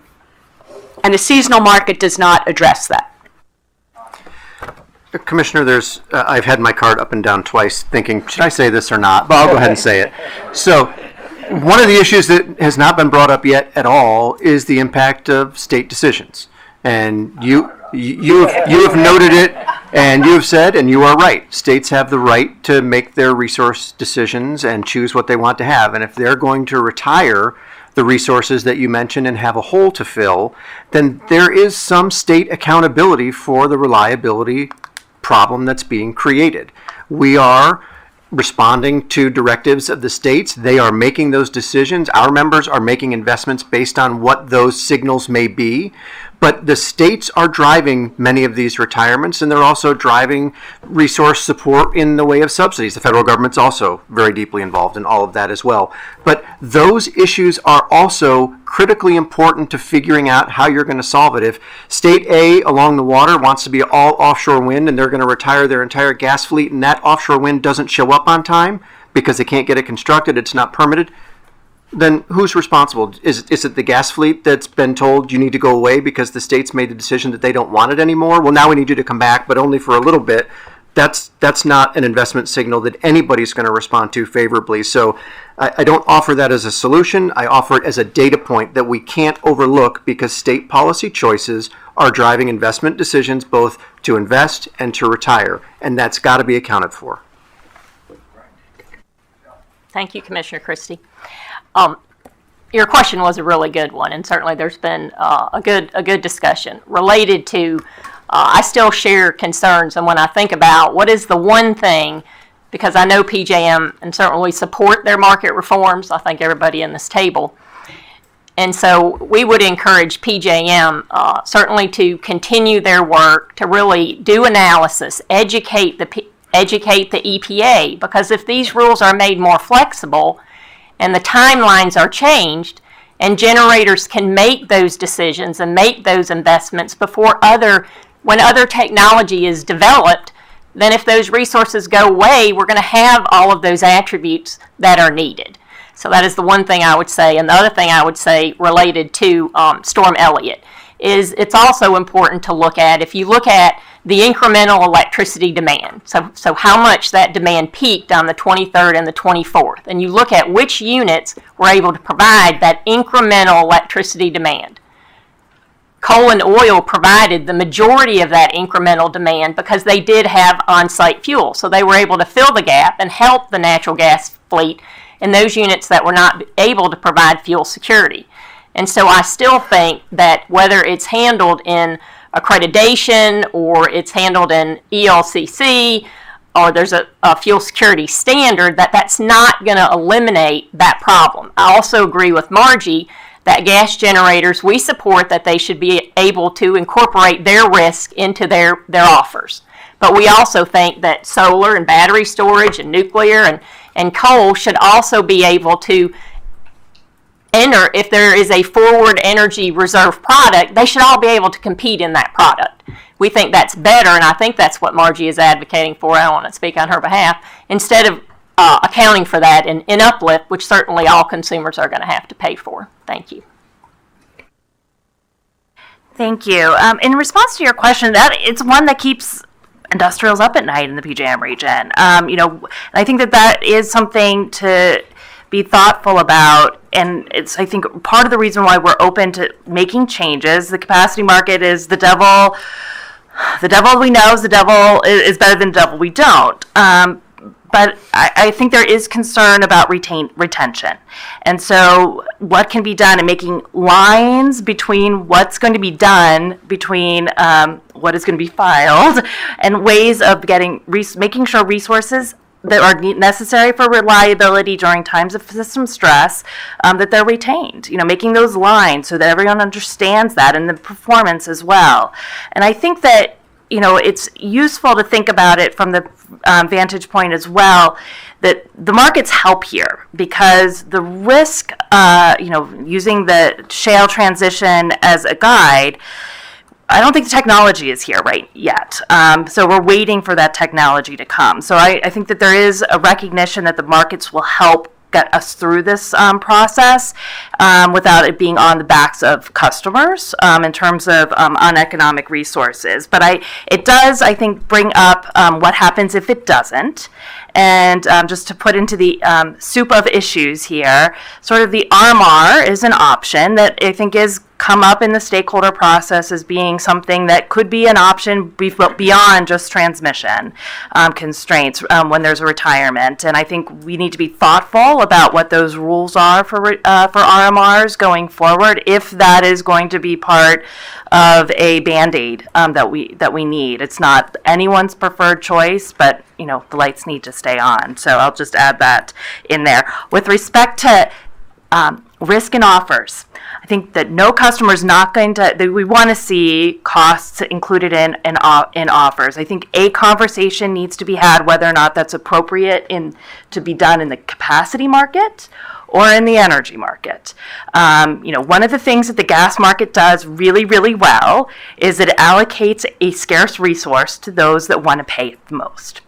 During Winter Storm Elliott, there were, lots of industrials had the planning, so they knew that they needed to get gas. They saw the weather forecast. So if they had on-site generation, they planned for it and they bought the gas. And so there is, I think, I will acknowledge that there's an issue in terms of the time step there, in terms of the markets. But I want to be thoughtful about, do we put the risk in the capacity market where it's tough with market power concerns to understand what is reasonable risk and what's market power? Or is it better to think about that in the energy market? And that's a conversation. I don't have the answer to that, but it's a conversation we should have. Thanks. Thanks, Commissioner Christie. Obviously, this was a great question because all down the line we have something to say. To your point about 4 a.m. in winter morning, what's going to be running if coal and gas aren't there? I think that's the aim of the accreditation process, and especially with a seasonal product, right, is that PJM is going to clear enough coal and gas to meet that unless there's some other resource that has a lower cost in the capacity market that can perform reliably on cold winter mornings, right? And we know, for example, wind and storage do perform well at those times. So that over time may be the kinds of resources that come in to retire it. So the better the accreditation signals are, the more assured you are that you're not going to be, retiring a coal plant because you're replacing it with solar that's performing in, the summer or during the daytime, right? And so if that's the period of risk, is that cold winter morning when it's completely dark, then that's where the accreditation will flow from. And then when PJM clears the auction, as I understand it, they'll make sure they clear resources that can actually perform at that time. So, and just one further note, thinking about is gas the right resource to be available? Everything that I'm hearing today is just that if you accurately price gas, considering all of its risks and these costs and the inflexibility, becomes a pretty expensive resource. And I think that we'll see over time as we start to get more visibility into those costs, and whether it be in the capacity market or the energy market, some of these other resources are going to become more economic that can perform at times that we're currently relying on coal, like, for example, wind, offshore wind, energy storage, etc. So that's how I see this unfolding, again, if you get the accreditation and the risk periods correct. Thanks. Yeah, Casey pretty much said what I wanted to say, but your question is kind of a case study for PJM's approach of accreditation and seasonal capacity market, because the resource mix doesn't change quickly. With 180,000 megawatts, it changes little by year by year. So if we get to a time when, in your example, winter peak loads, what's the resource mix going to be at that time? Over time, the accreditation, if that's where the pinch point is, if that's where the loss of load risk is, two things happen for a resource who's available at that time. Their ELCC, their accreditation goes up, so now they're going to get a larger quantity per megawatt of ICAP out of the capacity market. And second, the winter price signal is also going up. So the capacity market is really looking more and more attractive to a resource that's available at that time, as that gets to be the pinch point, and that over time should help to solve the problem.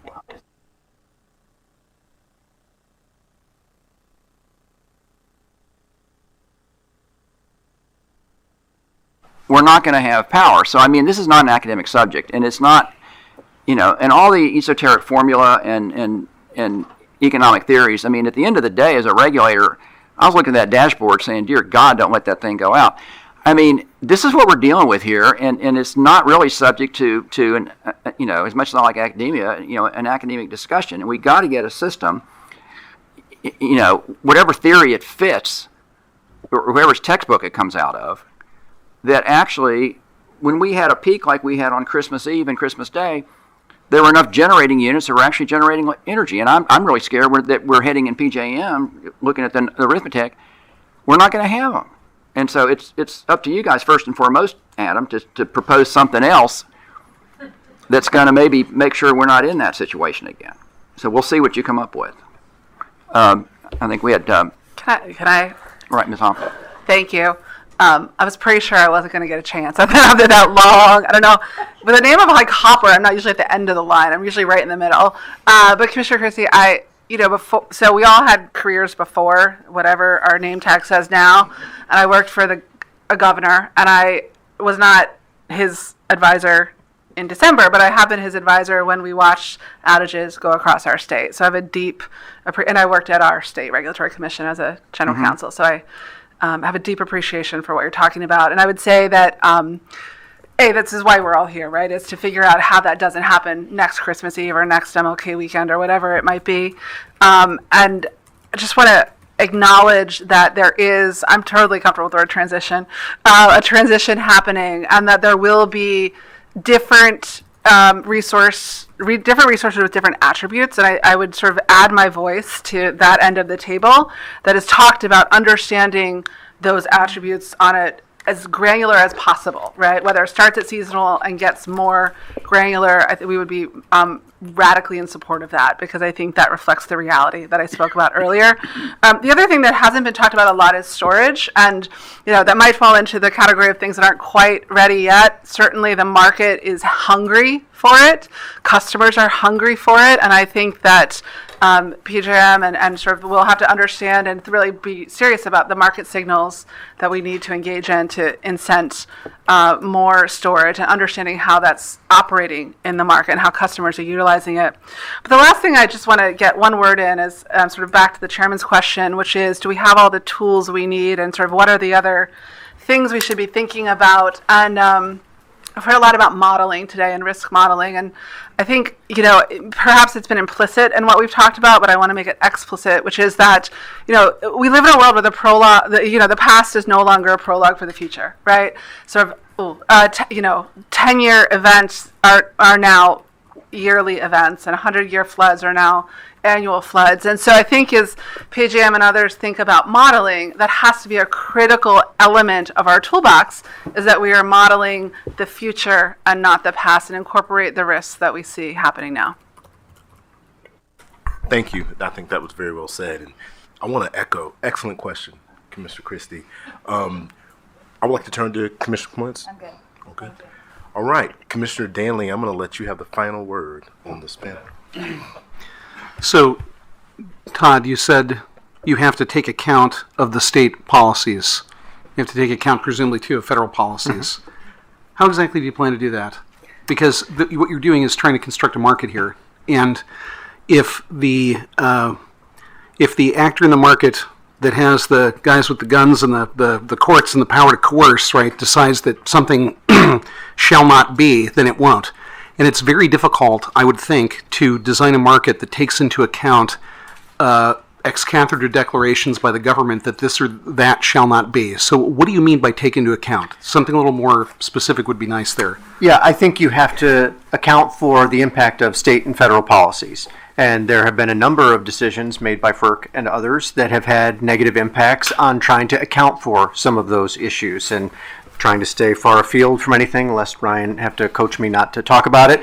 There are pending federal cases that address some of these issues, including MOPR and the market seller offer cap. Yep. So 2 examples of things that could be fixed that would help address some of those concerns. Okay. You've expressed those concerns. I assume that's where you were repeatedly. going, but I wanted to make sure that was it. And so this then goes back to Mr.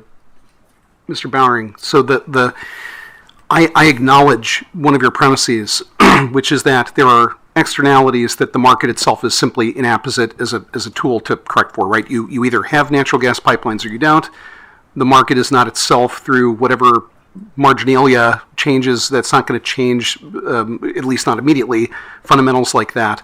So you have things like subsidies, which I still maintain. I find it hard to imagine that any accreditation process can overwhelm the effects of subsidies on the scale that we see them. I think that's a lot to overcome. You have gas infrastructure. You have state and federal policies. This is extremely open-ended, but I'm just wondering, given that parade of horribles I just gave and all the externalities that you have already acknowledged cannot be fixed by the market itself, qua market design, is this actually a feasible project you're embarking on? Or I should say, they are embarking on, but I want to hear what you think. No, we're all in it together. And again, my answer is yes, and now I'll explain. So, this issue is faced by everyone running a power market, whether it be fully cost of service or bilateral contracts, or PJM I think has the most complete, comprehensive market design in the country, if not the world. So, but everyone's facing exactly the same issues, all the externalities, all of the parade of horribles, as you said. And the question is, what's the best, most flexible mechanism for dealing with it? And I continue to believe that the market is the best and most flexible way to deal with it. Now, I disagree, that market seller offer cap's a problem.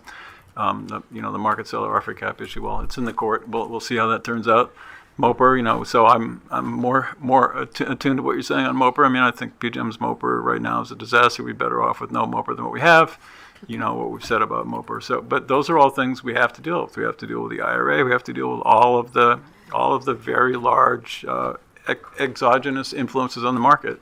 But yes, I think that the market is the most flexible way to deal with it. And just say that we're never going to. If we did accreditation right, we would never be at your situation having 100% solar or 100% intermittent. So if we do it right, the incremental value of those resources will go down and the incremental value of the firm resources will go up. The market can deal with that. What it cannot deal with is the absence of firm fuel supply. So you understand, and I know you do, that when I was talking to Manu earlier, that was a reductio ad absurdum, right? But the point still stands. I still remember my Latin. Pardon? I still remember my Latin. Good. So it was. No. So this goes back to Commissioner Christie's fundamental point, which is no matter what you do for accreditation, if the powers of government declare there shall not be coal or, God forbid, gas, then what amount of accreditation is going to solve that problem, or what amount of market design or pricing is going to solve the problem that some things can do some things and other things can't? Look, I agree. If there's no technology available that one is allowed to build that will provide firm service, you won't have firm service. Right. That's clear. Yeah, that's the basic point. Right. So, the thing is, all of this comes down to the powers that FERC has, and I do not want to solicit people telling us what more powers we have. We have plenty. We have a limited number of mechanisms by which to either encourage or coerce action to fix these markets. And the subject, hopefully, as we're discussing this, is whether or not we are going to be getting either 205s that correct these problems properly, that is with my perspective view that I had taken earlier when I was talking, or if we do ultimately have to result either to a show cause or an actual full-on 206 to take it upon ourselves to enforce a replacement rate. Because I am really doubtful that I shouldn't say doubtful, I am skeptical that it is possible to design a market without the insulating mechanisms that have been abandoned. And you and I think, disagree on some of that. It's fine. But having abandoned some of those insulation mechanisms, is it possible to actually have the price formation necessary to induce that kind of investment? So you said the last word. I'm not actually asking a question. I'm just making a declaration. So with that, back to you.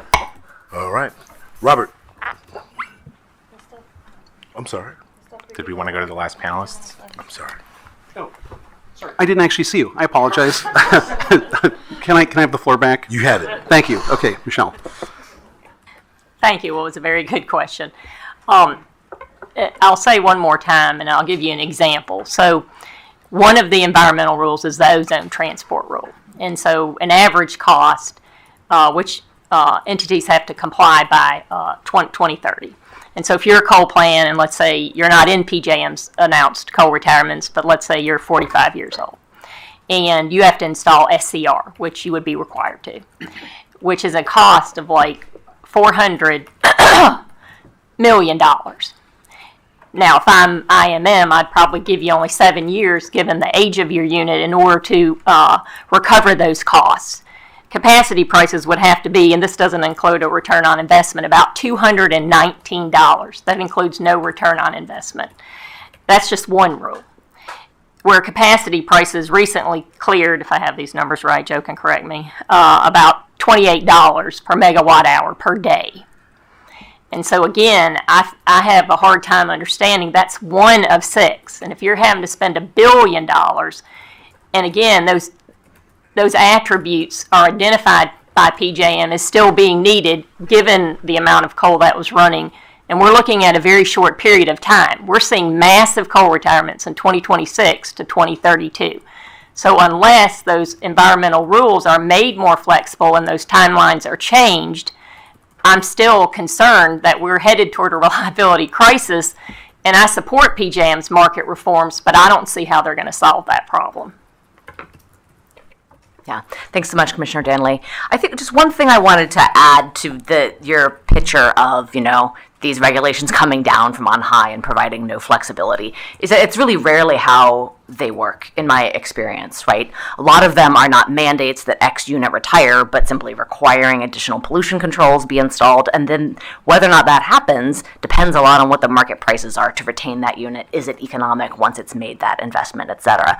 A lot of the state regulations also have flexibility in the retirement dates if there's reliability concerns raised by sort of strict compliance. Again, that's something that PJM sort of shunted to the side in its reliability study. But I think that EPA and state regulations are responsive to these reliability concerns. And often the retirement dates that they're anticipating for these units or compliance dates, they're far out into the future, 5+ years. That should be more than enough time for new entry to come on. So I think I just don't want to get so hung up on the idea that like new entry is impossible, therefore the only option is to retain these resources. That's really locking us into what is an expensive and frankly very polluting resource mix. So what we want is new entry to discipline pricing of these resources that would otherwise exit, so that capacity prices don't need to rise to whatever price is needed to allow coal plants to do all of these retrofits, because that's terrible for consumers. So we really need to facilitate the new entry by fixing the interconnection queue and then getting the price signals right with this advanced accreditation to make sure the new resources that are coming on are going to be able to perform at the right times. So that's just my perspective on that last little codicil of yours, though. It's the new entry of what and what can it do, and at what price, right? So I get the point. Mr. Wilson? Yeah. Yeah, just briefly, I wanted to just point out that the state and federal policies that we're talking about and rules and such, they all come with years of lead time. And the market sees, whether it's a subsidy or a rule that encourages some resource to retire, the market has years of anticipation of this change. And so through RPM, through entry and exit, those changes are anticipated and absorbed so that they really don't have any impact on the market price. The capacity market price is going to be an equilibrium of entry and exit with those policies taken into account through decisions made years in advance. Oh, yes. I always thank you. hate to induce reality into a discussion, but let me do it again. We have a law coming in Illinois called CEJA. It doesn't have an out. It says thou shalt retire. And by the way, if PJM thinks they need us, thou shalt not have to retire. If I have a unit that breaks, I'm not playing this game, this odds games. They're telling me they retire. And by the way, if PJM has to RMR me, that is the signal of total market failure. And so when Casey talks about her resources coming in, look, I have a company that can't build batteries in PJM because the prices aren't there. So when I say that the capacity price, you heard Adam say that if they were to use a battery storage, capacity prices would go up, and then we hear everybody would scream that capacity prices would go up. So we have this problem, but the problem where I disagree with Casey is that all these new resources may come in, and I agree with you, Casey. I think they will be cheaper, but the point is they're coincident, and you can build all the offshore wind that comes in and operates most of the time, but then that one time when the wind isn't there, you do still need these gas and coal plants until we have a technological breakthrough, and that's what we're trying to solve. You do need to keep these plants on, and I do, and we do as a company, hope we get cleaner resources on. That's the game plan, that we don't operate except when you need us, but you got to pay us to be there when you need us. And that's what this discussion, really, it's about show me the money, right? That's kind of where we are. Always comes down to who pays. Exactly. It Who always pays is. and how much, and right. So we're coming up on the time, I think, Mr. Chairman, Mr. Bowering. Sorry, just very quickly, I wanted to surprise everyone, agree with Margie about one thing, which is that RMR is a sign of market failure, absolutely, and it's been that way for a while, and we're going to see a lot more of them, and that needs to be addressed. Of course, you have to pay, and if it's really true that coal resources are needed for reliability, and they put in $1 billion, there's a mechanism right now in the market for that to be part of the price, and that would be a market test if people actually put that into the market. So I don't expect that to happen, but the market rules allow for that right now.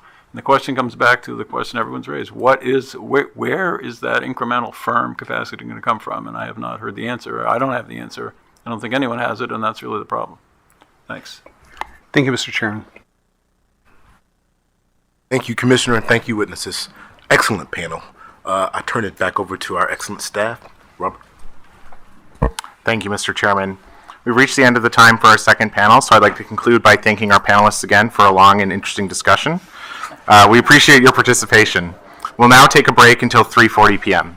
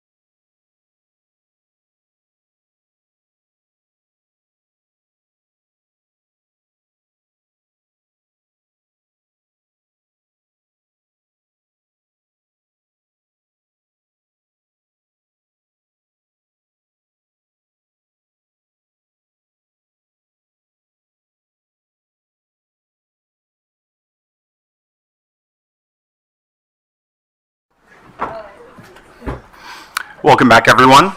My name is Andrew Martin, and I am with the Commission's Office of Energy Policy and Innovation. We'll now begin today's third panel, which will be a roundtable with state commissioners and other state representatives that will reflect on the discussions had during the first and second panels. In order to maximize the amount of time for the commissioners to ask questions of the panel, we will be foregoing opening remarks and will move directly into a Q&A session. Following this panel, we will have closing remarks from the chairman and the commissioners. I'd like to start by introducing our panel 3 panelists. We have Dan Conway, Commissioner with the Public Utilities Commission of Ohio, Zion Christodoulou, Commissioner, New Jersey Board of Public Utilities, Kent Chandler, the Chairman of the Kentucky Public Service Commission, Emil Thompson, the Chairman of the District of Columbia Public Service Commission, William Fields, Deputy People's Counsel, Maryland Office of People's Counsel, and Ruth Ann Price, Deputy Public Advocate, the Delaware Division of the Public Advocate. Welcome, panelists. As we begin, I'd like to remind all participants to refrain from any discussions of pending contested proceedings. If anyone engages in these kinds of discussions, my colleague Kevin Blake from the Office of General Counsel will interrupt the discussion to ask the speaker to avoid that topic. We will now begin the Q&A session. As everyone has seen before, if you would like to answer a question, please tip up your tent and turn on your microphone. When the light is red, the mic is hot. The chairman and commissioners will take turns asking questions. When you've completed your answer, please lower your tent and turn your microphone off. At the chairman's request, I will now turn it over to Commissioner Christie to begin the Q&A. Commissioner Christie. Okay, thank you. I'm just going to start with Commissioner Conway in Ohio and then work down the table. And I just want to ask you the easy layup question. That is, from your state standpoint, how do you see today the PJM capacity market? Is it working in your state? Is it working for your state and your consumers? And what do you think needs to be done? And do you think you need to be looking at other alternatives, such as like an SPP model? That's probably a much broader question. But so we'll start with Commissioner Conway. And how do you see the capacity market working for Ohio, or and what do you want to have done to it or for it? Well, thank you for the question. Can you hear me? No, I think, is that mic on? It's on. Is it? Okay, good. Maybe you need to lean into it. Okay. Or I need to bring the mic down closer to me. Thanks for the question. Over the past 15 years, the capacity market, from the beginning until recently, we've thought that the capacity market has worked as a pretty good procurement mechanism for resources that can provide adequate amounts of power at all times and a reliable result. The events of this past winter and the information that we have obtained recently and the experience we've had is not as optimistic, though. The message I'm hearing today, and I've heard in other forums recently, and that we've seen on the own research that we do at our commission, is that the rate of subtraction of existing resources, supply resources, is very high. The rate of replacement is inadequate, and coupled with expected load growth, reserve margins are likely to be inadequate. Whatever measure we use for measuring adequacy and reliability, those measures are contracting, and they're going to be inadequate in the relatively short order. With regard to the entry side of that equation, the message is that we're getting is that even if we solve queue issues and get more resources through the process, they still face permitting and siting challenges. And even if they get through those challenges, there are other logistical problems they face, including supply chain issues. And then the other message that I'm hearing, the information we have, is that even if we solve all those problems on the entry side, what we're going to get is what's in the queue and more of what's in the queue, which is intermittent renewables and to some limited extent limited storage resources that don't have the same reliability attributes, the same generation reliability attributes that the supply resources that are retiring already are providing to us. And so we see a problem. Even if we are successful with managing the queue issues and deploying intermittent resources, that we'll still face going forward potential inadequacy and reliability problems. So what are the steps we need to take to try to address that from our perspective? We think We need to, if we can't arrest it, we need to restrain the progress of the retirements of the thermal supply resources, and that includes coal. We need to do that for a couple reasons. One, if we don't, what we're seeing, we think, is in the very near term, relatively near term, we see inadequacy staring us in the face because we're not going to have enough supply to meet demand with the lack of replacement resources coming in at a fast enough rate. And second, we need to restrain or arrest the retirements because the reliability attributes of the resources that we are retiring are not going to be replaced even if we solve or when we solve the queue issues and the siting and permitting issues. They're not being replaced by resources that have the same functionality, the same generation reliability attributes. So what can we do? We need to work on the capacity market as one measure, I think. We need to look at what has been proposed, I think, by PJM and others and give it careful consideration. I think we need to focus on the eligibility up front of the resources that are trying to get compensation to the capacity market and focus on their eligibility and accreditation for participation in the markets. We want to make sure that what we're trying to buy is going to provide us with the reliability and adequacy functionality that we need in order to make ends meet in the near term and in the medium term and in the long term. We need to, in light of the recent experience we've seen with Elliott, that we need to look at some kind of seasonal capacity, give serious consideration to a seasonal capacity market structure. I think that we need to do that in part because of the difficulties that the gas units experienced during the winter period of Elliott, and we also need to consider better equipping those gas resources with the capabilities to perform when called upon, and such things as winterization. I think that's probably should be a requirement, or at least considered for being a requirement. I think supply assurance, supply security is another element that needs attention, and it either needs to be incented or required, or at least considered for to be incented or required. We need to bolster the capabilities of the gas markets, particularly in light of the rapid retirement of the coal resources, which is diversity and complementary functionalities to the gas units we're steadily losing. I think we also need to recognize that improving the functionality of the capacity market, and I think this point has been covered already at several junctures in the panels today. We need to recognize that the capacity market might not be enough to stem the retirements of the thermal units and to get us to a place in the near and the medium term where we have adequate resources to meet our reliability objectives.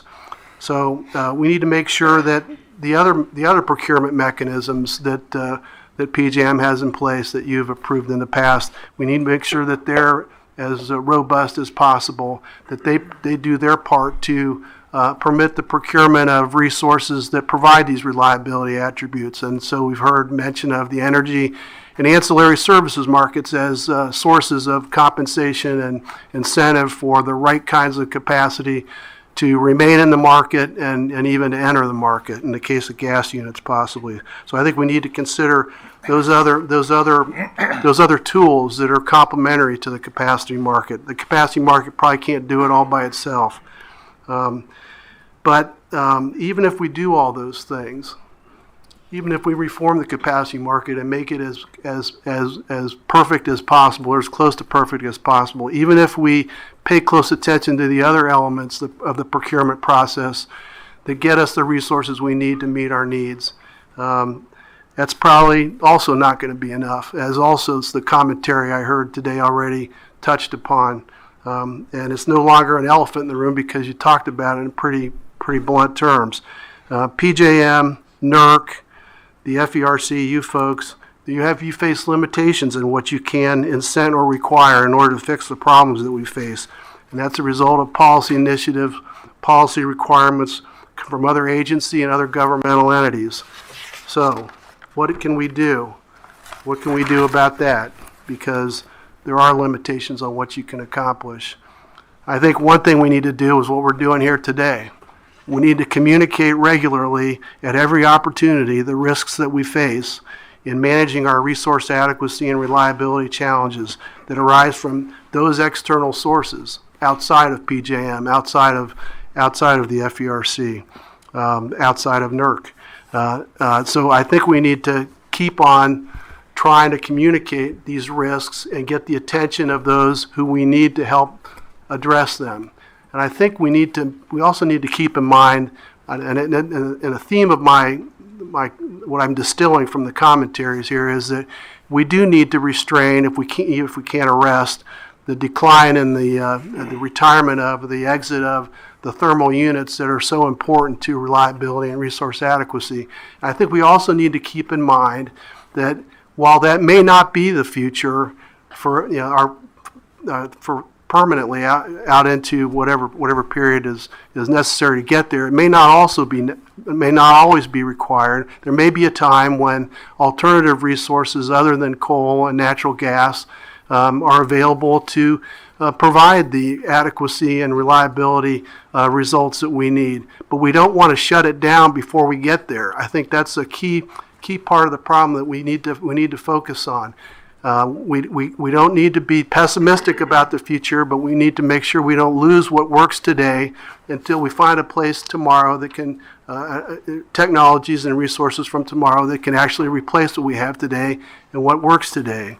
I think that you might think by focusing on the thermal units, including coal, that I'm not a proponent of, or that I'm opposed to renewable resources, clean resources. I'm not. I support them.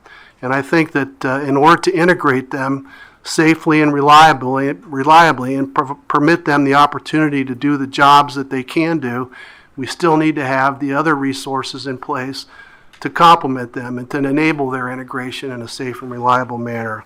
So those are my comments that I've distilled from what I've heard here today and what I've collected on my own, thinking about what I might say to you today. Those are the messages I would like to leave you with.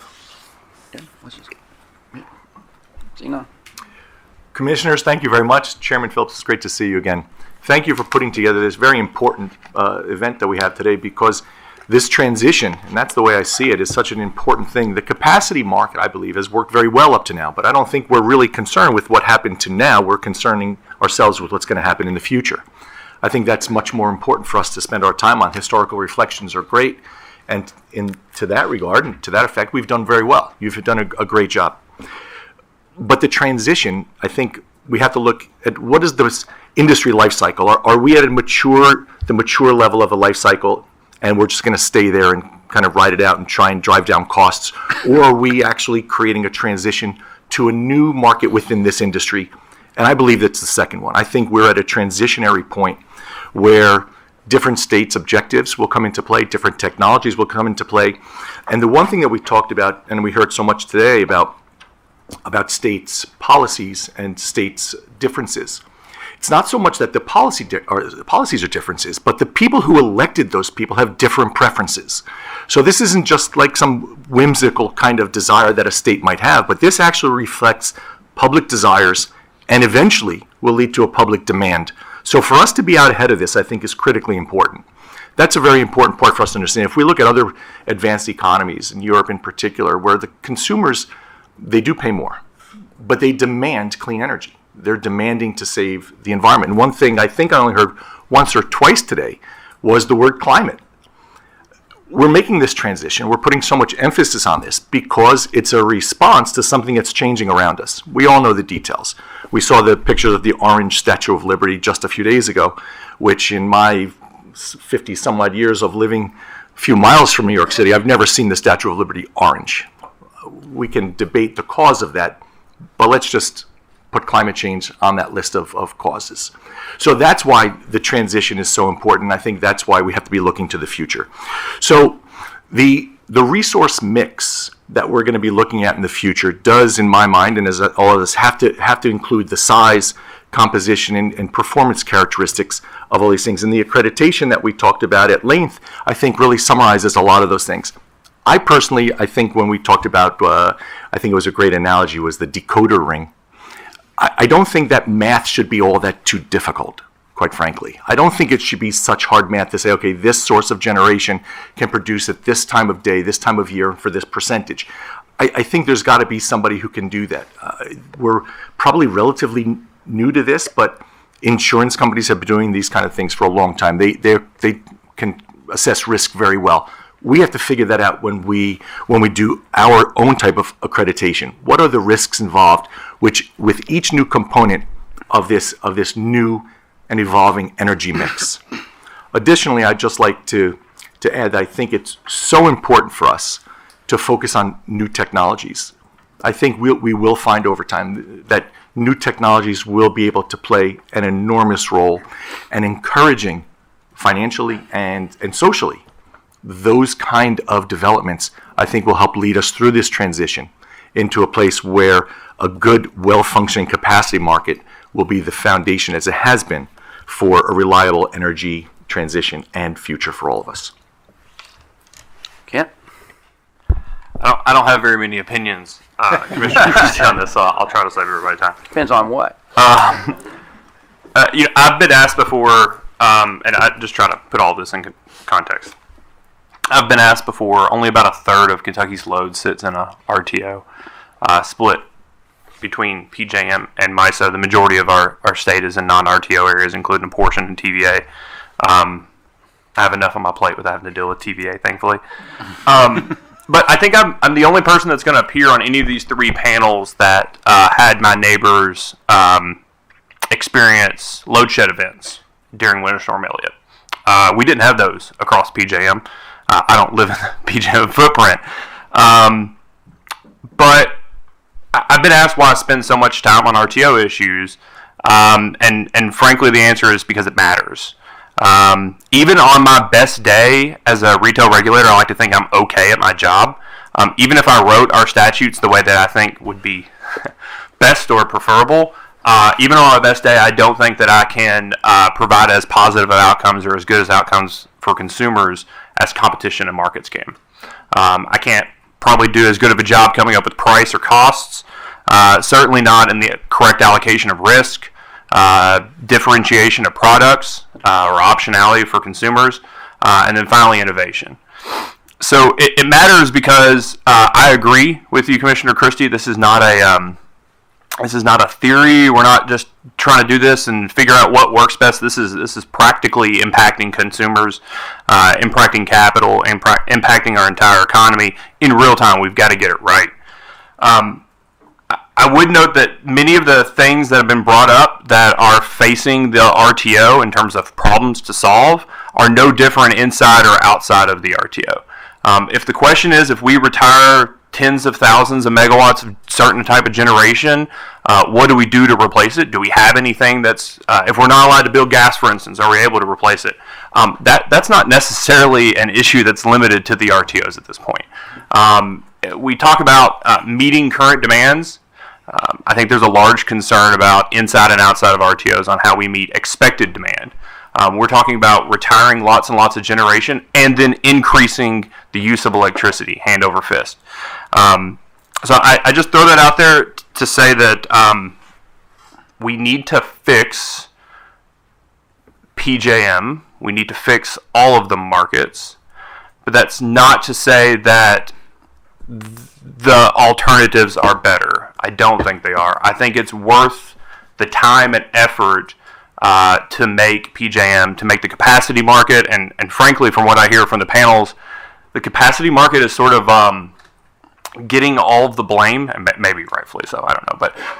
But from what I hear is that even if you fix the capacity market, it doesn't mean that you've fixed the energy market. It doesn't mean that you've fixed gas-electric coordination. I really appreciate the opportunity that I think this is being recorded, and if nothing, at least live streamed. I completely agree with EEI. I just want to make sure that it's on the record. Commissioner Moeller is exactly correct. Gas-electric coordination has to be, it is a massive issue. And a lot of what you were hearing Margie say and some of the other people on the panels, even if you fix the capacity market, even if you fixed accreditation, you're still going to have gas electric coordination issues. I'm happy that the gas marketers apparently get to have a very enjoyable long weekend on 4th of July. But if we have system issues, that's going to be a problem. People are going to have to go find their old Rolodex and try to get hold of people if we have concerns over the 4th of July weekend. Even weird mismatches between the gas day and the electric day. I mean, I just throw that out there that, yes, I think the PJM capacity market needs to be fixed, and I have 4 or 5 pages of things here that I'd like to do, and I'll get to try to get to some of them, and whatever I don't get to, I'll file after the hearing, I hope. But it's not that it's not worth fixing in keeping it in large part the way that it is. So I just want to be considerate of other people's times, but it's fine but it needs to be fixed. Okay, Chairman Phillips' successor as DC Commission Chairman, Emil Thompson. Thank you, Commissioner Christie, and thank you to FERC for having this forum. I think it's very timely. When you ask the question, does the capacity market work for DC, I think it's first important to highlight DC's electricity profile. Here in DC, we always think that we're different and we're special, and this is, of course, is no different. I think we're the only jurisdiction within the PJM footprint that doesn't have any traditional generation in terms of fossil fuels. And the majority of our DER, except for, I think, 2 GSA plants, are all behind the meter. And so we rely very heavily on PJM and the PJM capacity markets to supply our energy needs. And, we've sat here today, we've talked about capacity reform and how it's kind of the capacity market, how it's evolved over the years. And typically this comes as a result of some type of crisis, some type of need. And this is no different. With Winter Storm Elliott, we've now taken a closer look at the capacity market now and where it's going in the future. The capacity market, by PJM's own definition, or admission rather, is focused on procuring sufficient resources to meet demand and foster innovative technologies while helping to facilitate the orderly import and export of resources. I think it's certainly done that, but as we look forward, it raises a number of questions when we start talking about, well, what types of resources? Can that resource perform? What constitutes demand? Are those innovative technologies able to enter the market? How are those innovative technologies accredited? What do we do about generator retirements that will affect our reserve margins? So, keeping all those things in mind and keeping the original question in mind, I think of 3 main principles that we as DC really focus on. The full integration of renewable generation into the capacity markets, both front of the meter and behind the meter, along with storage, maintaining and enhancing reliability, and of course providing the appropriate price signals that drive this. As a wise man once said, these 3 things make a 3-legged stool. And without one of them, this stool will I think fall. you heard that somewhere. Maybe once. So just very briefly on those things. When we talk about renewable integration, I think people think of it as a zero-sum game. Renewable integration means taking out our base load, our thermal generators. And I don't think that's true. Every resource, and we've heard this a lot today, has a capacity value. And the job of PJM is to get that capacity value correct. Whether it's looking at seasonal, whether it's looking at it in hourly manner, such as Jim talked about, we have to make sure we get it right. Also, here in DC, because we have so much generation behind the meter, we're certainly looking forward to the development of and the implementation of FERC Order 222. That will have significant implications for us and help realize the financial capacity value of some of those resources. When we talk about renewable integration, I think about what Kent just talked about. It's not just the capacity market, it's all these other things. It's transmission planning, it's interconnection queue, and it's not even just the interconnection queue what PJM can control, but it's also what the developers can control. So these are problems that are not just limited to the capacity market. When we look at reliability, I think of 2 main things within that: the demand curve that we talk about and the resources to meet that demand curve. We have to do a better job forecasting the future demand curves. Now, a 3-year auction, while certainly gives certainty and a certain level of price signals, we heard conflicting testimony about that today. It also doesn't allow us to have a spot-on forecast because 3 years in advance. We don't know what that load's going to fully look like. So whether it's the use of interim auctions or enhanced risk modeling, all these things will help with that demand curve. And then, of course, with the resources, I think as I talked about, we have to make sure that those resources are properly accredited to ensure that they're going to produce when they are called upon. And that goes back to the gas-electric coordination. It goes back to the intermittency of the resource, all of those things. And then finally, price signals. I mean, that's the foundation of all this. We have to incent resources to invest in their infrastructure so that they are available to be called on when needed. But at the same time, we have to be able to properly penalize them when they don't do that. The carrot and the stick is the way it gets done. And so that, when we talk about proposed modifications to rules, they should be only looked at in out years, not trying to retroactively fix things. And we need to make sure that these price signals are clear and transparent for all resource types. So with that, I'll pass to Mr. Fields. Bill Fields. Thank you, Good to see you Chairman, again. Commissioners. Good to see you. Thank you for inviting me to participate today. Bill Fields for the Maryland Office of People's Counsel. In response to your question, Commissioner, while we've certainly had our concerns about the capacity market in the past, market power issues, and some of the way the demand curve is operated, I'd say in general, it's been working in that it has procured a set of resources committed to serve load in PJM, and PJM has told us that that set of resources will keep the lights on. And that's an explanation for why we have the capacity market and why we pay for capacity prices, which is a question I get a good bit. Why are we paying this money for capacity? If it's a set of resources committed to PJM that'll keep the lights on. But I think Winter Storm Elliott and the discussion that's been going on has raised some issues with that, some concerns. One, what does it mean to be committed to PJM? And that gets to the performance issue. And I think it raises a lot of concerns for us that, well, if the high penalty approach did not incent performance, how do I explain or how do I accept that a lower penalty structure is going to do that? And what's going to replace it? And I think as we think about this package of reforms that's coming your way, that's one of the things that we are going to be focused on, and I'm sure many other people, and I'd certainly encourage the Commission to be focused on, is how is this going to encourage performance when we haven't seen that in the past? And obviously there's many issues about why there wasn't performance. And if we try to sort of figure out each one of those, I don't know how we ever get through it. But if we look at it and say, well, what's the mechanism here for incenting performance? And is it something I can understand? High penalties is certainly something that you can understand. If you're not going to perform, you're going to get a high penalty.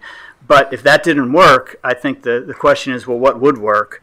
Another concern is, the second part of that equation of PJM saying that this set of resources that's been procured that we're paying for is actually going to keep the lights on.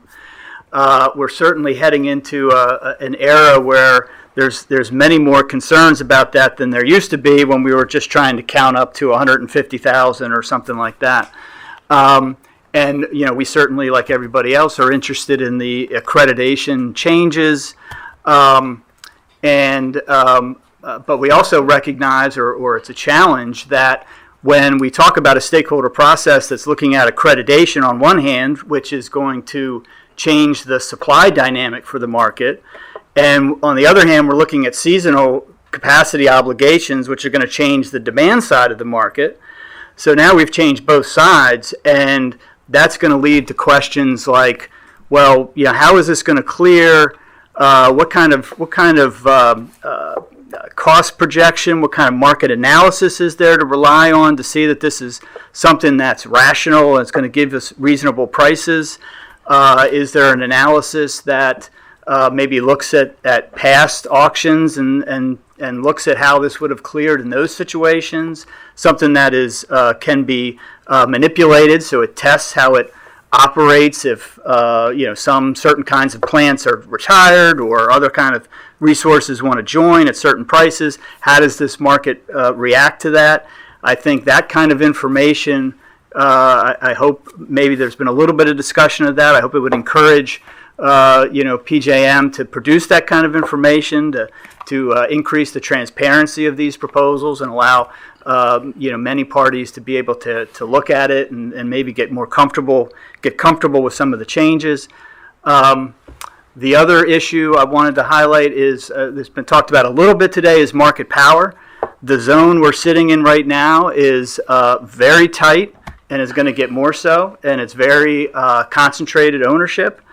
And if in the past, I think we've had concerns that when that market power mitigation has been loosened, that there's been issues, and we're very concerned about that possibility in the future because if you can't say to people, legislators, others, that, well, you're paying this price for capacity because that's a competitive price for a service that we need to keep the lights on. If you can't say that, then you start to have people have real doubts about why they're paying this money in the first place. And the last point I'll touch on is the 3-year ahead. I certainly have heard there's a lot of pros and cons to that as a market design element. But I think it's a particular challenge for the way we think about it when we're in this period of great uncertainty about plants leaving and retiring before the economic signals. When you don't have that forward procurement, you lose the ability to say, well, we'll run this capacity market, and if it doesn't procure what we need, we have time to get something else.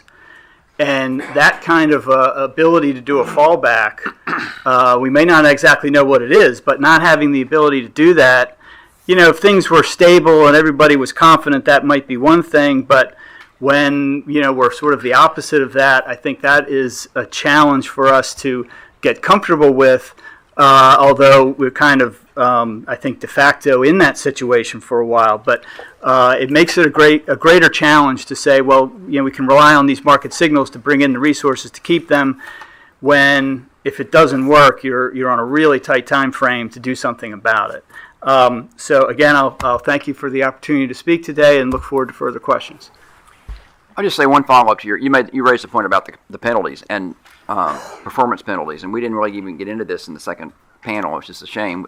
Not that we got into a lot of good stuff, but with the penalties, and I cleared this with Matt Christensen, so nobody get scared here, because obviously we have some cases. But conceptually speaking, if you set the penalties too low, it's just the generators will just take the capacity payments and pay the penalties as the cost of doing business. If you set the penalties too high, they'll just take bankruptcy and discharge them. I mean, I just wonder whether the penalty whole idea of thinking you're going to get performance from penalties is even valid, given too high they take Chapter 11, too low they just say it's cost. I mean, I don't know whether that's even a way to get performance. What do you think, Bill? Well, when pre-polar vortex, and capacity performance, the idea was that if you didn't perform one year, you couldn't sell as much next year, and that would discipline your performance because you didn't want to get a big haircut in what you could sell next year. But that after that happened and there was a lack of performance, the idea of penalties came about. And maybe it's a bit of a cop out. I don't know what the answer is. If it's not if it's not a haircut on what you can sell going forward, and if it's not penalties, I'm not sure. There needs to be a good idea about what it is. And winter performance checks and that sort of thing. Is that really going to test what happens when it's really cold? Because do you know before it gets really cold? So I just don't know. Okay, Ruth Ann Thank Price. Thank you very much. Generators take on commitments. Their performance to honor these commitments matters. It is unclear on the number of complaints following Winter Storm Elliott whether commitments have been honored. Are generators looking to just get forgiven for not performing after years of collecting capacity dollars? The question goes to accreditation. So, Pardon the interruption. Just want to remind everyone to to the extent That's we all can I have speak to in say. generalities. on that. Matt Christensen's always said use conceptually. Oh, conceptually. Overstating a resource's contribution to reliability artificially inflates supply in the market. Doing so increases the risk of uneconomic retirement and hurts reliability. PJM must account for reliability value that a resource can provide to PJM so consumers know what they will get and what they've paid for. Fuel security is an important part of the accreditation process. If gas can't be there in the winter when the generation can't produce reliably, what's the point? We have some thoughts about the auction for a 3-year forward auction. Basically, we believe that time has come to shorten the period for the auction. Maybe a seasonal auction, maybe a 2-year auction, whatever it is, but it should no longer be a 3-year auction. Maybe a couple of types of auctions would be good for the market. Resources can build more quickly now, and once they know their interconnection queue results. And in order to get accreditation right, we need the auction closer to the delivery year. Also, the load forecast will be improved for an auction closer to the delivery year.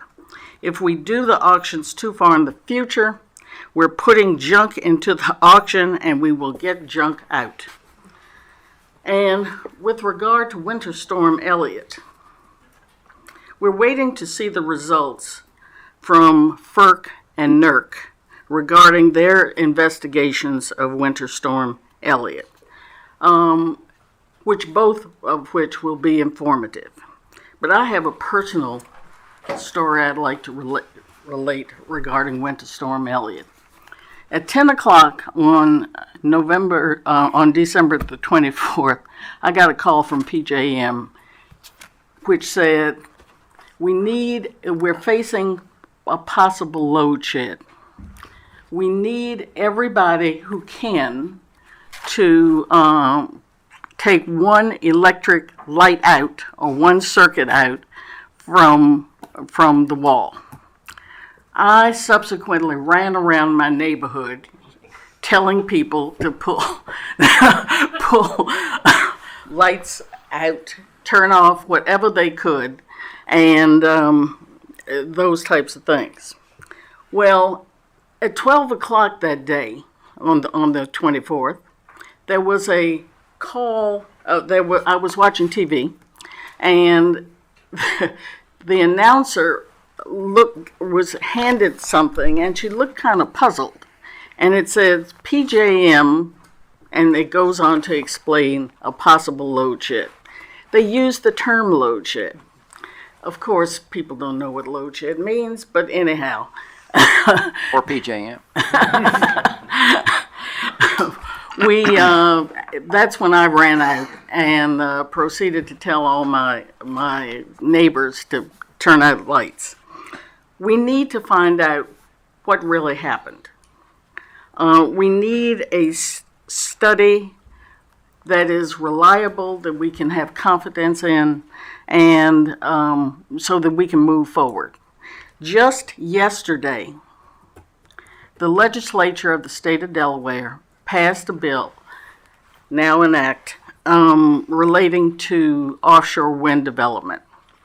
It decided that it wants to study the transmission of offshore wind in order to determine whether it is viable for such a small state. We have a little over 1 million people. So we need to figure out whether it's economical for us. People are very concerned that we don't have enough resources coming on in light of the resources that are being retired. And that is what I was told to say today. We need to find out what is coming on and what is going off. And we need to incentivize the resources that are in the queue to build whatever type of generation they have. So that's all I have. Thank you. Commissioner Clements. Thanks, and thanks to all of you for those comments. They're really informative. A couple of you mentioned the seasonality issue, or the idea of moving to a seasonal product, seasonal market, also a prompt auction or something close, maybe mess up the right specific word has a meaning with it, but closer to the delivery year period. Do others have perspective on that? Do your states take perspectives on that question? Thanks. Go ahead, Chairman Chandler. Yeah, I have yet to see, although I may be hard to convert, I've yet to see significant evidence that I think that a prompt market is ultimately beneficial to consumers. If I was I can see that there are certain market participants that a prompt auction would be very good for. I think that incumbent generation would appreciate the resulting volatility of a prompt auction. I worry about a couple of things. I've been writing them down all day with the prompt auction. The first is market power concerns with a prompt auction. Volatility to customers. So I've heard, and I don't like to invoke names, except I just end up doing it anyway. So I haven't had an opportunity, but David Patton has. I'm in MISO too. It's all a lot of fun in Kentucky. I haven't had an opportunity to be in the same room, but he's been talking about the benefit of a prompt auction, and in large part that it seems to be informed by his experience in ISO New England. And I hear a lot about how, well, it's impossible to actually build on a 3-year cycle, and so might as well just move to a year. Well, if it's impossible to build something in 3 years in response to a price signal, it's sure as heck a lot harder to build 1 year to a price signal. If you find out in MISO, and I get it's a different demand curve, and if you want a 206 something, Commissioner Danley. Noted. Yeah. I get it's a different shaped demand curve, but you don't know you're short until 60 days or something like that before the delivery year. And if it takes 5 years to build something, then you have 4 years and 10 months until you can finally respond to that price auction. At least if you, and I get the delay in the auctions and you're not going to get any, but at least with a 3-year forward auction, if it takes 5 years to build something, there's only 2 years there where customers are paying the higher prices, but somebody is attempting to respond and bring on generation. And so I completely appreciate the issue with the interconnection queue. I think that's a problem. I think there are ways to, or at least Band-Aids to fix that. You can transfer CIRs for certain. Let's just fix the queue. Like that's an easier way to deal with that issue as opposed to just changing our prompt, changing to a prompt market. But big picture, I worry about long-term impacts to consumers with the prompt market.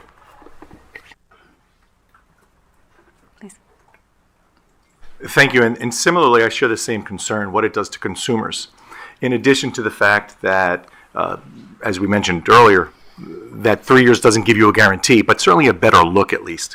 And I take it from an innovation standpoint. If we have new people coming in, and during this transition, energy transition, if we're going to try to encourage other participants to come into this industry, giving them a longer time horizon gives them more incentive to go to their investors, to go to the bond markets, to go to Wall Street and say, okay, you know what?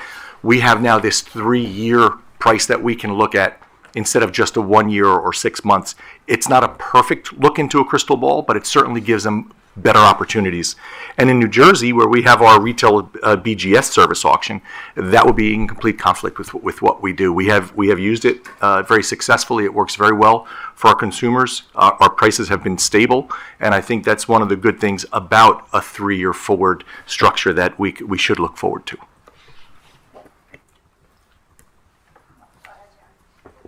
Thank you, Commissioner Clements. And I just want to clarify, I don't think I'm asking for a complete prompt auction. I'm looking at maybe like a hybrid type auction, right? So a certain percentage is maybe procured on that 3-year forward look, but then you come back and get the rest of it in an interim auction such that there isn't an over procurement and some of these market power issues are addressed.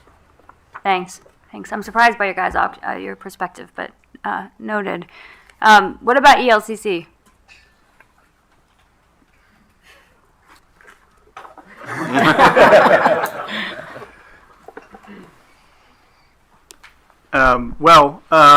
I mean, I think we have concerns like, everybody else that are we getting the right, as I talked about, getting the right mix of resources. Even if you clear the market, are you getting the right mix of resources? I think, we think that ELCC does need some improvement, and what, PJM is looking at in accreditation is interesting and maybe moving in the right direction, and we look forward to learning more about what they're proposing.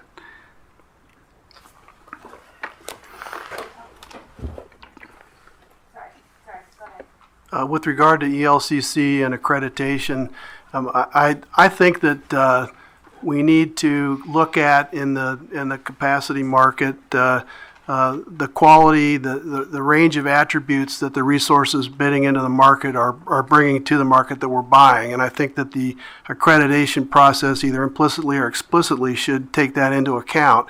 And again, not to beat the horse dead, but I think that the current system, I'm concerned that the current approaches don't adequately reflect the reliability attributes of the thermal resources as compared to the intermittent renewables. Maybe I'm wrong about that, but that's my concern, and I think the accreditation process should take that into account, and so that we ultimately get to a point where we are accurately valuing the contribution to reliability and resource adequacy that the resource in question is bringing to the table. So I think we have been lying to ourselves about the reliability of resources for a number of years, or lying to other people. It depends on what each individual has said, I guess. As of even a few years ago, I was a proponent of marginal for limited. I think the term best use here is just to advocate for everybody on the panel. For limited duration resources, marginal ELCC is far superior to average ELCC. I'll also throw out there that when we talk about lying to each other and reserve margins, and it's as much about, and I think this is probably why I start leaning towards what the IMM is saying. It's a lot more about saying what you could theoretically do and what you are actually doing in terms of production. For the delivery year right now, when PJM cleared the BRA, their reserve target margin was 14.8% for a 1 in 10 LOLE. They actually procured 20.3%, which is the equivalent LOLE of a 1 in 149 year loss of load expectation. 20.3% is 1 in 149. We're lying if we think that, I just say, not all of those resources are going to be there when you need them, right? That's the reality. And even when the ones that are supposed to be, we have to not just look at how we're accrediting things on what we think we can do. We have to look at operations. And in large part, like one of the ways that in PJM, just as an example, that we're looking at accrediting hybrid resources that you assume, and E3 has done some great stuff on this, but you look at like a hybrid solar and battery resource that it has a total ELCC that's higher than each individual ELCC on a combined basis. It creates ELCC. It creates reliability effectively because it assumes that they can operate in a certain way. The reality is that it expects the battery to wait and not discharge during peak and discharge after peak in order to get that higher ELCC. And that battery is going to want to be discharging at peak. We have to make sure that the way we're doing planning is overlaid and that it's in line with the practicalities of how we're doing operations. And that's why I start leaning towards what the IMM is talking about, which is saying, as opposed to what you could theoretically do or what we hope you could do, let's pay you for what you are actually doing. Yeah, I guess my concern with that one, I think Mr. Field said this, but it's late in the day, so I'm not sure, is if what we've done so far with performance penalties didn't incent performance, what do you do with simply availability? Yeah, you don't make the investment, you just don't show up that day. So that I wonder about that. But I'll wrap it up with Chairman Thompson and then Ms. Price. Thanks.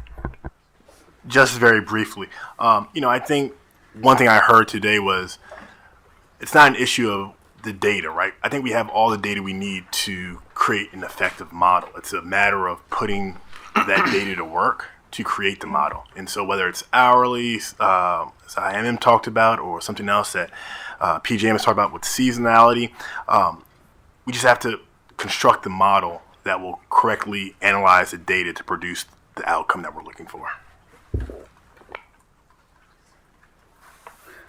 All I wanted to say was perhaps, once again, perhaps we need a 3-year forward and something less of a model to adequately determine what resources we'll have in the future. Maybe a 3-year model is no longer viable. So consequently, let's change to something more immediate, such as a 1-year or 2-year or 1.5-year model, as well as a 3-year model. That's all I had. Thank you. I'm good. Commissioner Danley. So Kent, you gave a teaser saying you had a whole list of ideas. Without going through all of them, since we're probably running a little bit short of time, do you have ones that are particularly interesting you want to share with us? Things that didn't get mentioned today that I think should. For one is, we're talking about wholesale, we're talking about accreditation for the purposes of the capacity market. If there's one thing that I learned, there was a couple things I learned about the, I forget what it is now, the Delmarva situation, is that we're doing resource accreditation RTO-wide differently than we're doing CTEL LDA-specific accreditation for the actual reliability contribution of resources within LDAs. So we have a mismatch between what we're paying people for their reliability and what their actual reliability contribution is within very specified areas. Sounds like a 206, yeah. Okay. Let's see here. I'm wanting to go through the ones that haven't been mentioned today. Price responsive demand got mentioned, but there's a specific nuance that I want to respond to Commissioner Christie for. So I see this as a chicken and egg issue as it relates to retail regulation, because if you have even if it's a vertically integrated state, just say, for example, I'll use Matt Christensen's theoretically, right? Conceptually, thank you. So conceptually, if you have a retail regulator that would like to do a price responsive demand program, a DSM program for one of its utilities, if there are, you're looking at avoided energy benefits, of course, avoided generation capacity benefits, avoided transmission capacity. But when it comes to avoided generation capacity benefits of a demand side management program, if you're not able to use that benefit to reduce your overall amount of demand, either through an FRR plan or the amount of demand that you can, or capacity that you can bid into the market, there's no the value of avoided capacity for that price responsive demand retail program is effectively zero. So you hear the RTO say, well, we're not going to come up with a PRD program because that's your all's fault. Well, it needs to be both, and I don't know how that necessarily works, but that is a significant issue. If there's no way to monetize it effectively at the RTO level, then for utilities that are part of RTOs, it's very hard to make a PRD program work at the retail level, conceptually. So it is price responsive demand. Commissioner Christie, can you pull your mic in a little bit? Okay. Well, turn it on would be a start. First things first. So, when I hear the term PRD, price responsive demand, I think of time varying rates, dynamic pricing, which are, of course, state retail issues. California has a lot of it. Some states don't. But the savings to the consumer is in the shift of your usage and taking advantage of. The classic example is, a cheap rate at midnight. So if you're recharging your Tesla, you're doing it at 1/3 of the typical rate, and then the time varying rate puts you at a much higher rate at 4 o'clock on a hot August afternoon. So the savings to the consumer is in shifting your usage. So Yeah, What is I the- can what's give the RTO? I can give you a Like- conceptual program that might make sense here. All right. So you could have a peak time rebate program where you would like to incent customers not to use electricity during peak times of the year. That you may or may not correlate with what you think are going to be the peak times across the RTO. The coincident peak times across the RTO for the times that the RTO is then going to use to determine when, like a summer peaking RTO or winter peaking RTO, when they're going to figure out when the capacity, where they're planning the capacity to meet. So you could say, well, we want to pay customers a certain amount of money to not use electricity during 10 hours a year to reduce our overall LDA demand, right? So that the snapshot that PJM uses to figure out what to do going forward is lower. You don't know what to pay them because you don't know what that savings in capacity is necessarily worth. Because if you're an FRR utility, for instance, you don't get to take that savings as a PRD program and be able to use it to meet your FRR plan. It's not a PJM approved demand response program or a PJM energy efficiency program. There's no way to monetize that avoided generation capacity value in an RTO. Well, you don't know what LMP is anyway. I don't want to drag this out, but I mean, I've looked at these in a state regulator. You don't know what LMP is going to be at any given time of day, so how do you know what kind of rebate to give to a retail customer? Because you don't know LMP. But I don't want to drag this out. Although we could. This is a great issue. We got, I don't know, my watch died. We have time though. But there are other people up here, but I just, those were a few of the things that specifically came along. I do want to answer just one quick question. I think that RTOs, even like MISO, like just like a more extreme example, that there is a shared responsibility. I don't think MISO says that. I think there is a shared responsibility of RTOs and states for resource adequacy. Even, I'll let like the New Jerseys of the world speak for themselves, but from Kentucky's perspective, I firmly think that it lies with both of us. The buck stops with both the states and the RTO, and which ultimately means, with the RTO at least, stops with FERC. Right. We're getting close, I think, but can we let Commissioner Conway just, yep, go ahead. I'd change in direction a little bit, get back to Commissioner Christie. He asked me a question at the outset. I responded to two parts out of the three, not the third part. The third part was, what do I think about, or what does Ohio think about a system like SPP has, where it's an energy market and each of the load-serving entities is responsible for procuring its own appropriate share of capacity to make the system work. And the answer, I hadn't really thought about that before your question. The answer, in part, I think, is I'm not sure. Ohio has restructured. As a result, we have load-serving entities that aren't utilities. We do have electric utilities distribution only that do have standard service offers, and for those customers, they're essentially a load-serving entity. But for the others, they're not. I'm not sure how it would work for us, for the retail suppliers to rely upon them to actually come up with a responsible share of capacity requirements. I would say, not to be too pointed at the end of the conversation here, that I wouldn't mind having Illinois and New Jersey and Maryland do that, and then let us make our way with the rest of the capacity market as it stands. Thank you, Mr. Chairman. Well, I'll tell you, one of the problems with having brilliant state regulators come and testify is that every time I came up with a question in my mind, someone would answer it before I got a chance to ask it. Looking at you, Chair Chandler. With that being said, I just have one question for all of you. What I think I'm hearing from the states that are represented here today is that you all agree, or would agree, that some form of the capacity market that we have now in PJM, that you support it. Anybody want to respond to that? Anyone want to disagree with that? Actually, it's a question. Well, I have to. I do personally agree, but that's our state policy. We are all in with PJM's market mechanisms for the bulk electric system in our region. So until I'm told otherwise, that's my position. Thank you. I'm gonna take that as a yes. Well, as long as the market doesn't inhibit a particular state's ability to comply with their state laws, because those are some issues which I think will magnify over the very short term in the future. And we'll see those differences come very clearly into focus, and it's something I think they need to be very concerned with to make sure that we can remain unified even with disparate policy goals. That's fair. Chair? Yes. Ditto. My man.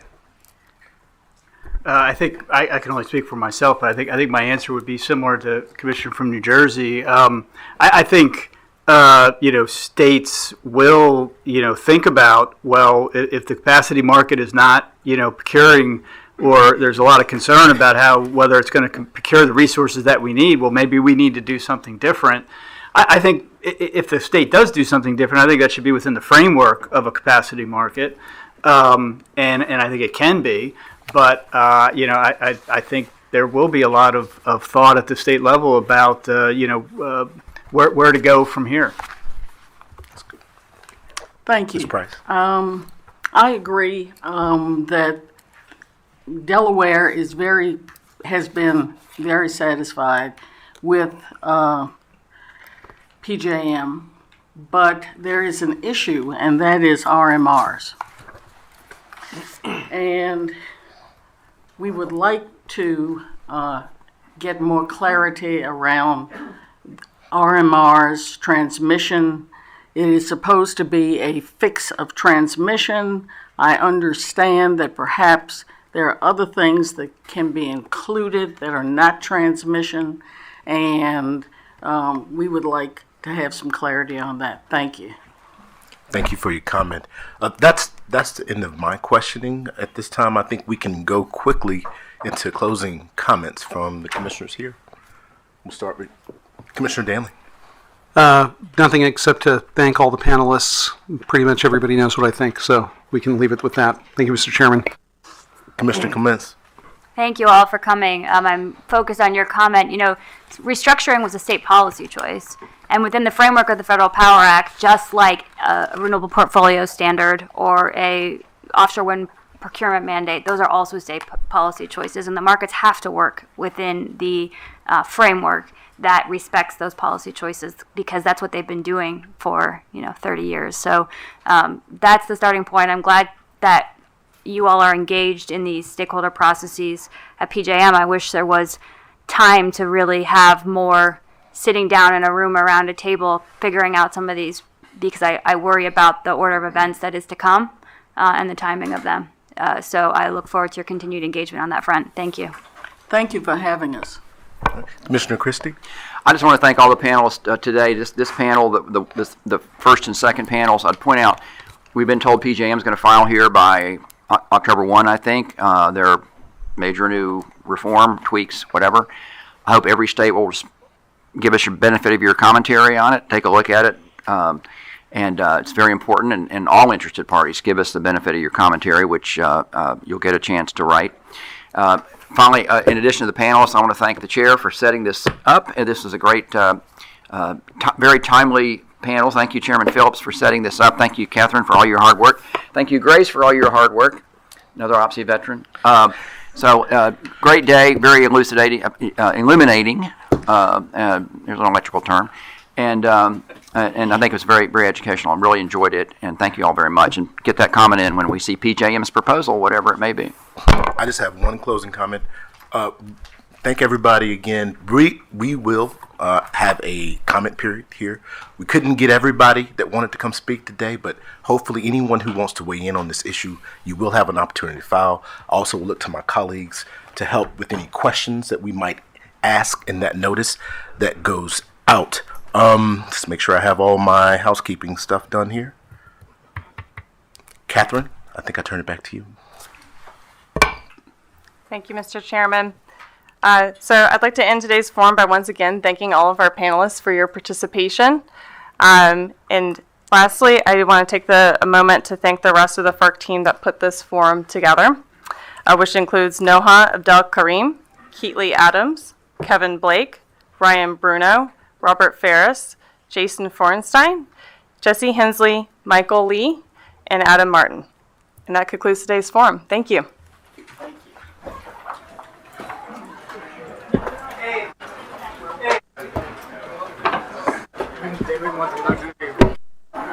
Well done.